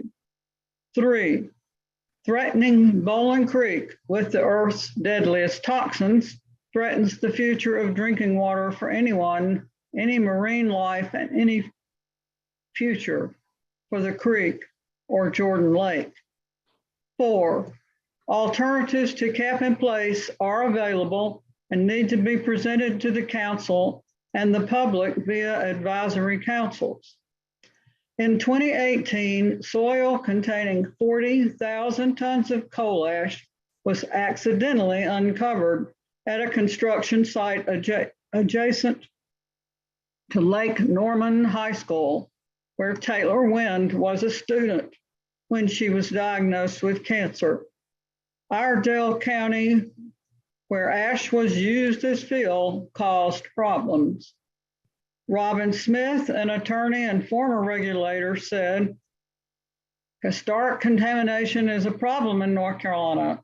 Quote unquote, nobody finds the contamination until the area gets redeveloped for houses. You have to find them to clean them up. You have to know about them, and that's the challenge, end of quote.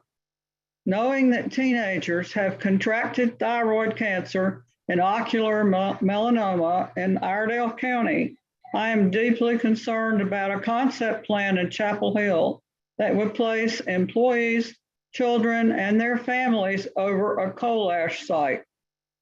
We're actually very fortunate to know about this coal ash and to be able to responsibly remove the threat of disease from children and families, employees, and trail users.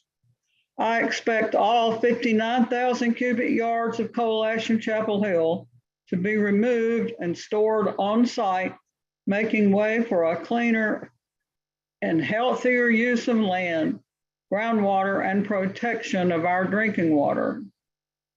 Remember what Dwight Bassett said, actually, in 2019, he said, quote, probably wasn't the best construction when it was built, meaning the police station. The building has a lot of issues. It's not quite big enough to say the least. Then he said, the police station is sitting on a coal ash site, and we've been trying to work out how we're going to deal with that remediation. It just seems like there's bound to be a better way, a better place for our police station and back on top of that coal ash. Thank you again for listening and for being concerned about your drinking water. And thank you. All right, we've got Andy Morgan followed by Caroline Armijo. Hey there, my name's Andy Morgan. I represent the Winding Ridge Homeowners Association tonight. We're the neighbors of the MLK site on Bolinwood and its adjoining cul-de-sacs. We're not here to talk about coal ash, but we are here to ask the town to consider two important requests. The first is to please reconsider the entryway from the new development onto Bolinwood. This is a small residential street where children play and wait for the bus. We have incredibly steep driveways with limited visibility, and we must back out of those driveways often. Our mailbox clusters are at the edges of the cul-de-sac, and we have to stop to get out of our cars and check our mail with the key. Most of us have no backyards because of the incline, so we spend a lot of our time facing the Bolinwood area. Increased traffic on this street will be dangerous and should be avoided if at all possible. The second request we have is to strongly consider the long-term opportunities for this site's potential to add to the revitalization and entertainment options in Chapel Hill. When I moved here in the late 90s, it was arguably the best part of the triangle, where people from the other parts would travel here to spend time and money. It was well known for its local music scene and had a lot of one-of-a-kind entertainment spots. Recently, I've seen the reversal of that, with people now leaving here to spend time and money in Durham and Raleigh. Some of that is the growth of those cities, but some of it's also the fact that Chapel Hill has lost unique spots like Pepper's Pizza and Spanky's to chains like Sup Dogs and CVS. We strongly feel like this site is an incredible opportunity to add some local culture and fresh entertainment options to the town. Because of the proximity it has to Bowling Creek, Franklin Street, and Carborough, it could be so much better used as an expansion of downtown, connecting and extending the entertainment options with restaurants, bars, shops, etc. It could be creatively combined with a few existing options nearby, such as Lucha Tigre and Root Cellar, and accessible to the creek through smaller retaining walls with steps rather than one large wall, so that people can visit the trail and creek as part of a larger walkable downtown. We understand Chapel Hill's growing and that it has housing needs that go along with that, but there are countless high-rise luxury apartments going up all over MLK, 15501, and Estes. And using a site with such a unique prime location on more of the same feels like a real wasted opportunity. We've heard that retail is thought to be less attractive here because it's failed in other spots such as Eubanks Road, but that's because those spots are isolated and too far from the other things to do in town, and also because the retail going into those spots is Starbucks and Chick-fil-A and not the type of retail people visit or live in a town to experience. We appreciate what the town has to consider here, and we hope the council will consider our request for safety and for this site to be used, at least in part, to continue to attract and retain residents and visitors of all ages for years to come. Thank you so much.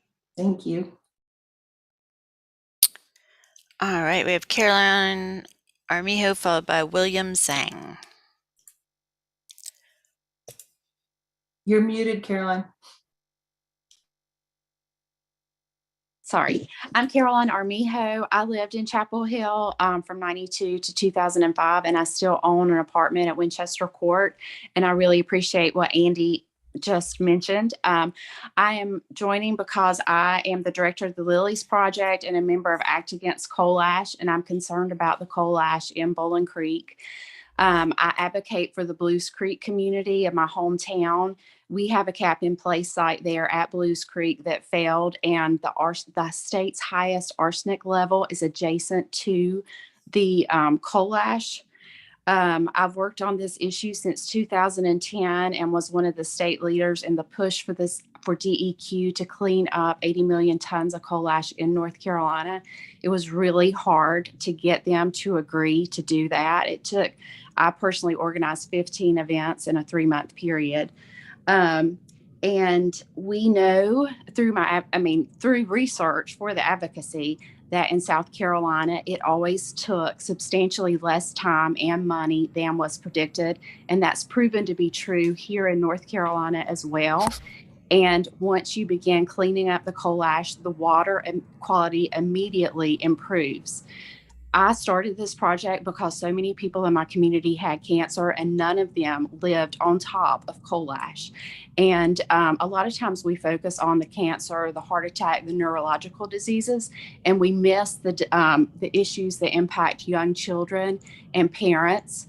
A member of our group, her first grandchild was born with a hole in her back and missing digits, and she did not survive. Much beyond her birth, one woman suffered from 11 miscarriages, another from 5. And children in our community could not read, even with deliberate one-on-one reading tutoring. We also had issues of children who would wet themselves. They had no control over it. Dr. Cravento from Duke described this in a presentation that I presented at Duke University at the end of March. She told at least 45 minutes worth of symptoms of people living in close proximity in a 2-mile range of coal ash had, and I could identify many of those. So I think this is unfair to people who need low-income housing to build on top of that. And I encourage you to instead to remove all of the ash. I do think it's a great place with development opportunity, but we should not rely on DEQ standards to determine how to contain the ash. It should instead be removed. Thank you. Thank you. Alrighty, we've got William Zhang followed by Miriam Thompson. Hi, can you all hear me? We can hear you.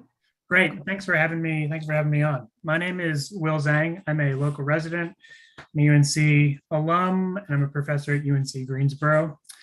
So yeah, I'm here to talk about the coal ash as well. Last time I came to a town council meeting, I guess it was about a year ago. I was here so part of a group to ask y'all to declare a climate emergency and to make climate justice a bigger part of Chapel Hill's climate action plan. I was really happy that y'all did both of those things, but this decision has me feeling the opposite way. As far as climate justice goes, this doesn't feel like climate justice. Building low-income housing on top of toxic coal ash, it feels like the opposite of climate justice. That's not what this looks like. Climate change already affects the poor and the vulnerable more so than other populations. It doesn't need any help from us. Putting poor and working people on top of coal ash, I feel like we here in Chapel Hill are better than that. I understand from having heard all these conversations tonight that, low-income housing is at a premium, and it's in extremely short supply. But I feel like as a well-resourced town, we should be able to come up with better and more creative solutions than to put the most vulnerable among us on top of toxic coal ash. So thank you all very much for listening. Thank you. All right, we've got Miriam Thompson followed by Susan Hester.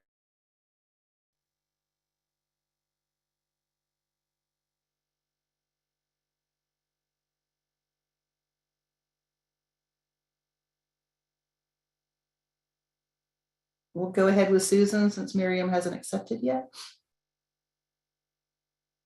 Good evening. I'm Susan Hester, and I'm a voter in Chapel Hill. I'd like to start observation, which is that today the mayor signaled the importance of this topic on tonight's agenda by publishing a letter in the Next Door. And yet this controversial item where you have 10 times more public commenters than any other item on the agenda is the last agenda item. I think the mayor has clearly signaled an intent to discourage oppositional input. Second thing I'd like to say is that we all know that this has been a controversial issue, but I actually think the city, there's a town council, has instigated the controversy by choosing a compromised piece of land for housing for the people in our town who have the least in their housing. Last thing I'd like to say is that if the town council does decide to put businesses on that piece of property, I would like you to signal your sense of the safety of it by pledging to move the offices of the town council meeting spaces, and town council staff to this location. The police have already had many years of exposure. It's time for them to be moved off, give them a break, and have the town council share in the exposure to the coal ash. I ask for you to pledge, if you make this decision, that you will be part of the people who take responsibility by working there. Thank you. Thank you, Ms. Hester. Just so you know, it's council policy to put concept plans last on the agenda. That's not a mayor decision, that's a policy decision, just so you know. All right. Thank you. Do we get Miriam over? She did not accept. So let's call the next two names and she may accept. All right. Then next we have Ms. Julie McClintock.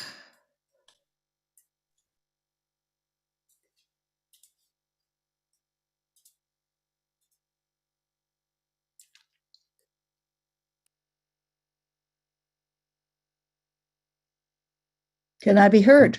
We can hear you. Welcome. Great. Welcome. Good evening. So I'm a president of Friends of Bowling Creek, excuse me. And it's a pine pollen, or is it the oak pollen? I'm not sure which. Friends of Bowling Creek and many citizens request the town eliminate the housing component from this concept plan.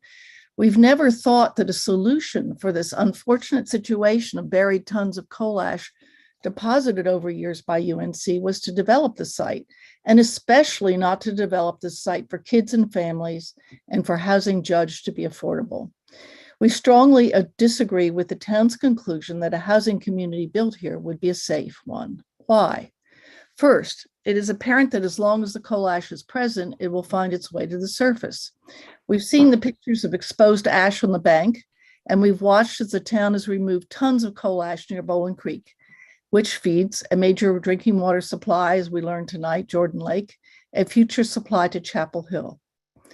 Why would the town intentionally risk another situation fraught with environmental injustice?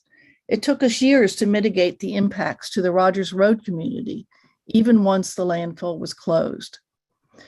And who is the town council listening to for advice? The town project lead, Ms. Selmer, is doing a good job, but she's in the town's economic development department, not the town's sustainability office. There is a newly hired out-of-town attorney that tells the council members and the public that there's no risk to proceeding with this plan, yet the risks to coal ash exposure are well known and documented. The town did not include the risk experts, Hart and Hickman, that were hired by the town to gauge these risks at recent work sessions and information meetings for the public, but featured only the town's advocates for the project, the hired lawyer and the applicant.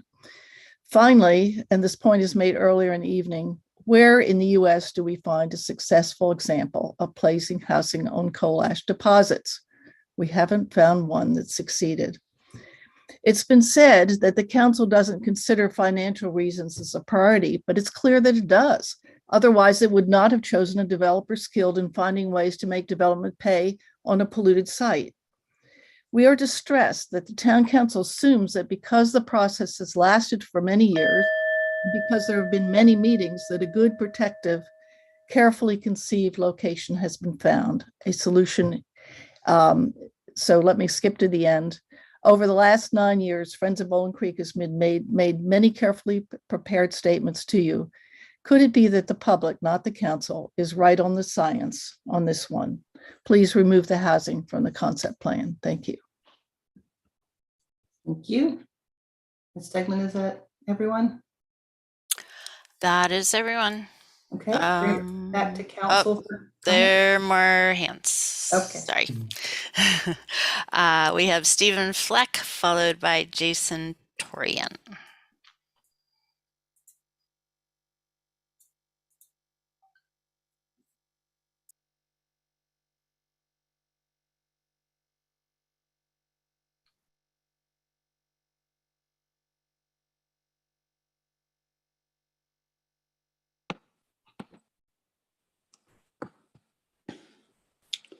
Good evening. Can you hear me okay?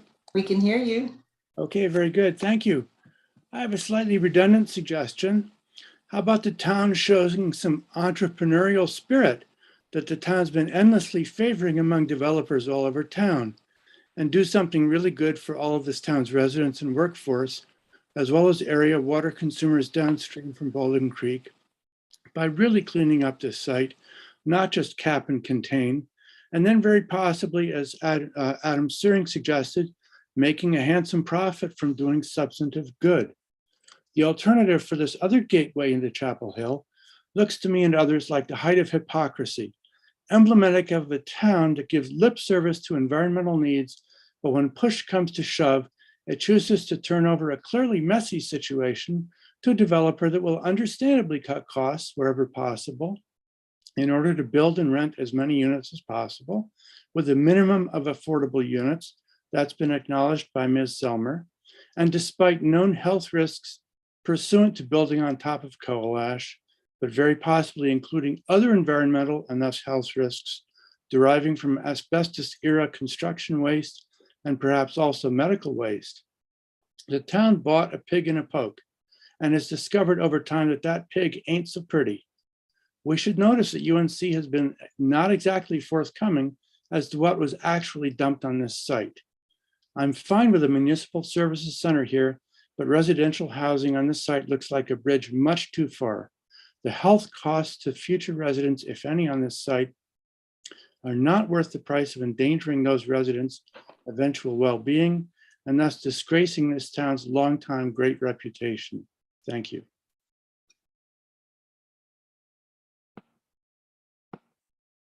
Thank you. Satorian. All right, can you hear me okay? We can hear you. All right, thanks for giving me the opportunity to speak tonight. My name is Jason Torian. I'm with the Blue Ridge Environmental Defense League. First, I'll say, I think all of us who are speaking tonight, we empathize with the city to some extent. We understand the need for affordable housing in such a prime location. We also understand that it's a difficult situation because something has to be done with that property. Unfortunately, whatever that something is, it could be something that's costly, whether that ash is hauled off, which in itself creates potential hazards through the digging and hauling process, or whether it's contained through the use of some sort of saltstone method, which would solidify the coal ash. That too comes with its own expense. But if the city and developer remain committed to keeping housing as a part of the project and keeping the coal in place, that's something that would be a potential containment solution. And I hope that's something that the town and the developer have at least considered. So there are options that can better protect the health and well-being of the citizens, but simply capping the site and placing housing on it isn't one of those options. Capping the site seems reasonable when you're think about the fact you're putting several feet of soil on top of it, but it's not a permanent solution. It doesn't change the fact that there's a toxic substance underneath. And no matter how thick it is, that cap is going to be exposed to the elements. And there have been situations where caps have been breached. One of the speakers mentioned her situation tonight. So that's potentially a disaster waiting to happen for those families who'll be living there. I've learned a lot about this property over the last few weeks, but one of the most important things that I'm learning is that most of the citizens didn't realize this project could potentially include housing until that WRAL story about the project ran a few weeks ago. And since that time, I've been at every public committee meeting where this concept plan was discussed. And in each of those meetings, those of us who spoke were reminded that discussing coal ash was outside the scope of those boards' responsibility. That included the Community Design Board, the Housing Advisory Board, and the Stormwater Advisory Board. So while there have been a number of opportunities for the public to speak about the project over the years, as far as I can tell, all those occurred prior to housing being a part of the project. The public hasn't truly had an opportunity to provide feedback on what is an incredibly important topic. So I would ask that before the project moves forward any further in any fashion, that it goes before boards where placing housing on top of coal ash can be directly addressed. Whether that means going before the Environmental Stewardship Board or having some sort of special public hearing specifically on this topic. That should happen, so we can discuss the full scope of this project, housing on top of coal ash. And so since I have a few more seconds left before it ends, I'll just say I don't live in Chapel Hill. I live in a neighboring county. And the people around this area, we see Chapel Hill as a progressive community where, and someone said earlier tonight, where we all look out for one another. And that's how we see you guys. And I think this project jeopardizes that reputation. So I hope that's something that the council can sit with, and I don't want to see that happen to Chapel Hill. Thank you. Miriam, we gave you the right to talk. Can you? Thank you. Can you We hear can me? hear you. Yep, we can hear you. Oh, yum. I want to actually focus on two areas of concern, and I'll deliver more on an email tomorrow to everyone. While I respect and support uninhibited space for opposing viewpoints, at the same time, I look for a deeper appreciation and more respectful recognition of council member and staff's investment in this proposed mammoth project that includes not only housing, but decades delay in moving the police department and creating a whole municipal center and green space. And it marries needed development with carefully researched, with many bucks, and I think I'll get to that later, but researched and monitored health and safety protections, including efforts to engage the diversity and breadth of our community's participation and concerns about this urgent conversation. Number two, too many residents. Education is coming from vocal opponents, but too often without information from the council and staff other than the town's website and infrequent media coverage. But my conversations with neighbors, often uninformed and misinformed, indicate we need to work with the council and staff to strengthen and diversify public communication to assure the informed residents the council and staff deserve. Thank you. Thank you. Okay. Any more from the public? All right, back to council comments. I know the hour is late. Again, this is a concept plan proposal only. We're not voting. Give your comments, and then there will be the meeting on May 16th was the date, Laura, with DEQ. Okay, all right. Who'd like to start? Ms. Ryan, then Mr. Barker. So thank you for your presentations. Thank you for all the people who spoke. I just want to start by saying what we're here to do tonight is to comment on the concept plan so that we can move forward to get more information from DEQ and learn what will be safe and what won't. So this is not a decision on the safety of the site. This is part of the process of determining what will be safe here. So my comments, all the comments I'm going to make from here on in, assume that what is being proposed would be found to be safe for the site. So Number one, I agree with Andy Morgan who spoke. I think we have a great opportunity here. We've got a BRT line. We've got one of our major trails coming. So I really hope that when we can be creative with the outdoor space. Right now, the way you've got a courtyard, but I think that's going to feel very much owned by the apartment building and won't feel like public community space. So just as you're working through that design, think about how we can make that public. If this is what happened. I like Brian's idea about moving the parking lot. If we can, I understand there's some geometric considerations, but if we could do that, I think that would be great behind the building. Let's see. I like the lower scale buildings next to Bolinwood, and then the fact that you're going up away from that neighborhood. I think that's great. Let's keep the wall out of the floodplain if we can. I don't know if you're going to be parking folks on the top of the deck. I don't know if that's an opportunity for solar, for us to do some solar generation. That would be great. I like exploring, if we do find that housing would be safe to do here, I like the idea of exploring at least part of it as something for our early career teachers, kind of an incubator community building kind of space. I think that would be very exciting. And I don't know if you've considered stormwater. I see a big stormwater retaining pond, and I know that there's going to be very technical discussions about the safety of that, but would like to get some information about that as opposed to underground stormwater storage, and which would make more sense for this kind of site. So thank you. Mr. Parker, followed by who's next? Ms. Stegman. Yeah, I will also second what Ms. Ryan said. My comments are assuming that whatever we do will have been approved by DEQ and the best, environmental assessment folks that we can get, and that, housing will be a permitted use. Obviously, if DEQ or some other, source tells us that's not an option, we clearly won't do it. We'll be coming back to the drawing board. So I think we have a really unique opportunity here. All too often, we are disappointed by what developers bring us, and rightfully disappointed. And we also recognize that as a council and as a town, our control is limited. We don't have the statutory authority to make everything exactly the way we would like it to be. In this case, we do have a great deal of authority and a great deal of control over what is built there, both in terms of the municipal services center and of the apartments.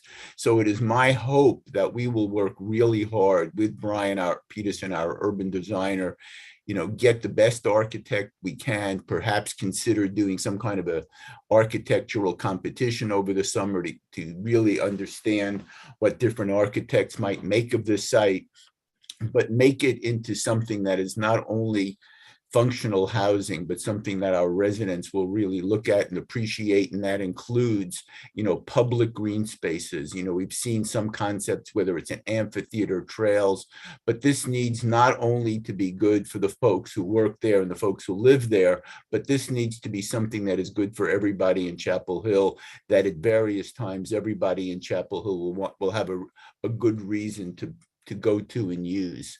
So I really hope that we take advantage of the fact that this is a really important site over which we have a high degree of control and make it something really special for the town. The other comment I'll make is that when I look at these, the site plan, and I get it, it really is dominated by the parking deck. It's sort of, the parking deck is, the sort of the sun around which everything seems to be designed. And so I would, given that it is on the BRT, it's on a major transit corridor, it, can be walked to downtown, and with e-bikes coming, people can even ride e-bikes to downtown or elsewhere. I would really like us to take a very, very hard look at anything we can do to reduce the amount of parking we're putting on that site. That will make it, again, the parking deck now is 4 to 5 stories. The buildings facing Bolinwood are only 3, which means the parking deck will shadow over them. We really need to do anything possible to reduce the amount of parking on the site. Thank you. Ms. Stegman, followed by Ms. Miller-Fouché. Thank you, and thank you for this presentation, and for the folks who spoke tonight, stayed up late with us to share your input. I do want to, before I give my feedback, I just want to say that, I hope that we as a council and we as a community can move away from the accusations and finger pointing. This council cares deeply about this town, about its safety, about the people who live in it and the people who live in the future. Even when I don't agree with this council, everybody is trying to do what's best for the community. And so I hope we can move forward, recognizing that that is the intent. And as Councilmember Parker said, that it's a given. If we learn as we move forward that this is not, that housing is not safe, we're not going to do it.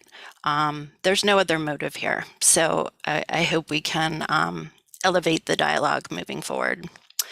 And I hope also, I know some folks in the comments said that they didn't know there were studies or didn't know what had been done beyond meetings being held. And yes, there have been a lot of meetings, but there's been a lot of work done, and work at those meetings, work done between those meetings by staff and consultants and all of those things. But that's all posted on the website futureof828.org. So please go there and read it for yourself and see, and form your opinions from that.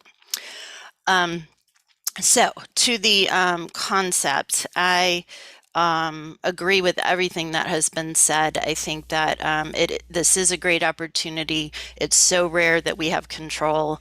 So I totally second everything Councilmember Parker said about design and creativity and forward thinking, and that and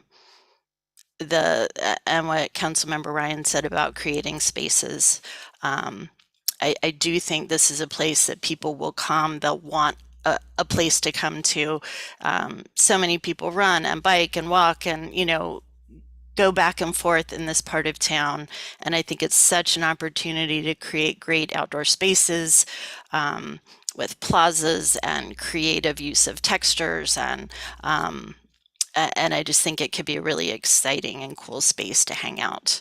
And I think also to Councilmember Ryan's point about kind of thinking about who's going to be using it, staff will want, will probably want to have some spaces they can go that's maybe not so public, where they can eat their lunch or, take a break. And then the parts closer to the trail where there is, residents and public can be and interact. And I love the idea of the public-private partnership that you've been talking about for the housing, or at least some of it, whether it's public employees, teachers, whatever kind of workforce type housing is possible would be great. And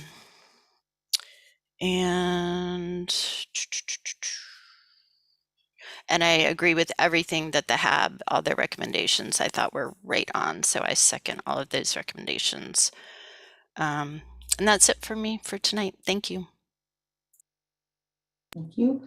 Ms. Miller-Fouché, and then who's next? And thank you for this presentation and concept plan. And I just want to echo what Councilmember Stegman just said. We really need to elevate the conversation. We really do.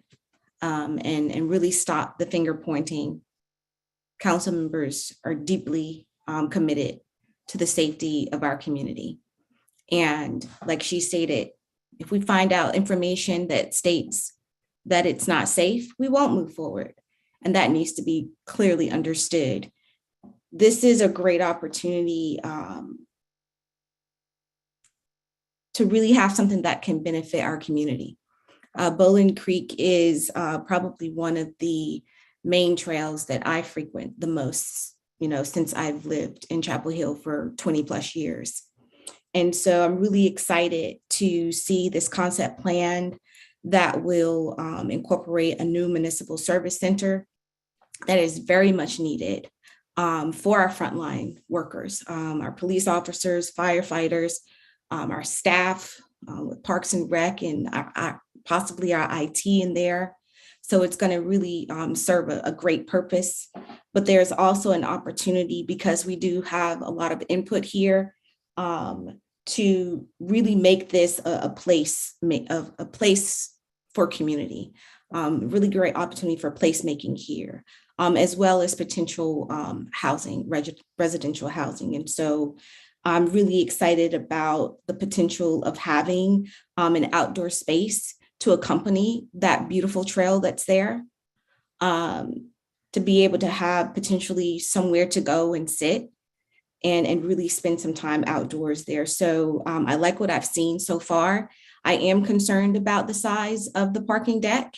It really is quite huge. It really just takes over everything.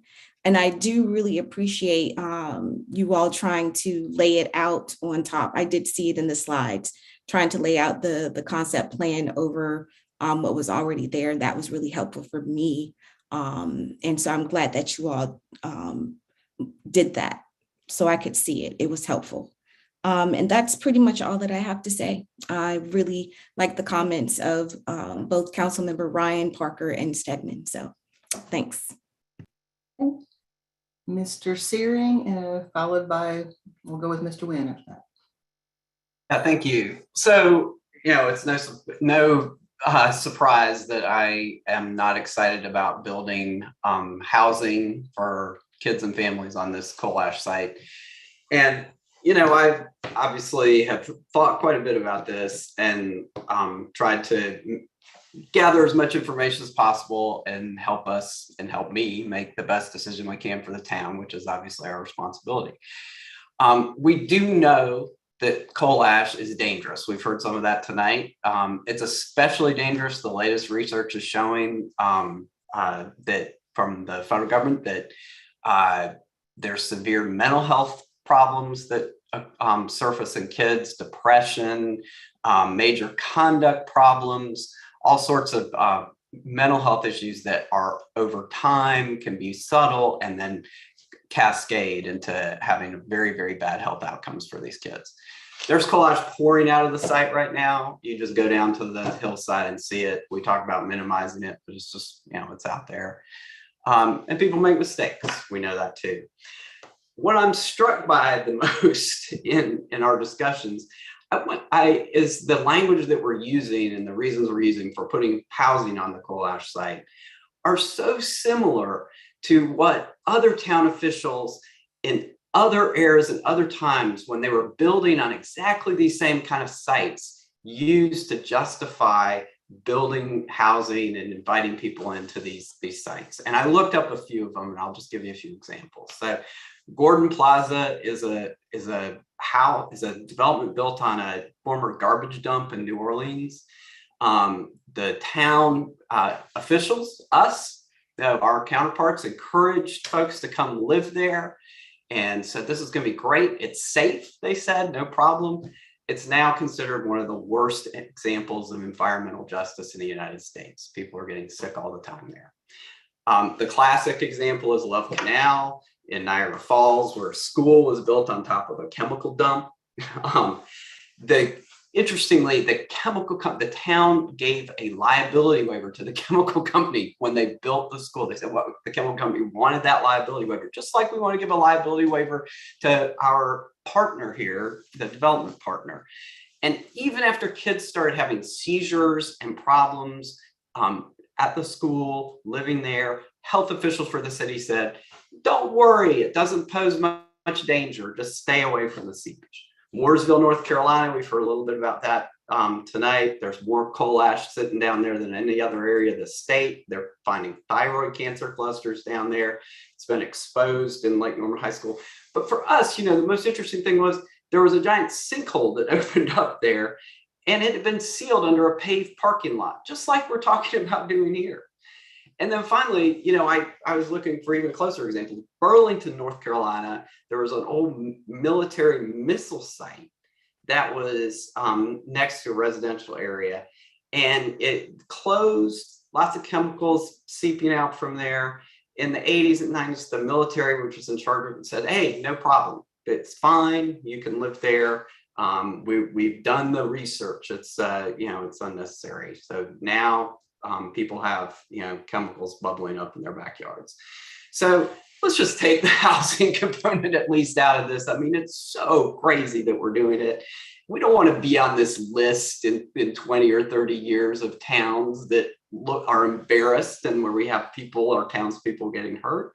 And we shouldn't have to, have people live on top of this site just because of some, political imperative that we have. So we know it's dangerous. We have examples from, our fellow communities around the country why this is a bad idea. There are other options for us now. And that's what I hope that we can move forward on instead of this current proposal. Thanks. Mr. Nguyen and Ms. Berry?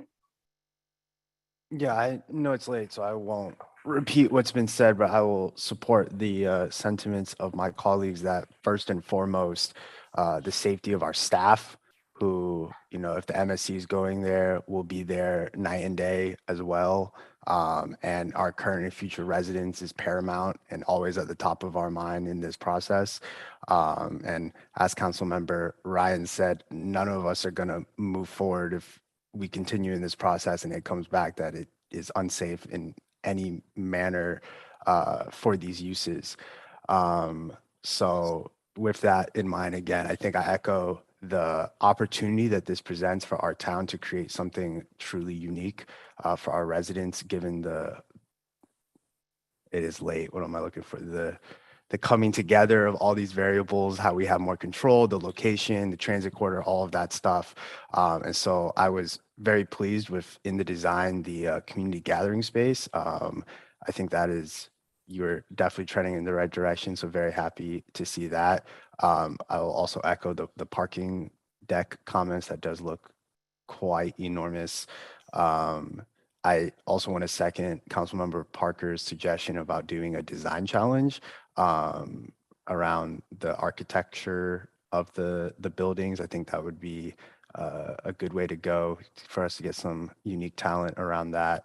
And I mean, I think a lot of folks have talked about housing, but I think just to contextualize for members of our community that we currently have members of our community living in much worse housing currently. There are adverse health effects to the lack of affordable housing and just proper housing, not only in our county, but in the surrounding areas as well. And so I just want to paint that context for folks as well. Thank you. Ms. Berry? Thanks. Comments about the parking and garage does seem big. I would want to understand further why you went with that size. I do appreciate Ms. Morgan's comments earlier about making those steps more inviting to walk up, if it's safe to do so. So I'm just curious how you could achieve that. I think it might be possible, but I'm not an engineer. Gathering space, yes. So what strikes me as curious is that that site is perfectly safe for our police officers right now, for our police staff, according to some. That site is perfectly safe for us to ride and walk past right now, because many of us do. One goes by there frequently and takes pictures. That's great monitoring, and I really appreciate that. And I've said that before, but I appreciate that monitoring that we are doing.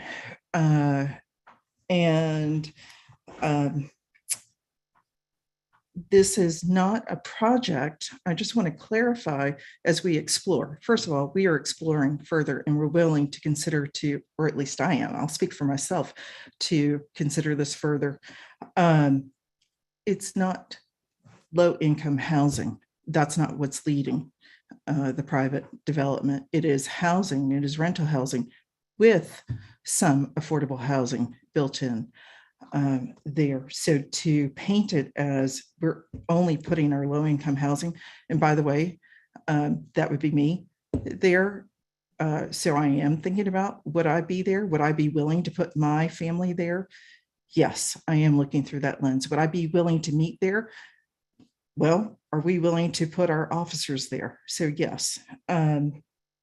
So I am willing to explore this further. Those are my inputs as far as design. I would love to see, because of its proximity to MLK, our gateway, what can we demonstrate architecturally. But first and foremost, we are willing to explore further and pursue this as long as it makes sense safely. We have not gotten to that stage yet. We will.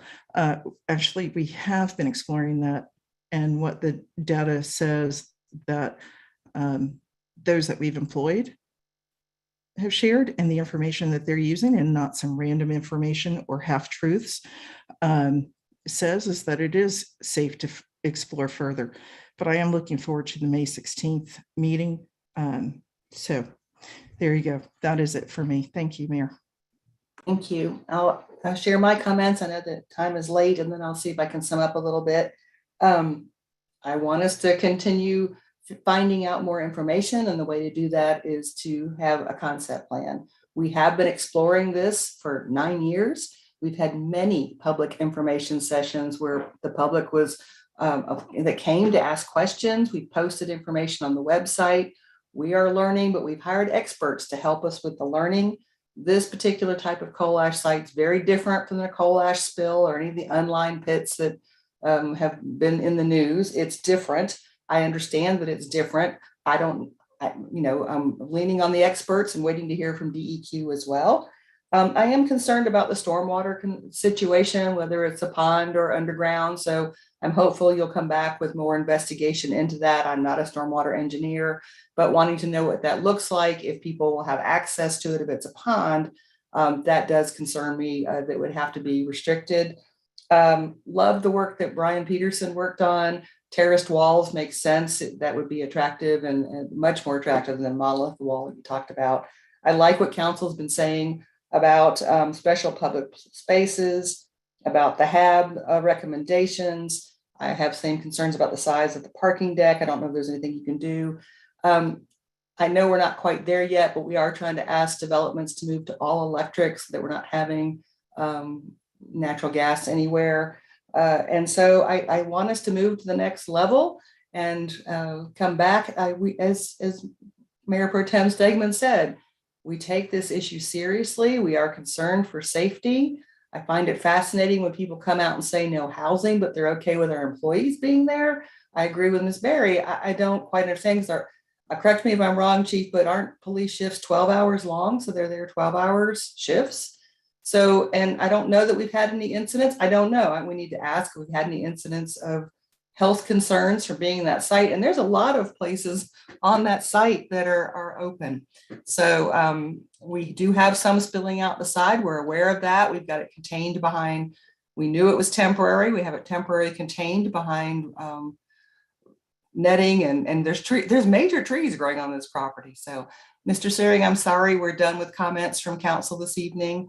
We are wrapping up, and I think you've heard the same comments. You've heard similar comments from council, unless the developer has anything that was unclear to them. I think we're good. Is there anything unclear? No, appreciate everybody's feedback and for putting in the long time tonight. Okay. And I move R9. Thank you. That's to transmit our comments. It's not voting on the concept plan, it's transmitting our comments. So second. Been moved by Mr. Parker, second by Ms. Stegman, to transmit our comments. Roll call vote, please. Ms. Stegman. Aye. Ms. Berry. Aye. Mr. Nguyen. Aye. Ms. Miller for she, there you went. Aye. Okay, sorry. Mr. Parker. Aye. Ms. Ryan. Aye. Mr. Searing. Aye. And the mayor says aye as well. Thank you very much. That's all we have on our agenda this evening. Thank you for hanging in there with us. And the webpage, that was one of the comments, is the future of 828. Is that right?